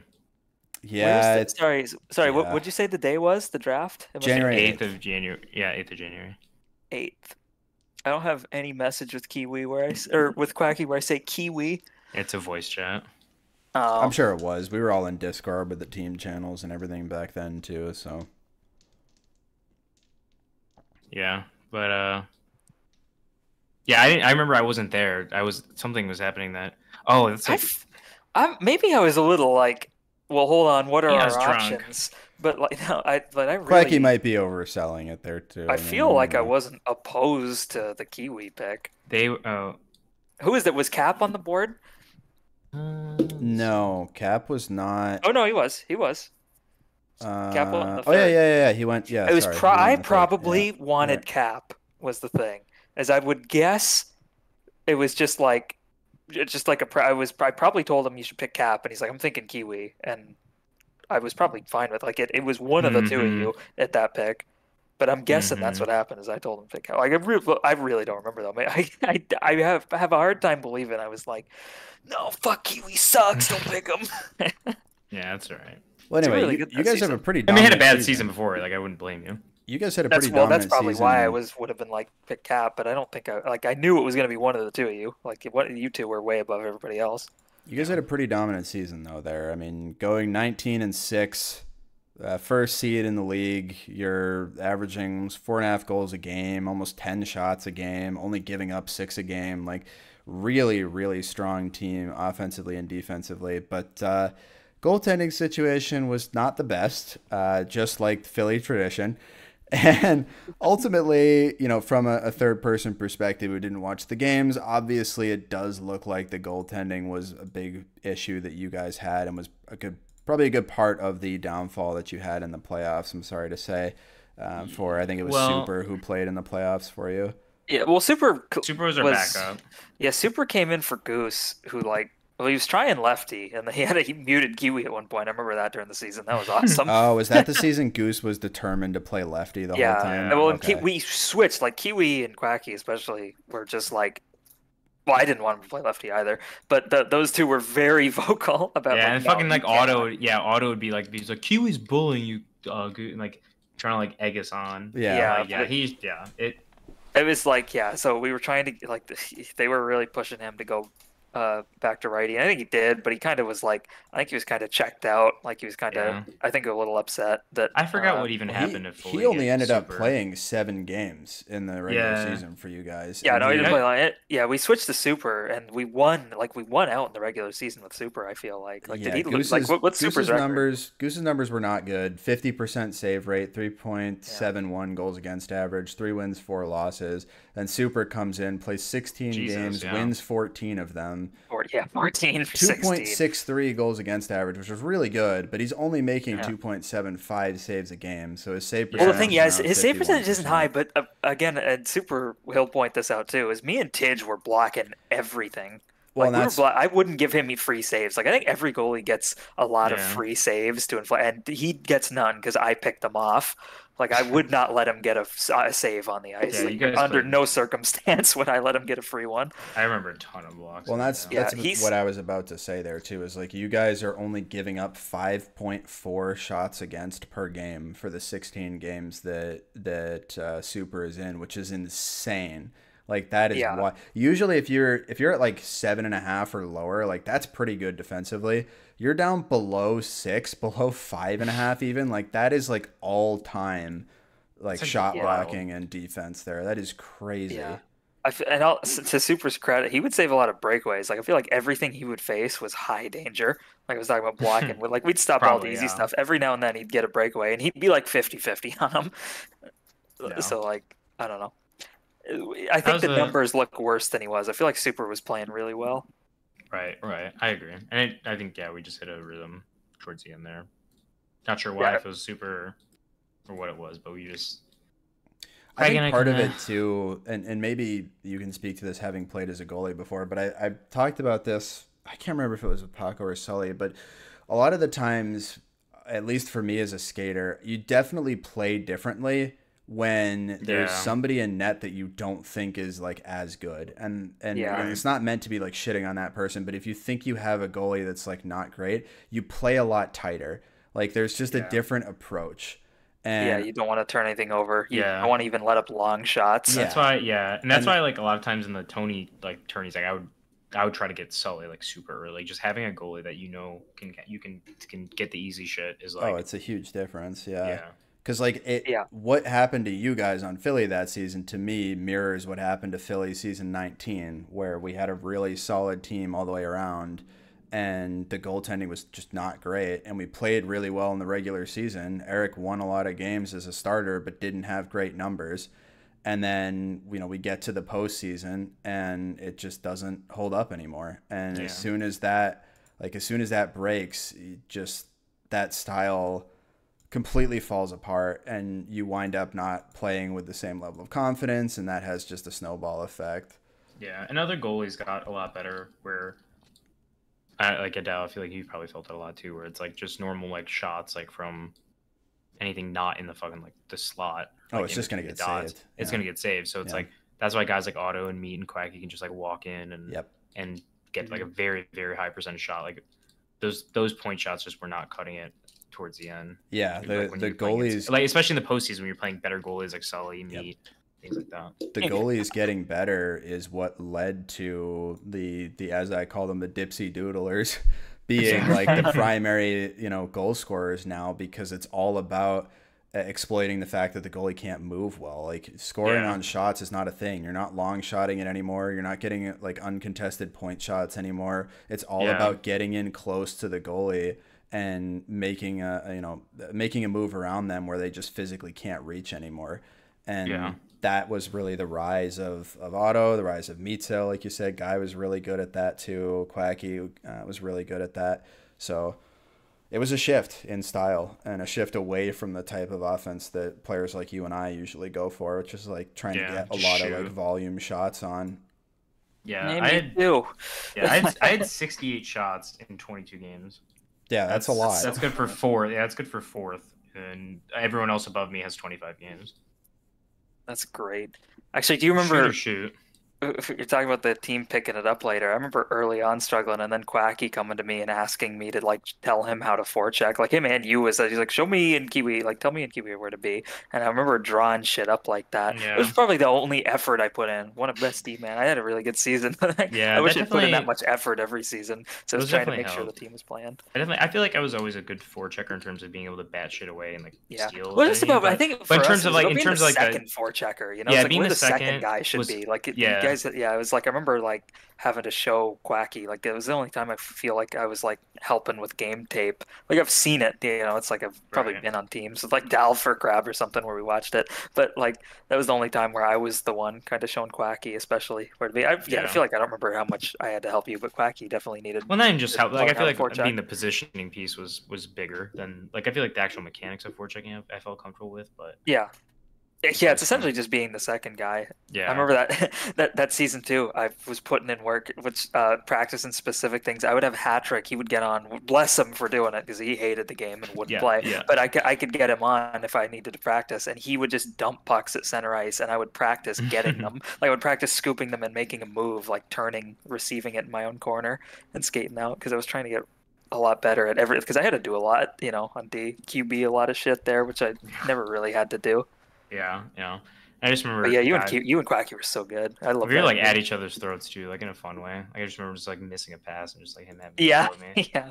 Or, we had a lot of fun. I feel like that team was a lot of fun. That team was a lot of fun. Team finals was fucking terrific. Before we go to the finals, I one of my favorite moments is like I was trying to call that I was open, but then I got closed off by the time I called. So I was like, not open. Like I just like said that. I think Quacky was trying to pass to me. I remember that. Love that one. But the finals, fun fact I don't know if I told you guys this before the finals.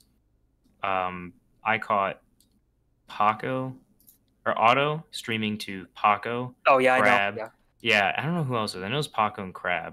But they're doing a fucking VOD review on us. Yeah, I remember so that. I feel like if they didn't have that, maybe we would have won. Yeah, Otto there's a bunch of clips, a lot of strange clips of us by Otto on the whatever which account it is. It's the clips of our team doing stuff that aren't like highlights. I didn't know they're not highlights. They're just a bunch of clips of our team doing stuff, and they're clipped by Otto. Yeah, I saw those.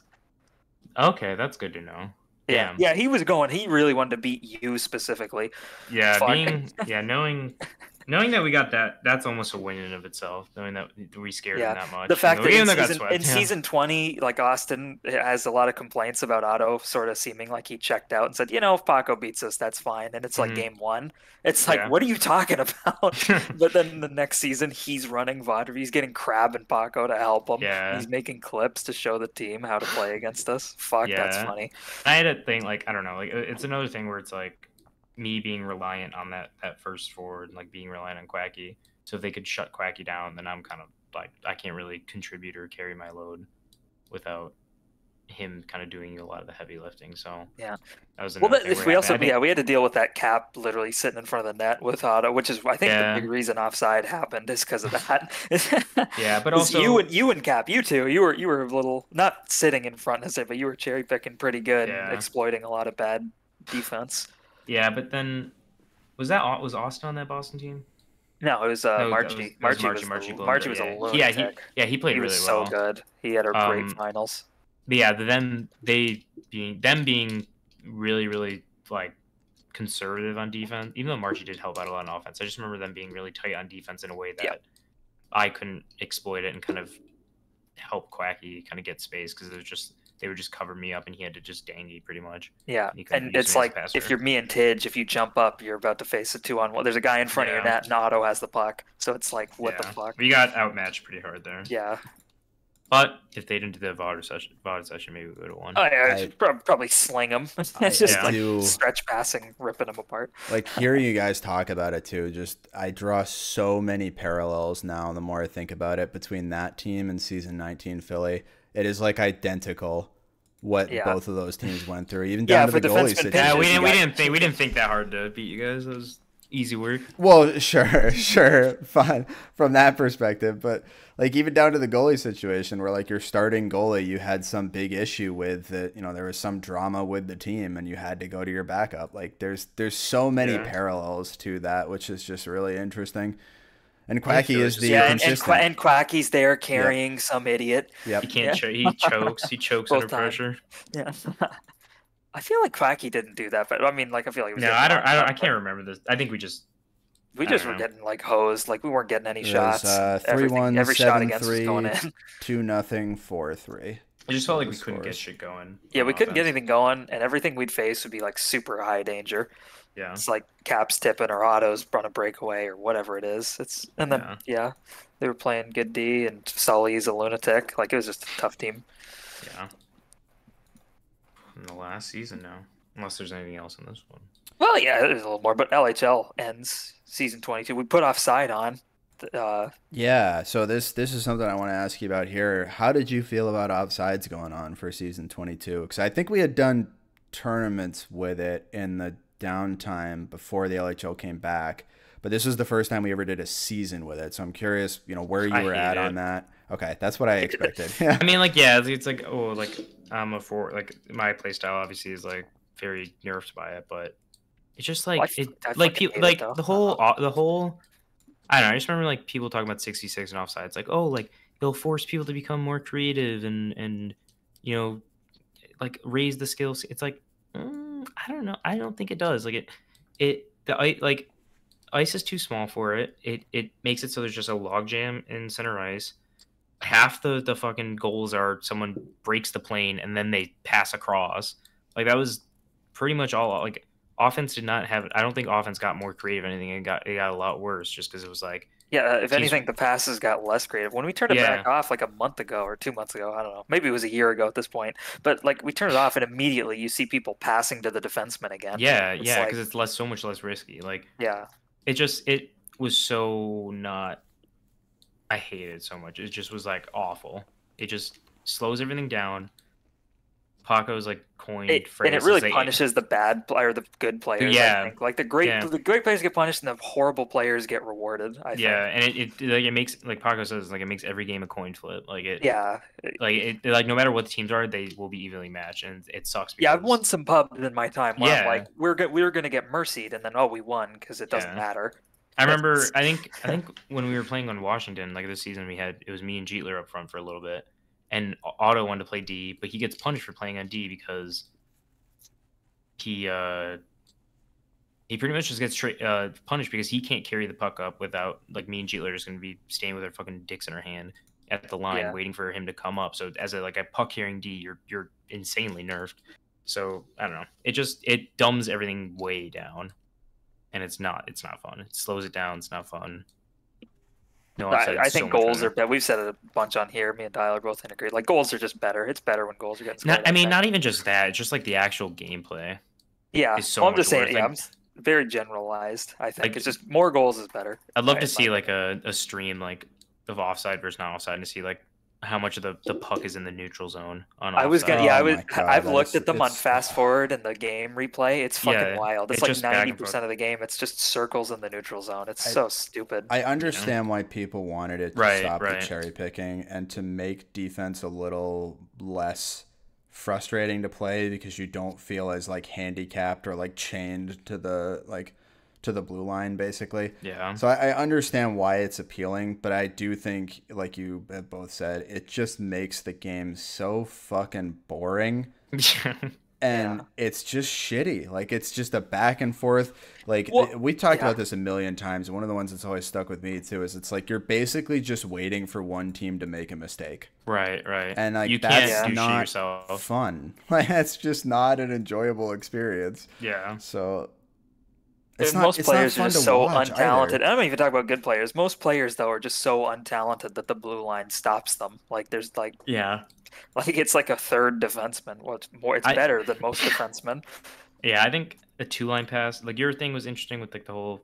Yeah, I wish we tried that a little more. I didn't know we would have done the tournament I ran there, the month-long thing. I didn't know we could put that on the servers. I thought Payne's versions were older. It would have for sure been on if I'd known that. Yeah, or 2-line pass, like you can't pass over 2 lines. That would be, yeah. Or you can't pass over 2 lines. Yeah, can't pass over 2 lines would be correct. Interesting. Yeah. Better ways of trying to accomplish the same thing without completely gutting offense. Yeah. So it's fucking. Well, at the same, but I think at the same time, all my criticisms, it's kind of okay. I think for a pub where you have a horrible discrepancy in talent, where it's like maybe it's good for that. I think though for leagues and for like trying to do best on best stuff, it's like it makes no sense. Yeah. Well, before we move on from the LHL, you did win this season, so I do want to spend a quick minute talking about that, and then we have a rapid fire round of questions for you that here. Season. But you guys came into the playoffs as the number 1 seed. You're on a team with Otto again. Otto, as the GM, picked Meatsill in the first round, picked you in the second round. So you guys formed the core of the team. Final team had Zam and Radades rounding out the roster. With I think it was DeBeasy. Yeah, DeBeasy played 12 games for you guys as well, so he had a sizable role that he played there. Otto was always late. I remember that. Like, DeBeasy would like start games, and then Otto would come in like 3 minutes into the game. Yeah, it was really weird. But I'm curious how much you remember the playoffs for this one, because you had a 6-game series in the first round against Chicago. So, they gave you, I think, more of a run for your money than probably would have expected for a team that finished 4th and way behind you in the standings. You guys won game 6 in double overtime, 2-1. Oh, we had 2 double overtime, or no, we had 1 double overtime game. And that team was Guy, Leafs, Cap. I think that's Doug. It's Doug. Para and Nat. So like, it's not a bad team, but definitely, given how the regular season went, I think you'd expect that series to be a little more one-sided than it was. And game 5, you guys got blown out 6-0 by that team. Yeah, that series, I don't remember too much on. I remember Para being kind of newer in net. We kind of thought we could exploit that, or maybe leave. Yeah, he made some choices. Honestly, well, before we even go to the playoffs, I do want to say sorry to Jeet for trading him, but it was really funny because I remember after draft night, Guy was like, I already know what trade's gonna happen later this season. It's gonna be fucking Jeet for Zam, and it's exactly what happened. And, that LA team had 4 defensemen picked first. That was insane. That was weird. And then Jabba never showed up. I kind of knew we were gonna do that, although things are working well. It was like, fuck, let me play up. Like, I want to play up. We could really boost our team here if we get Zam on and we can get Rat to show up, and we can kind of beef up our defense. So we'll beef up our offense by putting Otto up forward. Yeah, and not keeping him behind. Yeah, not keeping me on. I don't even remember if I was playing D or if he was. I think You probably tried both. They I did would everything. imagine. Yeah. I think it was most of the time it was auto up front. And it got to a point where Jeet was doing really good. There was just like small like handful of moments that were like, okay, he should have received that pass, or he should have been able to pass that off, or things like that. That we were like, okay, maybe we should make this trade before the playoffs. Kind of Yeah, sure we're set to go. G was talented, and more Yeah. talented than I think people gave him credit for. But he definitely lacked like the vision, the play recognition. He just did not have that, and I think that was really the biggest thing that kind of held him back from being a potentially really good player. Mm-hmm. And yeah, it was the consistency too. It was just like some games he'd pop off, other games it would be kind of a little tough. He'd be So it was like, invisible. Yeah. yeah, we need to do something. I don't remember. Yeah, I really don't remember much about that Chicago series except for the Parrot thing. I remember because I think did he become the goalie late in the season, or was he just the goalie the entire time? But it was him being kind of new. He was drafted to be the goalie. Yeah, that's the same Oh. lineup they had all season. Guy. Parra was the goal. Cap, He started the Doug, season before Parra. too. He was on Toronto, so Parra was like He an established goalie of he the became league. a goalie of necessity too, though, because there just Yeah. weren't goalies signing up. And not that he was bad or anything. Like Parra had always shown flashes. I think in the past there were people that considered him a dark horse for that, the same way like Jabba was at times too. But yeah, it was. Yeah. You know, I like you think said, that team- still relatively inexperienced. Yeah, and I think that team kind of started off slow because I remember keeping a close eye on the playoff race at the end because I think it was like up until the last day. I think even the 6th seed Los Angeles could have made a run for the playoffs. Yeah. I know about LA. The 5th well, seed. Yeah. LA finished with 25 points. Chicago had 36. Well, we were so playing 2 games a day. Yeah. Yes, yeah. So and I think there was technically a scenario that could have happened, but it was still a pretty close race. Yeah. So I remember keeping a close eye on that. I think we wanted Who missed the play? What team missed the playoffs? Toronto and LA. Toronto. Okay. I'm trying to see yeah. who was on Toronto. Were we fearing them? I think we wanted Hill, them. DMB. I think we Taser. kind of were. I think we were kind of fearing Chicago. I think we wanted. Yes, that Chicago team's pretty good, honestly. Yeah, I think we and wanted- Cap was really good that season. I hate He playing was against one of the guys. Yeah, guys. Guy when he plays a forward, he is like a third defenseman. And it's really fucking annoying to play against sometimes. So Andy forechecks like an animal. Yeah.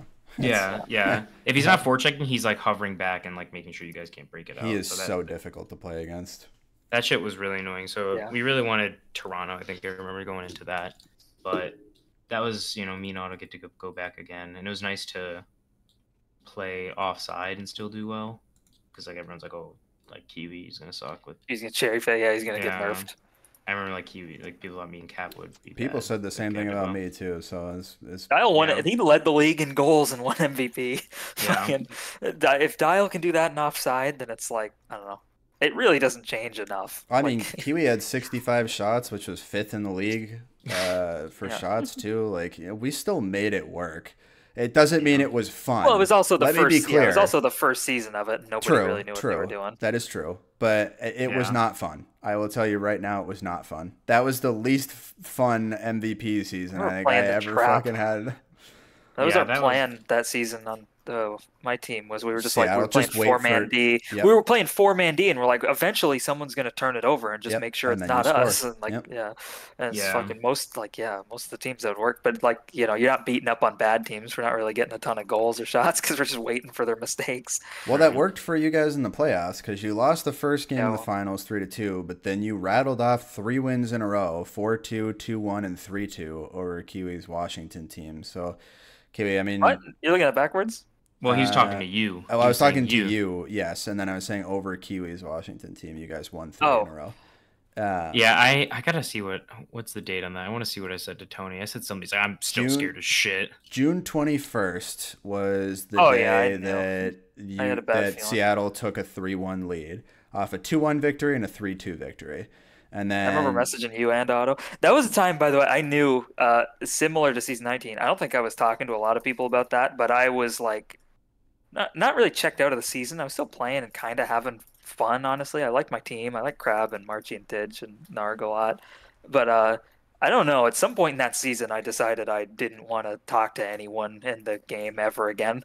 And I was like done. I was like, I don't know what caused it. Like maybe halfway through the season, I was like, I'm gonna delete everybody, and this is gonna be my final season. Like, so I was just kind of counting off the days till the end there. Yeah. I messaged you after. I said, The next day I said, how much for you to get? Oh, no. Oh, I said, I think you messaged me at some point. Yeah, you messaged me saying it's over. And I just sent that screenshot back to you the next day after you guys went up 3-1. You're like, please lose. Like, I don't know if I can handle botching it like I'm gonna. Yeah, I remember that. I knew it. I should have played D. That's the big thing. I don't know. I think we just felt like so like I mean, it's so like cliche to be like, oh, there's nothing to lose. Like, I think we did really feel like that, and it sucks. Though. I remember the only thing I really remember that last day is the first game went to overtime. Yeah, so that was wish fucking I won crazy. The that first game crazy. was 2-1 in OT, then a 4-3 win for Washington, and then a 4-2 win for Washington. So I mean, the that 4-2 win win was like they were up like 4-0. That whole series, was every game was a 1 or 2 goal game. Like those were. Again, all that game super 7 close. really wasn't a close game. I got a goal with like 5 seconds left. Yeah, and I think one of the games we were down like 1 or 2 goals, and we came back in those last. I just remember Crab was maybe you wouldn't like me to share it, but I know Crab was mad at Tidge and Marchie, especially. He was like they just stopped covering Otto on the last day. It was insane. It was like they just stopped. They forgot how to defend Otto, and he's like, he agreed. He was like, fucking looking back, he's like, fuck, you should have been on D. And I was like, yeah, what are you gonna do? Yeah, we were worried your game plan would be just like stick to Otto, but yeah, well, it should have been like someone on Auto at all. It should have been me. Again, like I did the dial in the first round. Like that was the thing is we like Marchie and Tidge kind of had a bad first round too, to the point where it was like, okay, I'm going on D, guys. Like I'll cover dial. Like you guys aren't doing it, I'll do it.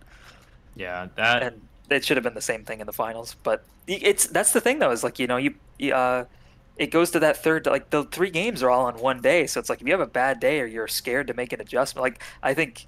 If that had happened earlier, if the series was like 2-2, like I'm probably on D that last day. Yeah. But because it all happens at once, it's like you lose in overtime, so you don't make an adjustment. You lose by 1, so you don't make an adjustment. But then, you're getting outplayed, so it's just like fuck. Too late. I think that OT, man, I just remember being like so scared. I had the game-winning goal. Yeah, I don't remember anything from that game except I fucking Crab threw a really good pass to me. I was wide open and I fucking one-timed it in overtime, but it was on the ice. Like it was long. It was like it was in the offensive zone, but I one-timed it from way out, thinking maybe I'll just beat him, and I did not. And I was just thinking like that's the only thing I remember from it is thinking like maybe I should have caught that and speeded it up. I think Meat made a save right at the end of. Maybe I'm mixing up. I don't know. I think Meat might have made a nice save, like right at the end before it went to OT. But man, that was again the feeling of coming back from 3-1's like it's not really much better, and to do it in the finals. Yeah, I've done it a few times. Was it better? You don't think much because you're just so pissed, I guess, about it. But was it better than the 3-1 comeback against Ottawa and Montreal? Oof. It's like almost I have to say yes because this is for the cup. As much as that losing that finals will always frustrate me, that like winning that series against Ottawa is probably my favorite series of all time. Yeah, I think honestly it's tough to say because it's like I should say yes just because this was in the finals. Yeah. I felt like we should have just won anyway. Like I just felt we were the better team because we were throughout the season, I believe. Yeah, we were by 11 points in the season. So I felt like it almost just would have been worse because it was like we were supposed to come back and win. Is like almost embarrassing that we had to do that. But like the season 16, like that was just so like this guy who's just been on a fucking tear for the past 2 seasons would be able to like shut him down. I don't know. You guys fucking killed it. Like you and Tony were insane. Shut him down. I don't fucking know about that, but. Yo, PK, I don't know. I feel like PK was nuts. I feel like honestly, I feel like not to toot my defensive skills, but I feel like at least forechecking against Otto, I feel like I do a better job than most, just because I played with him so much. I kind of have a good idea. Yeah. But I don't know. Maybe I would say season 16. I feel like I remember the season 16 more, even though this was a lot more recent. Yeah, isn't that? It's weird. I don't know. I don't remember a lot of the last 3 seasons, honestly. Yeah, this is nice because it's the last one to be able to do it with Otto again on Washington, like we did season 19 before the game took a break. Like it's like poetic. And then this break, and then before we took the second break. Yeah, and who knows when the third break will be? Yeah, no, it was. I'll say hold on. I think the season 16 would be better. Although this one was still fun. This one was still fun because I honestly had no expectation. I can't remember. I don't remember if I had an expectation that we were in season 16. Probably not at all. I remember season 16 like vividly still. It's so funny Yeah. that I don't remember a lot of season 19, don't remember a lot of season 15. 17's iffy, but like 16, why do I remember that one? I don't know. Right, It's just right. like I don't know. It's just that one stands out to me. This one's fun. I also maybe it was like a little fun this season because it was like I know how pissed you were, Tony. You like you get the most mad at this game than anyone I know. It's just like to Thinking, know how it's just, pissed oh, you could fuck, be. he's pissed off. I Fucking wasn't slamming really. I don't think I was that pissed after season 22. I don't think so, at least. I think I was You bummed accepted out. it, yeah. Like I was bummed. It was just like, but I wasn't mad. I was mad in season 21, but that was for a different reason, which we won't get into. But like, I was mad there, not really about losing, but well, But anyway, in Yeah. season 22, yeah, I wasn't really mad. I feel like I wasn't getting pissed off in season 22 very much. It was just kind of like, yeah, something was iffy though. Like again, I was kind of off, just in There's an acceptance whatever my of the mental end, I state. think, It was though, acceptance. Yeah. It was acceptance, but like it wasn't. I wanted to win, and Yeah. like I was bummed that we lost, and I was trying hard, but yeah, it was just kind of like I was more bummed because it was like I knew it was the end of the LHL for me at least. I wasn't so sure it wasn't like the LHL would die. I kind of had a feeling that if I wasn't pushing for it, it wouldn't come back. Yeah. I think you But, knew that I wasn't coming back as well, which may have contributed to. Yeah, well, a lot of that came in where I'm like, okay, like I don't want to put this work in anymore, Yeah. like to get people signed up, and I've had enough of a lot of these people. Like I don't remember if it was that season I was dealing with, or the season before. Like it was either season 21 or probably both. It was 21 and 22 where I started dealing with a lot of people messaging me, and they were kind of being dicks about it, like about just league stuff. Like it was like I don't want to throw anybody under the bus there, but a lot of people were pissing me off, and I was just like I was getting to the point where I was like getting ready to start losing it on people for like just like Yeah. having problems with the league. Like it was just Oh. like I don't know. So it was like a lot of that. I'd kind of gotten sick of it. I felt like, yeah, probably knew Dial wasn't coming back. I felt like if we were going to keep it going, it wasn't really going to be worth it. I didn't want to play with offside. Like there was so much going on. Just like, yeah, halfway through that season, I knew I was going to kick everybody out of my Discord and remove everybody on Steam and stop playing the game. Yeah. I did for a while. I did a really good job for a really long time. And then I don't know, I came back for some stupid reason. It was That's Quacky, smart. actually. Quacky got me back on. I don't remember why. Like I was talking to him one day, and he was like, "Hey, we need one more for a pub. Hop in." And then I was fucking signed up for the Lewis League like the next week. Yeah. It was fucking dumb. I do remember before the games, the final 3 games of the season, Otto said he was guaranteeing the win, and maybe that helped me just buy into the hype. I remember Meat played lights out. Yeah, me He was was really He was good. really good. Fuck, he was crazy. Yeah. It's frustrating to play against a goalie like that, like him. Rat- Probably again, I didn't really have to play against you, but playing against fucking Meat, it's fucking. Yeah. Rat played fucking what we needed him to. Maybe not the first 4 games, but the first. He just wanted to make it right after the first 2 games, first 4. Yeah. Well, that brings us to the end of the LHL, and there were a few For now. tournaments afterward. Yeah, sure, for now. Sure. There were a few tournaments afterwards. There were some Lewis leagues that went on, like 3 or 4 seasons of that. Did you participate in any of those? Any? Yes, I did. I got the think player all of cards. I've them? seen them. I think I did all of them. But is this where are you guys gonna ask me who my favorite teammates are? We'll get, we'll probably. get there. Unless you have any Okay. thoughts about the Yeah. post LHL play, if you have any memories of that Lewis shit. League stuff was fun. It was fun to get organized games in again. Yeah. I have to was save my anything- fucking jerk off for this guy Yeah. for that. Well, we did section. there was the Lewis Leagues. I did a shorter, like a month-long thing. I don't know how much. Maybe that was the I one that we don't know how traded many everyone. I don't remember how many tourneys there were. I pretty much did. I think I pretty much signed up for I all thought of there were those. 5. I Yeah. thought you did 1, and then Lewis did 4.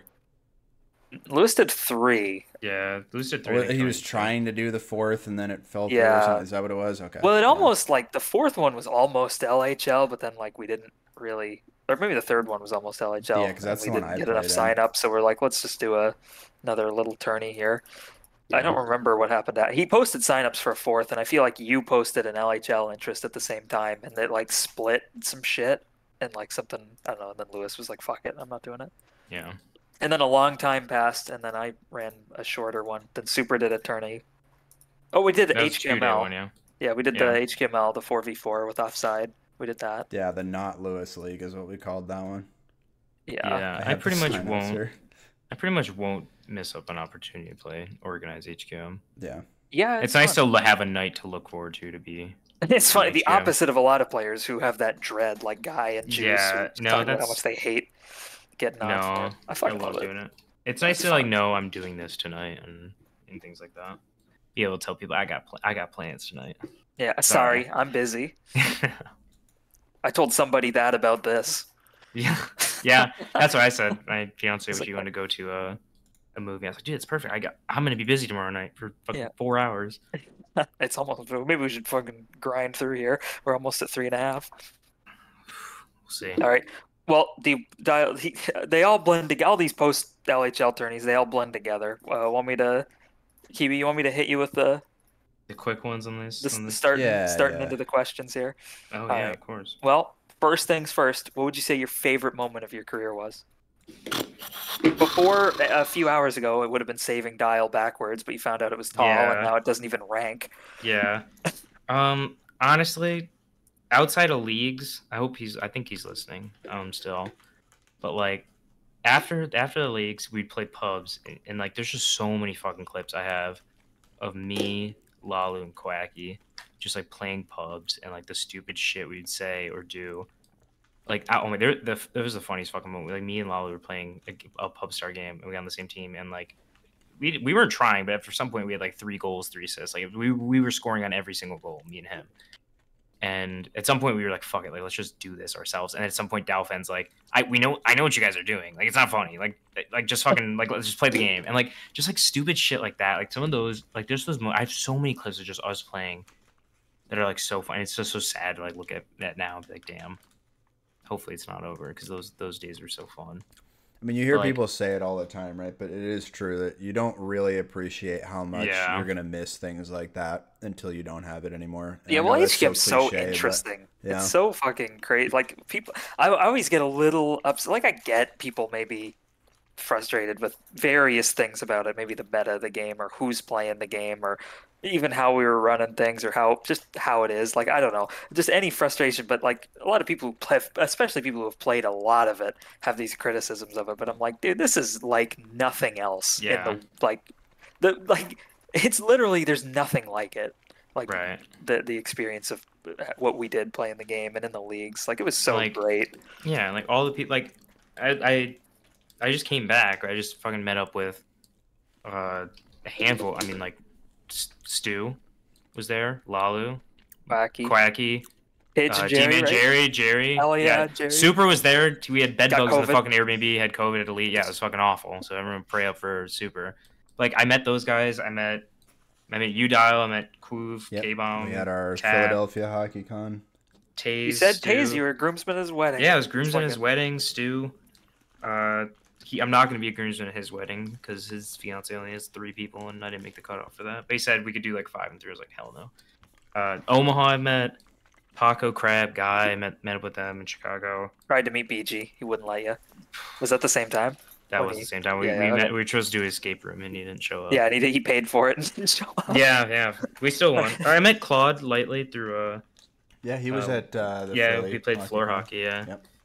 Yep. T Lures I met up with. There's just like all these people I met up with. It's like so. It's just like cool to say like I know all these people like from all around the world. Like think that like fucking Jerry and Tidge like came from the UK all the way to fucking Atlanta to just a Yeah. quote unquote see a race, but really it was all us getting together. It was like really cool.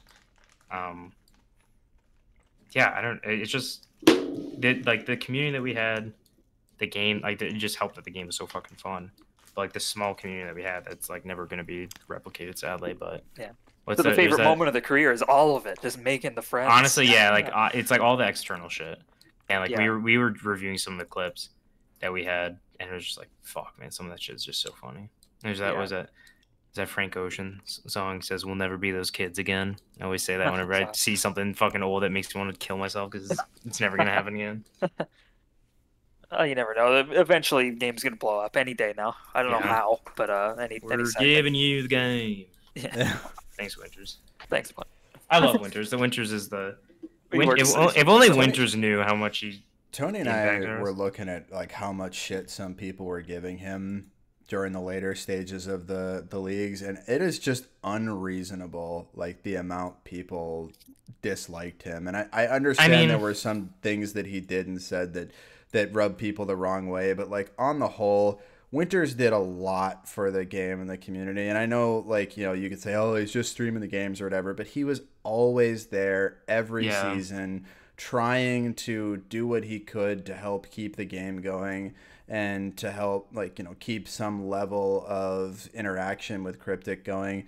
Like, there are certainly things he could have done better or differently, but I think he is vastly underappreciated for yeah. what Yeah. he did do.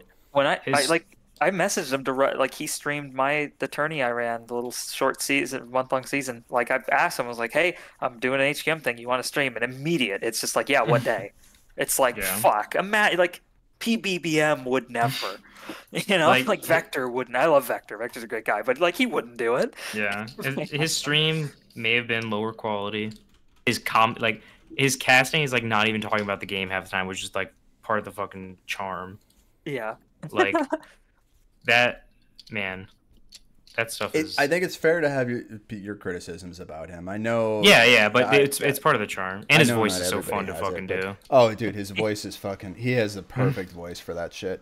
But yeah, I mean, it just is. You know, I think he's underappreciated, and we were seeing clips where people are like coming into the games he's broadcasting, saying like Winters is an N word and stuff like that. Yeah, Like it is like, just yeah, some like. Christ. It's like, come Yeah. on, guys. Like, and I know people were a lot more immature back then, but like he did not deserve anywhere near that. Yeah. Yeah, it's like to that level to put up with it and then come back for 8 Every more time, years he after always that. came back. Yep. Yeah. Yeah. It's like people like dealing with that. What a guy. Anyway, yeah, sorry. Well, there was wait, a real winner's quick. tangent. Speaking Meat Sales in the chat. Speaking of community, I sent Meat Sale a pizza. We had a bet on a game. Well, I told him I was gonna give him one once, and then I interned at Domino's, so I had a shit ton of gift cards. So he asked me for a pizza, and I was like, seeing the delivery price, I was like, no, I'm not doing that because I was still in college. So, but I had his address on my account still.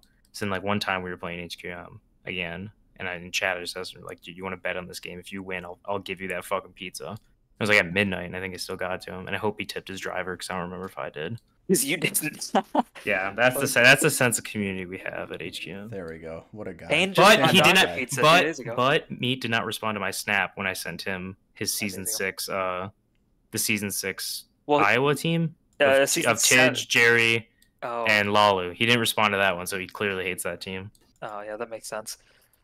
Well, I just sent Meat what was in there, the VOD of Bo playing and recording of 13-year-old Meat Sale talking. Oh my god, it blew my mind. I was there. I was there like the first day Meat played. It was email Meat's and the one Meat who got Sale. me signed up. Meat fucking I had just downloaded TeamSpeak to play something else, and I was on HQM like the next day, and I still had it. And Meat was like, "Hop on the TeamSpeak," and I got in, and it was him and hi, sign up. No, but it was him and Zod were in there. Oh my It's just like they were telling me, yeah, sign up. You play. It's about to be 5v5, and I was like, oh, okay, I will.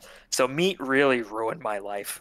If you got a point one player, Like, see, there's like all this like little shit. Like, I remember after like I don't know if it was after high school, after like some college class. I think it was college class. So I'd be home in like the middle of the day, and like me, Cap, and Super would play like 3v3s versus random people, and like shit like that. Like just like these like impromptu little moments. I remember, and I think I just remember when like I met Meat because it was like Meat and Email, this like fucking like Finnish kid I think he was. Like they were both like really young and they joined at the same time. It's like, oh, Meat's oh cool, and then like little I know like he'd still be around so many years later. playing shit with him probably still from time to time. A Yes. little basketball. I Little bit. kind of shit on him in basketball question mark. Oh, nice. All right. Well, yeah, you got your favorite moment. Yeah, what's the biggest regret of your career? Not playing more? Probably not playing with different people. Probably not GMing. Yeah, that I because thought I mean about that too. it's kind of like a piece of like not playing with different people because I played a lot with like the same.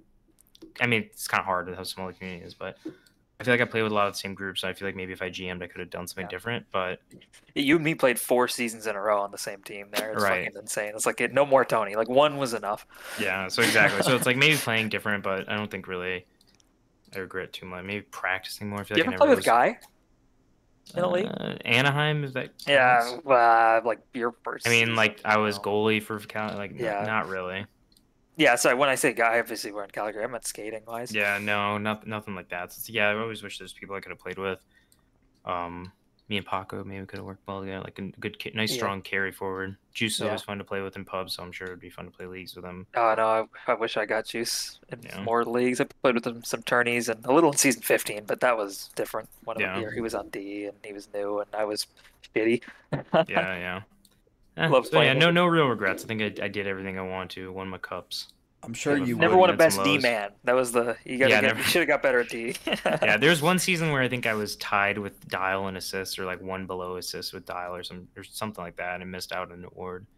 Something like that would have been. That cool may to have been win, the one but- I played with Quacky, but 19, yeah, probably Um, because the one time you did it. I was Yeah. gonna say you probably would never pick this, but I do think, in hindsight now looking back, it would be fun to have tried to get the two of us on a team together again, just to like try to actually make it work. It would be tough. One of us would have to play drastically Right, but I different. think that would have been fun because it would have forced Or maybe if you had both a of really us. dynamic playmaking defenseman. Not there's Well, a ton, yes, but yes, if you had like obviously- Juice on the team, Look, and sure, you two on sure. forward, it maybe would have worked. 'Cause Sure. it just wouldn't matter. But Yeah. I think it would have been fun to like push both of us out of our comfort zones to try to make something like that work and play a different style than what we're used to. Yeah, I agree. Because I definitely did not do enough of that in my career, and that would be one of my biggest regrets. So like being in a situation like that, I think would kind of help push both of us to do that, and I think it would have been fun to try to experience a different style like that. Yeah, definitely managed to become a fucking dang gear. I don't know.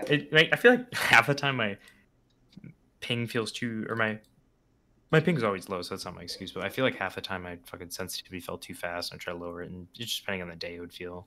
You gotta Too find fast or that too sweet slow. spot. Yeah. Yeah, I never feel like I found that. Some days it feel really great, but other days, it would be my shot one. If it felt too good to stick handle, my shot would be off, and Yeah. I don't know, could have practiced more to get that more in tune. All right, Dial, you want to hit him with the biggest question, the one he's been looking forward to? Yep. Here we go. All right. So you gotta have a hot take for this. I know you said you wanna beat out Sully's interview, do better than his. You want to beat out Paco's Sully's was interview. awful. So, Uh, I mean, Sully's hot His take pick. or overrated was awful. Okay. Well, here you go. Who is the most overrated player? I don't really have a good answer for those, to be honest. But I'm gonna do better. I don't have. should I say? I mean, I If think it's me, I'm gonna kill myself. And no. you're gonna It's, get a footage it's tough of to it. say. I think. Well, who did Paco say? Paco Oh, sorry, I said don't think I'm Austin. allowed to say that on Twitch. I'm not gonna do that. Paco said Paco said- Austin. Shit pick. Paco Fuck. said Austin. Sully listed a couple people, but I think his Sully main said pick Leafs was were Leafs. overrated or underrated. Yeah, I think he said overrated. Yeah, he said over, and then Tony said Leafs is underrated now. Yeah, well, yes, but compared to overrated, like fuck, Yeah. people think Leafs is terrible. Leafs is really not that bad, especially with offside. Dial. I could say dial if I say like post like later seasons, just because like we said, like the meta kind of changed from shooters. It's hard Yeah, to just hit an outside shot. I understand that he did win the last MVP award. That's true, It's but fucking- but- out gold auto. Well, I agree with you, Kiwi. For the but I record. think in a league that the meta changed to being those dangly boys, those dipsy doodle boys, that would be maybe that's my hot take. Is you? If I want another hot take, is now I know he's listening. If he still is, meat sale a little bit, because not that he isn't super talented and he's really good at stick handling, stuff like that.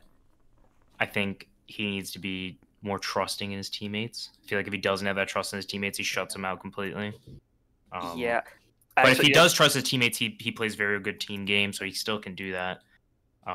Here's hold on. Let me say something on meat just to not leave you up in the wind. And I'll say I might even go a little worse because I said we did those community ratings a little while ago, right before it's probably like January we did that. And we were talking about it. And a lot of people had meat really high, and at the time I didn't, and even during my tournament I wouldn't. And I would say meat was super, like not just a little. I think he was super overrated. Of people thinking that he's maybe the best. It's like no, he's nowhere near the level of Otto or Quacky at the very least. It's like he's, but.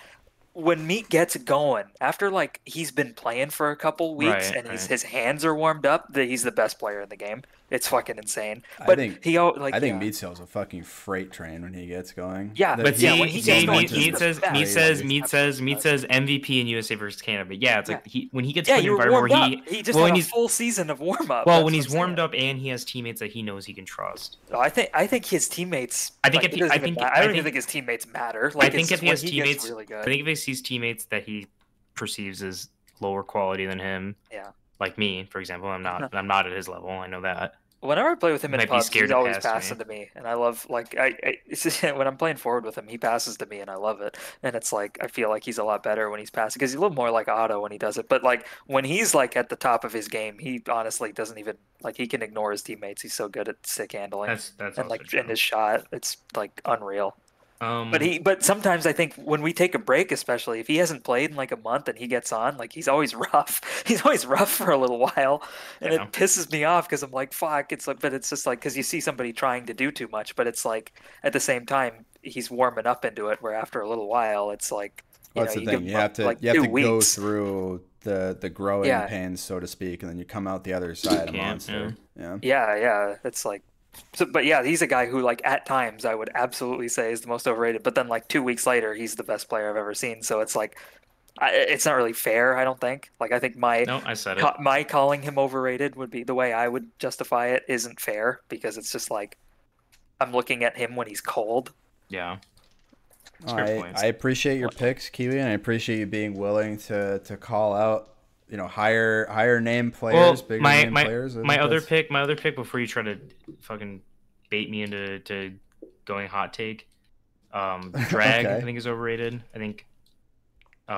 Interesting. Who's overrating drag? I don't know, That would maybe. be I that feel- would be my question. Okay, is that a thing? Because I just feel like there was. I mean, He did have some good seasons, but I think he's still in that. He's in that. I think he's like a better version of like me or Cap, where it's like we're a good second. Like I wouldn't trust Yeah, I him think to he's a do it. shot first, second forward. But I think Yes. that would be the perception of him. I wouldn't. Is it okay? Maybe I think wrong so. on that. Yeah, I think it's. But the well, I don't know. perception of Maybe him. like I don't ask a lot of people what they think about drag from time to time. But like I think he's properly Yeah, rated. hot Like, he's a take. good. I don't think. Like I think if he's your first forward, it's probably not a great team, but like he could be like an amazing second forward. I don't Yeah. think he's I think that's where he overrated, but shines. I think Drag needs a very specific environment to be successful. Yeah, And I think a lot of that's not players meant do, to be though. right. That's not meant to Yeah. be a knock on him. It's just that like I think like you mentioned, I think in some cases he might get overrated because he's put in a position where he has Where he to shines, drive the offense, and that's not really what he does. Like that's not Right. where he succeeds. Yeah. So He I succeeds can- in I can getting see open it. and getting shots, like kind of like like Kiwi, like Dial, even like a poor man's Dial. I don't know, or like Was like Shane- Kiwi and Cap. Do you have a Sully round be like overrated, like derp or some shit? Yeah. Yeah, Meat Did Sale he say says- overrated? Meat Sale Was says he the one that said burn. Dolph was underrated? I think Yeah, he did say Dolph I was think so. underrated. Jesus. Yeah. Just for that, I'm gonna say Sully's overrated. Okay, yeah. No, okay. Sully's not overrated, but I was talking about Oh this. my god, he's about to throw a good one. This is about to be a good pick. I want to hear it. What Sully did that pissed me off a lot when we play with him is he would when he would let in like a point blank breakaway or like a save you would not expect anyone to save. He'd be like, "Oh, I'm so sorry, guys. That's on me. That's on me. I'm so sorry. I'm so sorry." It's like chill out. It's like, and then sometimes if he didn't save one he should have, it was kind of silent. It was like, you're gonna own up to that one. You're gonna own up to the one that you shouldn't have. You're gonna do that. Not really sure where I could throw that in the conversation, but I'll put that in this one. That's not just this shit out of him. Yeah. Yeah, I always feel bad. Yeah, Sully's asleep is right really now, hard on so he himself won't- about the impossible saves, Yeah. breakaways. It's like, man, come on. And that's just bringing the mood down. Like Tony, sometimes you bring the mood down. Oh, I'm I for sure bring a the mood mood down. I'm a mood raiser.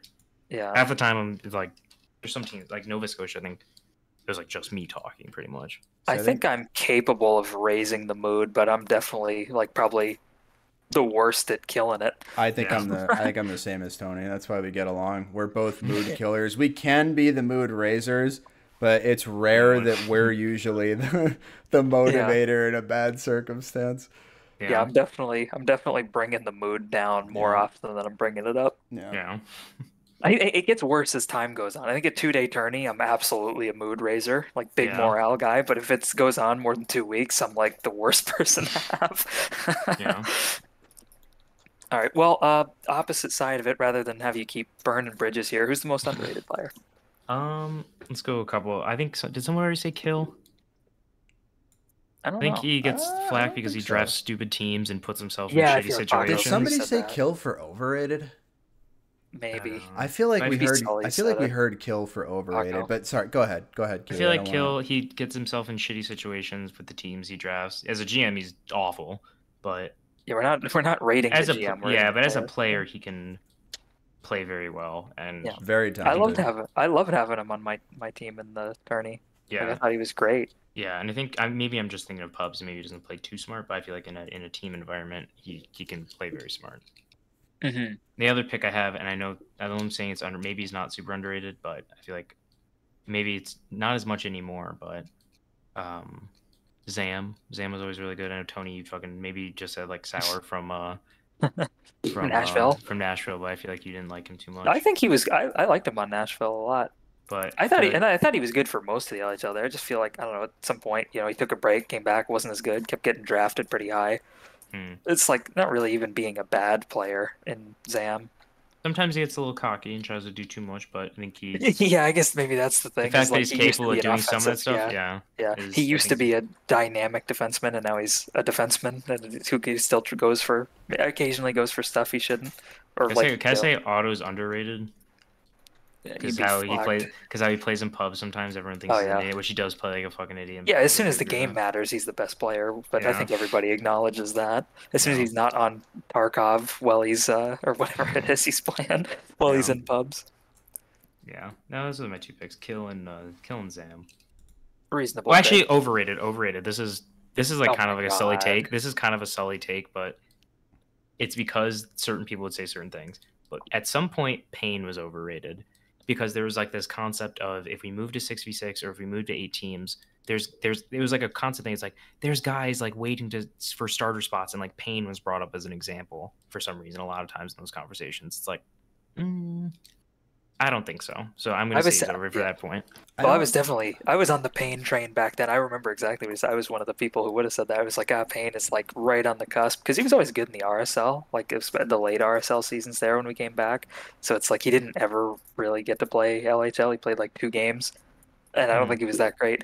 But like again, I had him on my thing, and it's like he was fine, serviceable player. It's kind of I feel like offsides on. You're playing D, so it's like obviously different, but at the same time, it's kind of felt like okay, yeah, he could have played, and I remember thinking that the whole time. Like I remember telling Payne that I was like, I'm happy that like you're kind of successful here, like you're not bad on this team because I've kind of always thought that you could kind of hang with the LHLers.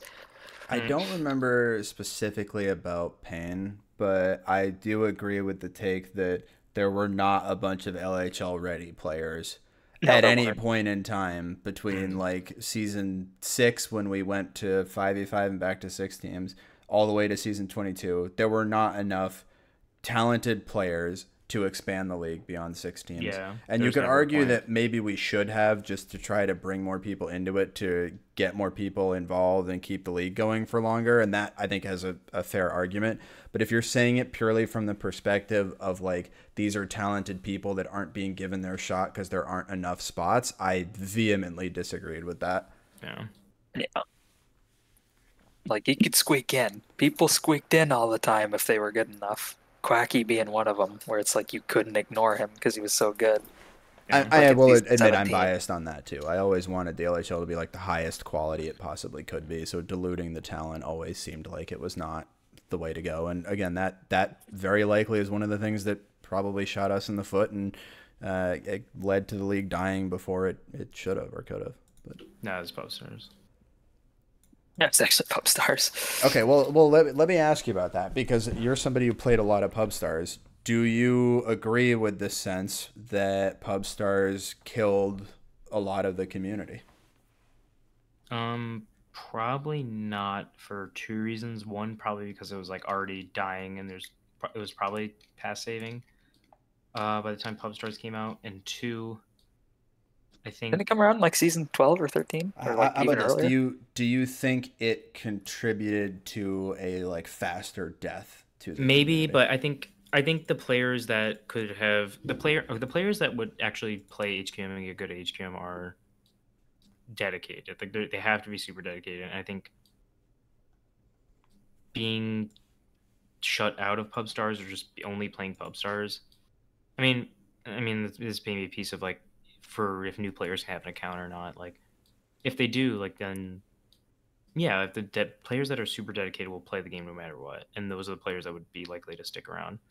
So I don't know. I feel like it was probably already going to die anyway with or without pub stars, and it was just a matter of I don't know. Pub stars. It's like I don't think it was necessarily shutting people out because if they were determined enough to play in a situation that pub stars didn't exist, they would play with pub stars. But maybe that's a simplified way. It was just nice to have something for the people that actually did play. Yeah. Yeah, like it was a fun thing to play. I feel like maybe it did. Like the thing about the leagues, I think the leagues contribute heavily to there being a sense of community, which was Yeah. definitely lost over time. But like I think that's a lot of it is also just to do with everybody getting older and kind of not wanting Right. to continually add friends into their group. It's Right. like, you know, I've kind of met a lot of people on HQM I don't need to meet anymore, kind of thinking. Yeah. But like, I don't know, it is what it is. Human nature. Right. All right. Was there ever a role model you looked up to, Kiwi? In HQM? Yeah. No, I don't know. I never role Well, model HQM. okay, That's, so that's well, like I mean, like from a player perspective, right? Like not necessarily as a person, but like, was there somebody Jay you Lalo. I don't modeled know. your Jay game Lalo, did he after? play? He played before me. Jay Lalo, we played together. If I could say any, in retrospect, maybe Yeah. Jay Lalo, because we started together a little bit. He made it out to that. He became an MVP. Modeled your game after him. Yeah, modeled my game after him. Maybe yeah. So that's and maybe not in the moment, but in retrospect, I could see it how people would think it was Lalo for us playing together. Gotcha. Kind of similar. So you styles. weren't actively thinking that at the time. You weren't like watching guys play the game and be like, oh, I want to be like Otto one day, or oh, I want to be able to do the things that Taze can do or that PK can do. No, I don't think so. Okay, that's a little too far. That's a little too far that's for fair. me. That's fair. Actually, I'm probably similar. I don't think I ever was like, I got to play like this guy. It was just like, dang, Crab's good, passing rules. Right, but I was exactly. already passing, you know? It's like I was already passing by the time I played with Crab. I mean, yeah, it was always like appreciating other people's things, but not like a. Tony knows my strong answer, which is Hokage. Yeah, Pakistan goes. Kanye West. Kanye West. Yeah, that was your rival. Yep. I Joined the game at the same wanted to time. be like him. Mr. TB, Underrated. I didn't get to mention, but Mr. TB taught me how to shoot. Oh, I will remember that. Mr. TB underrated. Yeah. Yeah, Yeah. I'd agree. Leafs taught me how to play the game. He was the first one I ever ran into in a pub, or it was with me and him after a pub or something. He was showing me how to play. Yeah. Very nice of him. All right. So, who's your favorite player to play with or watch? This is the easiest question to play with. I mean, to watch, like probably like Otto or some shit, like the way. And to play with, probably Otto or some shit. No, not. I mean, Otto is great, but by far the best player to play with, and anyone who's played with him would know this. Do you have any guesses, Tony? I don't know if you played with him. It's Lalu or Quacky, probably. Nope. Whoa. Those had a ton of fun with those guys. It's not you. It is none other than BGP. Oh, you're absolutely correct. I was gonna guess like He's right. Timu. Maybe not on the team, but like on the ice. But on the team, he's the best player to play with. Yeah, I wanted so him so fucking bad funny. last night. He's the hilarious in funniest every guy. way. He's like the team punching bag, so like everyone gets to make fun of him, and like no one really makes fun of everybody else. He's so fucking funny to play with. Like, dude, just like half the shit he would like. I swear, like during one of the Lewis League things, like he had his dog Artie, and he's just in like he was like getting a drink or something. You could hear him in the other room. He's singing. He's like Artie farty, like to the Game of Thrones theme song. And the next day we're like BG, can you sing the Artie farty song to like the Game of Thrones theme song? He's like, I don't remember the words. like it's Artie farty. Those are the two fucking words, you idiot. Like I have this other clip. I had scored one goal, and I'm about to take my second shot to score a second goal. And he screams like double decker Becker. Like he just says like the stupidest shit, and he whiffs when he needs to, and like there's just so much fun. Like he's like He's a so living funny. caricature of exactly. a person. Yeah. BG fucking absolutely. Tutti Frutti Dewey. I forgot that Meat said that. Yeah, he's like, yeah, I just got me a Tutti Frutti Dewey. Like, just say you got a Mountain Dew. Like, it was. Oh my god, he's by far the best player to play with. Yeah, Just 'cause- absolutely. Oh, I wish he would watch this just so I can say it to his face. You He was. I really wanted to get him on my team the last like whatever 2 things we did, like my tournament and Supers thing. I wanted BG so bad just because of that. He's like the Phil Kessel of HQ. I think I played with him like 2 or 3 seasons in a row. It was just so fun. He's like, I'm telling you, like he's the team punching bag. Everyone just flocks to make fun of him, and so like no one gets like blamed for shit. Oh my god, it was at that 2-day tourney there. His dogs fucking killed a raccoon, and then he brought 3 raccoons into his house. He had to call a timeout to deal with that. Oh my god. You don't get that with anyone else. No one else. He like, yeah. My last BG memory, I think, was in season 22, and I think his dog passed away in like the middle of the season or whatever. Oh, thanks for bringing it up, Dial. Thanks for bringing up the mood that was here. really sad. I'll bring the mood back up and talk about how he like stole one of he like had to like evict his roommate or something. Yeah. Yes, I remember and that. then like he like kept the dog. Yeah. That's why BG's the best. BG's the man. Absolutely. He should have been Doug and BG on the same team is really good too. Oh my god. They just get at each other. God, but no. It's by so far, like everyone else is fun to play with, cool, but like in terms of like performance to entertainment, it's like BG fucking clears. That was the one answer I knew. No, that's okay. It was good. It was a good pick there too. I like the different take on it. He's absolutely correct. Great pick. You kind of talked about this earlier. I think I know your answer already, but if you could play with one player that you didn't get the chance to play with in the LHL, who would that be? I think I mentioned probably Paco or Guy or something like that. Yeah, as a skater guy, just because I think he wanted you in season 22. I don't remember. Maybe.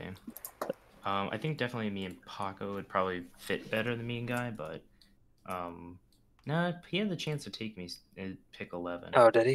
He picked Cap over me. That would be man then. Right, yeah, but no, probably Paco or Guy are the main two. I pretty much played with like everyone I wanted to, or everyone I knew of. I think played with some of us a little too much. I get it. Yeah, or die like a full season with you, like you said. Yeah, I think it'd be fun for the challenge of it. Oh yeah, forward. I was gonna say, well, we were all in Dallas the whole season. The 3 of us are the only ones who made it through. I guess yeah. As a 4, yeah. Yeah. You forget all this shit. Yeah, whatever. There's a ton. All right. Okay. Were you ever disappointed by a player or team? Like, did anybody ever really let you down? I think we talked about it a little bit. Bert, like not paying attention. On that Washington team.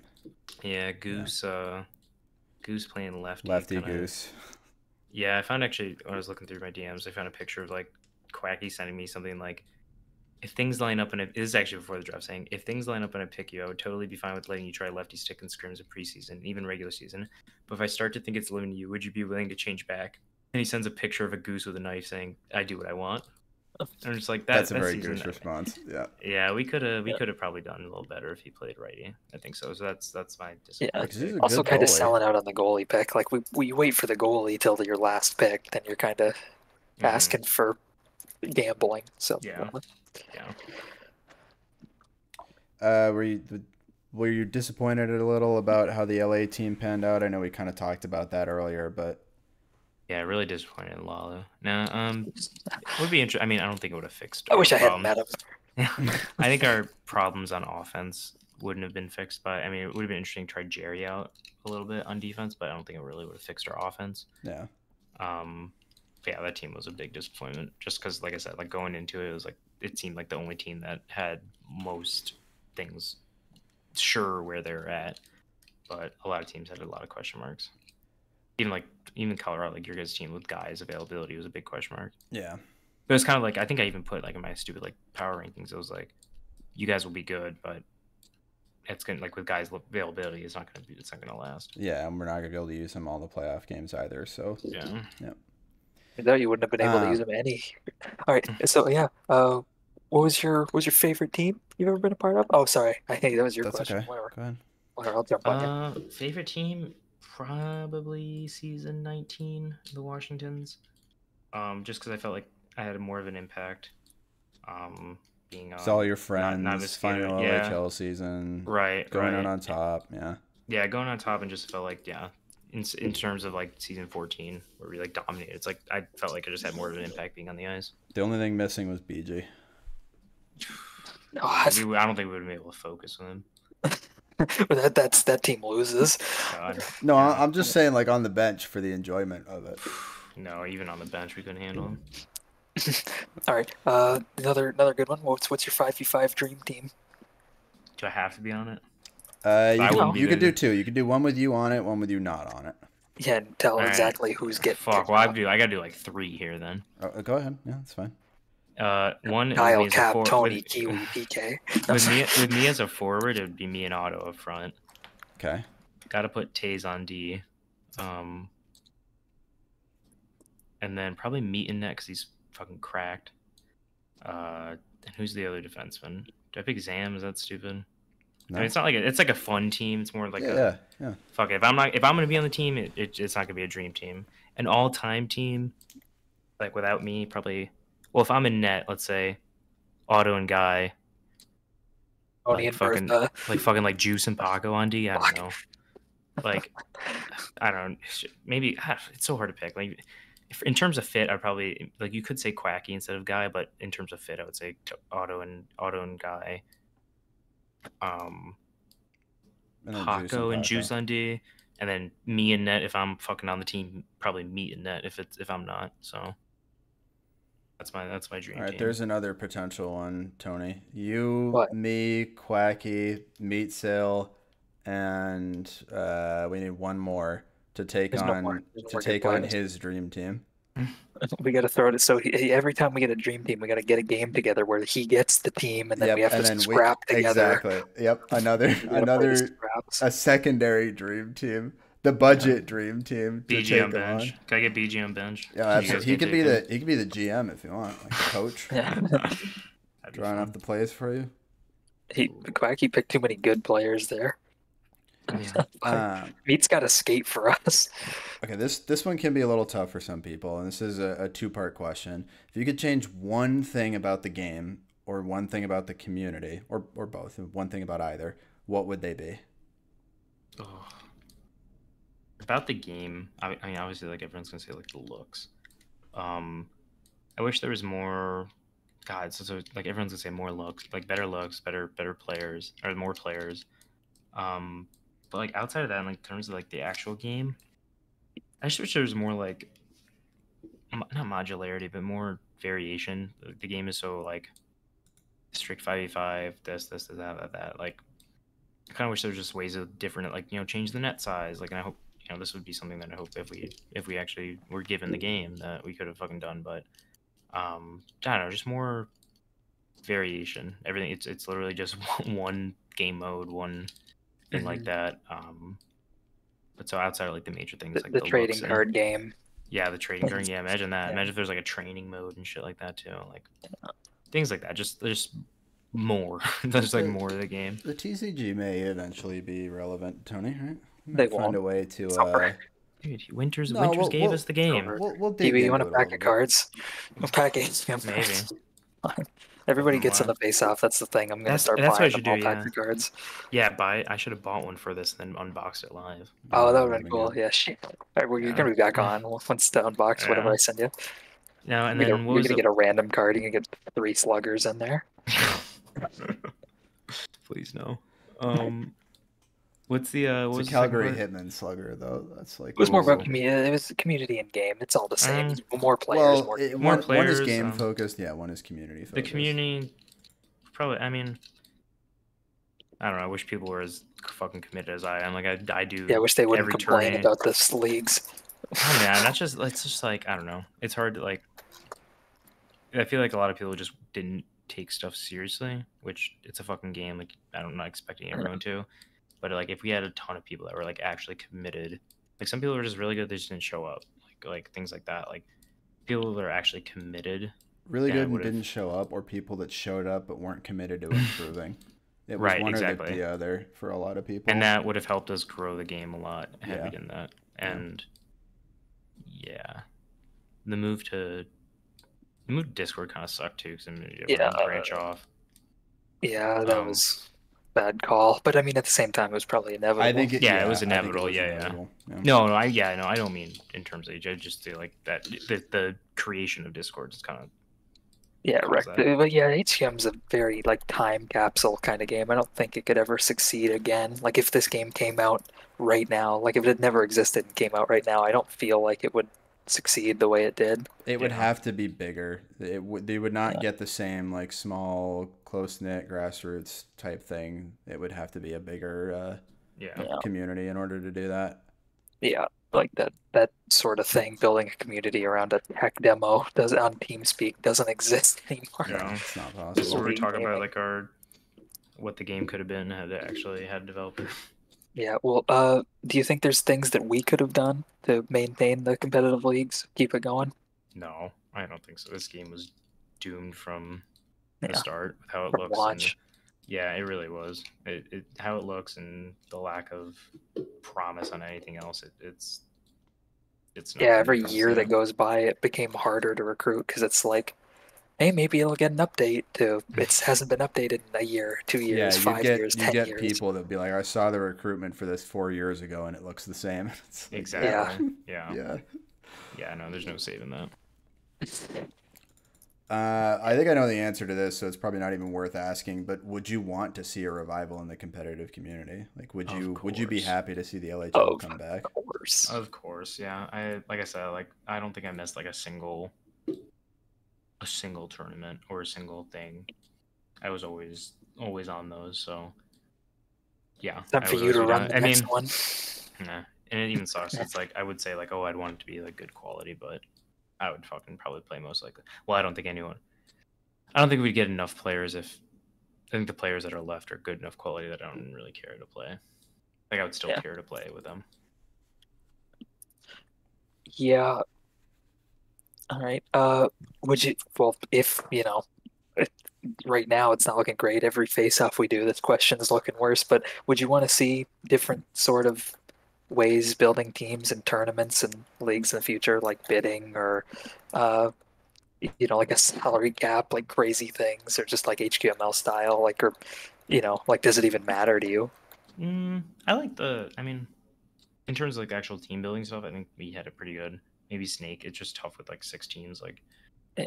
and like the varying quality in GMs that it makes it a lot tougher. But I think we tried some of that stuff out, and I think the bidding thing could be interesting. The make your own team stuff like just falls apart. The only thing I would really be it's not going to be possible for NA, but like how the Russian teams like keep their teams like they're actually teams throughout seasons. Like we just don't have the committed player base for that. But that always They're seemed like teams across tournaments too. Like the teams are not tied to the tournaments that they play. Yeah, it's like a soccer league, right? Yeah, Where you go yeah. play with your team in your Exactly. league, and then you go play in the tournament. right. Like that would be like the peak, but that's not going to happen, bro. I don't even know how well they're. There's not enough high end Really is. talent. That's the problem. Yeah. The parity would be so bad. If we Yeah. could even get enough bodies, like the bodies just aren't there anymore for anything right now. But like even if you could get all like 20 to 30 roughly HQM adjacent players who you might be able to talk into it, Yeah. It's like Yeah. That would be the ideal situation, but it's not happening.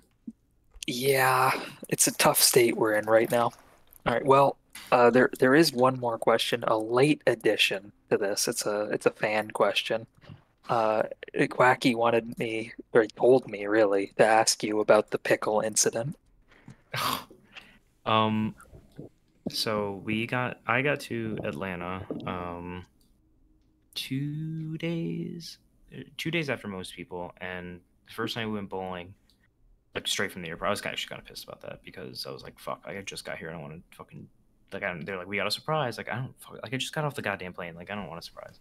But anyway, the next night we like did like Top Golf in the morning, went to the Georgia Aquarium, then the Coke Museum. Like we were tired as shit by the time we got back. I think most people rested up.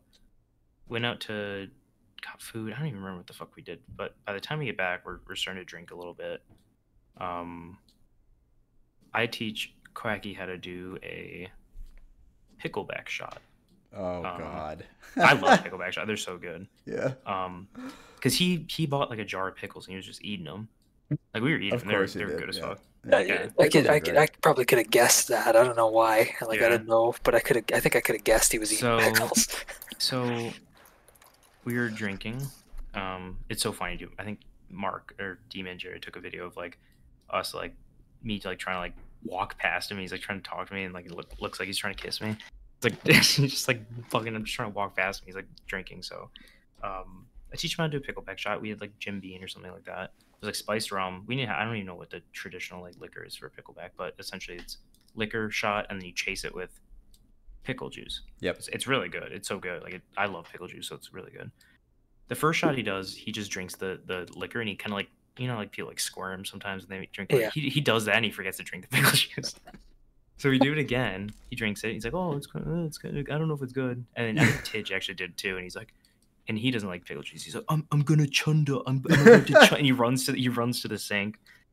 And then we kept drinking a little bit, and we were just like kind of the night was winding down. It's 4 a.m. We go up to bed, and we wake up in the morning of a snap at 5 a.m. and he threw up into the sink of the bathroom. He fell asleep at the toilet, and in the throw up, there's like almost like got like near like full chunks of pickle. And I was thinking like, was this guy God. chewing this entire time? Like, what the fuck was going on? But yeah, no, that's the pickle incident. That was a good one. That was a really fun night. That's right up there with Tim's. The Tim thing, the- yeah. I guess yeah. the Tim I forgot incident. that happened. Yeah, no, it was gross. I mean, he cleaned it up really quick. Like we were really like we had to play soccer that next day. We had like a booking to play like a little indoor field, and like no one was up on time. And like he woke up and he finally fucking like he cleaned it within like 5. I don't know how the fuck he cleaned it because like half it was in the Wish sink. Tim had fucking cleaned it. Yeah, no, this was an Airbnb that we had paid for us by somebody else, so Yeah. he actually didn't have to clean it, but he did. He was a good boy. He was a good little boy. That's the pickle incident. It was fucking gross, but those pickles were good, and those pickleback shots were really good. Well, for you. Yeah, I love them. It's so good. It's like you don't taste the alcohol. It's like just pickle juice you taste. It's like what's not good about that? And these are like refrigerated pickles, so they're nice and like fresh, not like nasty, like preserved, like jarred ones. Anyway, can't believe that's the fucking end of my interview. Well, I think we've had a really good one. We did reach the 4-hour mark. I did not Let's genuinely did not think we were gonna get here. But for the second interview in a row, we have passed 4 hours. It won't be quite as long as Sully's, but you had better takes, so that makes it more entertaining. But thank you very much for coming on with us, Kiwi. I know you had wanted to do this for a really long time, probably like 7 years or something. Probably. But I'm glad we finally got you on. I'm glad that this podcast beat out the He wanted to Faceoff be on with ripoff Dick Doug. series. So that's true. He did want to be on with Yeah, I Dick get Doug. fucking Tony. He did. I'm glad Sorry. to get the RSL takes in there. Tell my story. Look, the next time around when the Faceoff comes back again in 7 years, it'll be me and BG. Yeah. God, I would fucking want to re-up on that then. That could be a God. fucking experience. I just Anyway. want to talk to him for 4 hours. Like, it doesn't have to be about anything.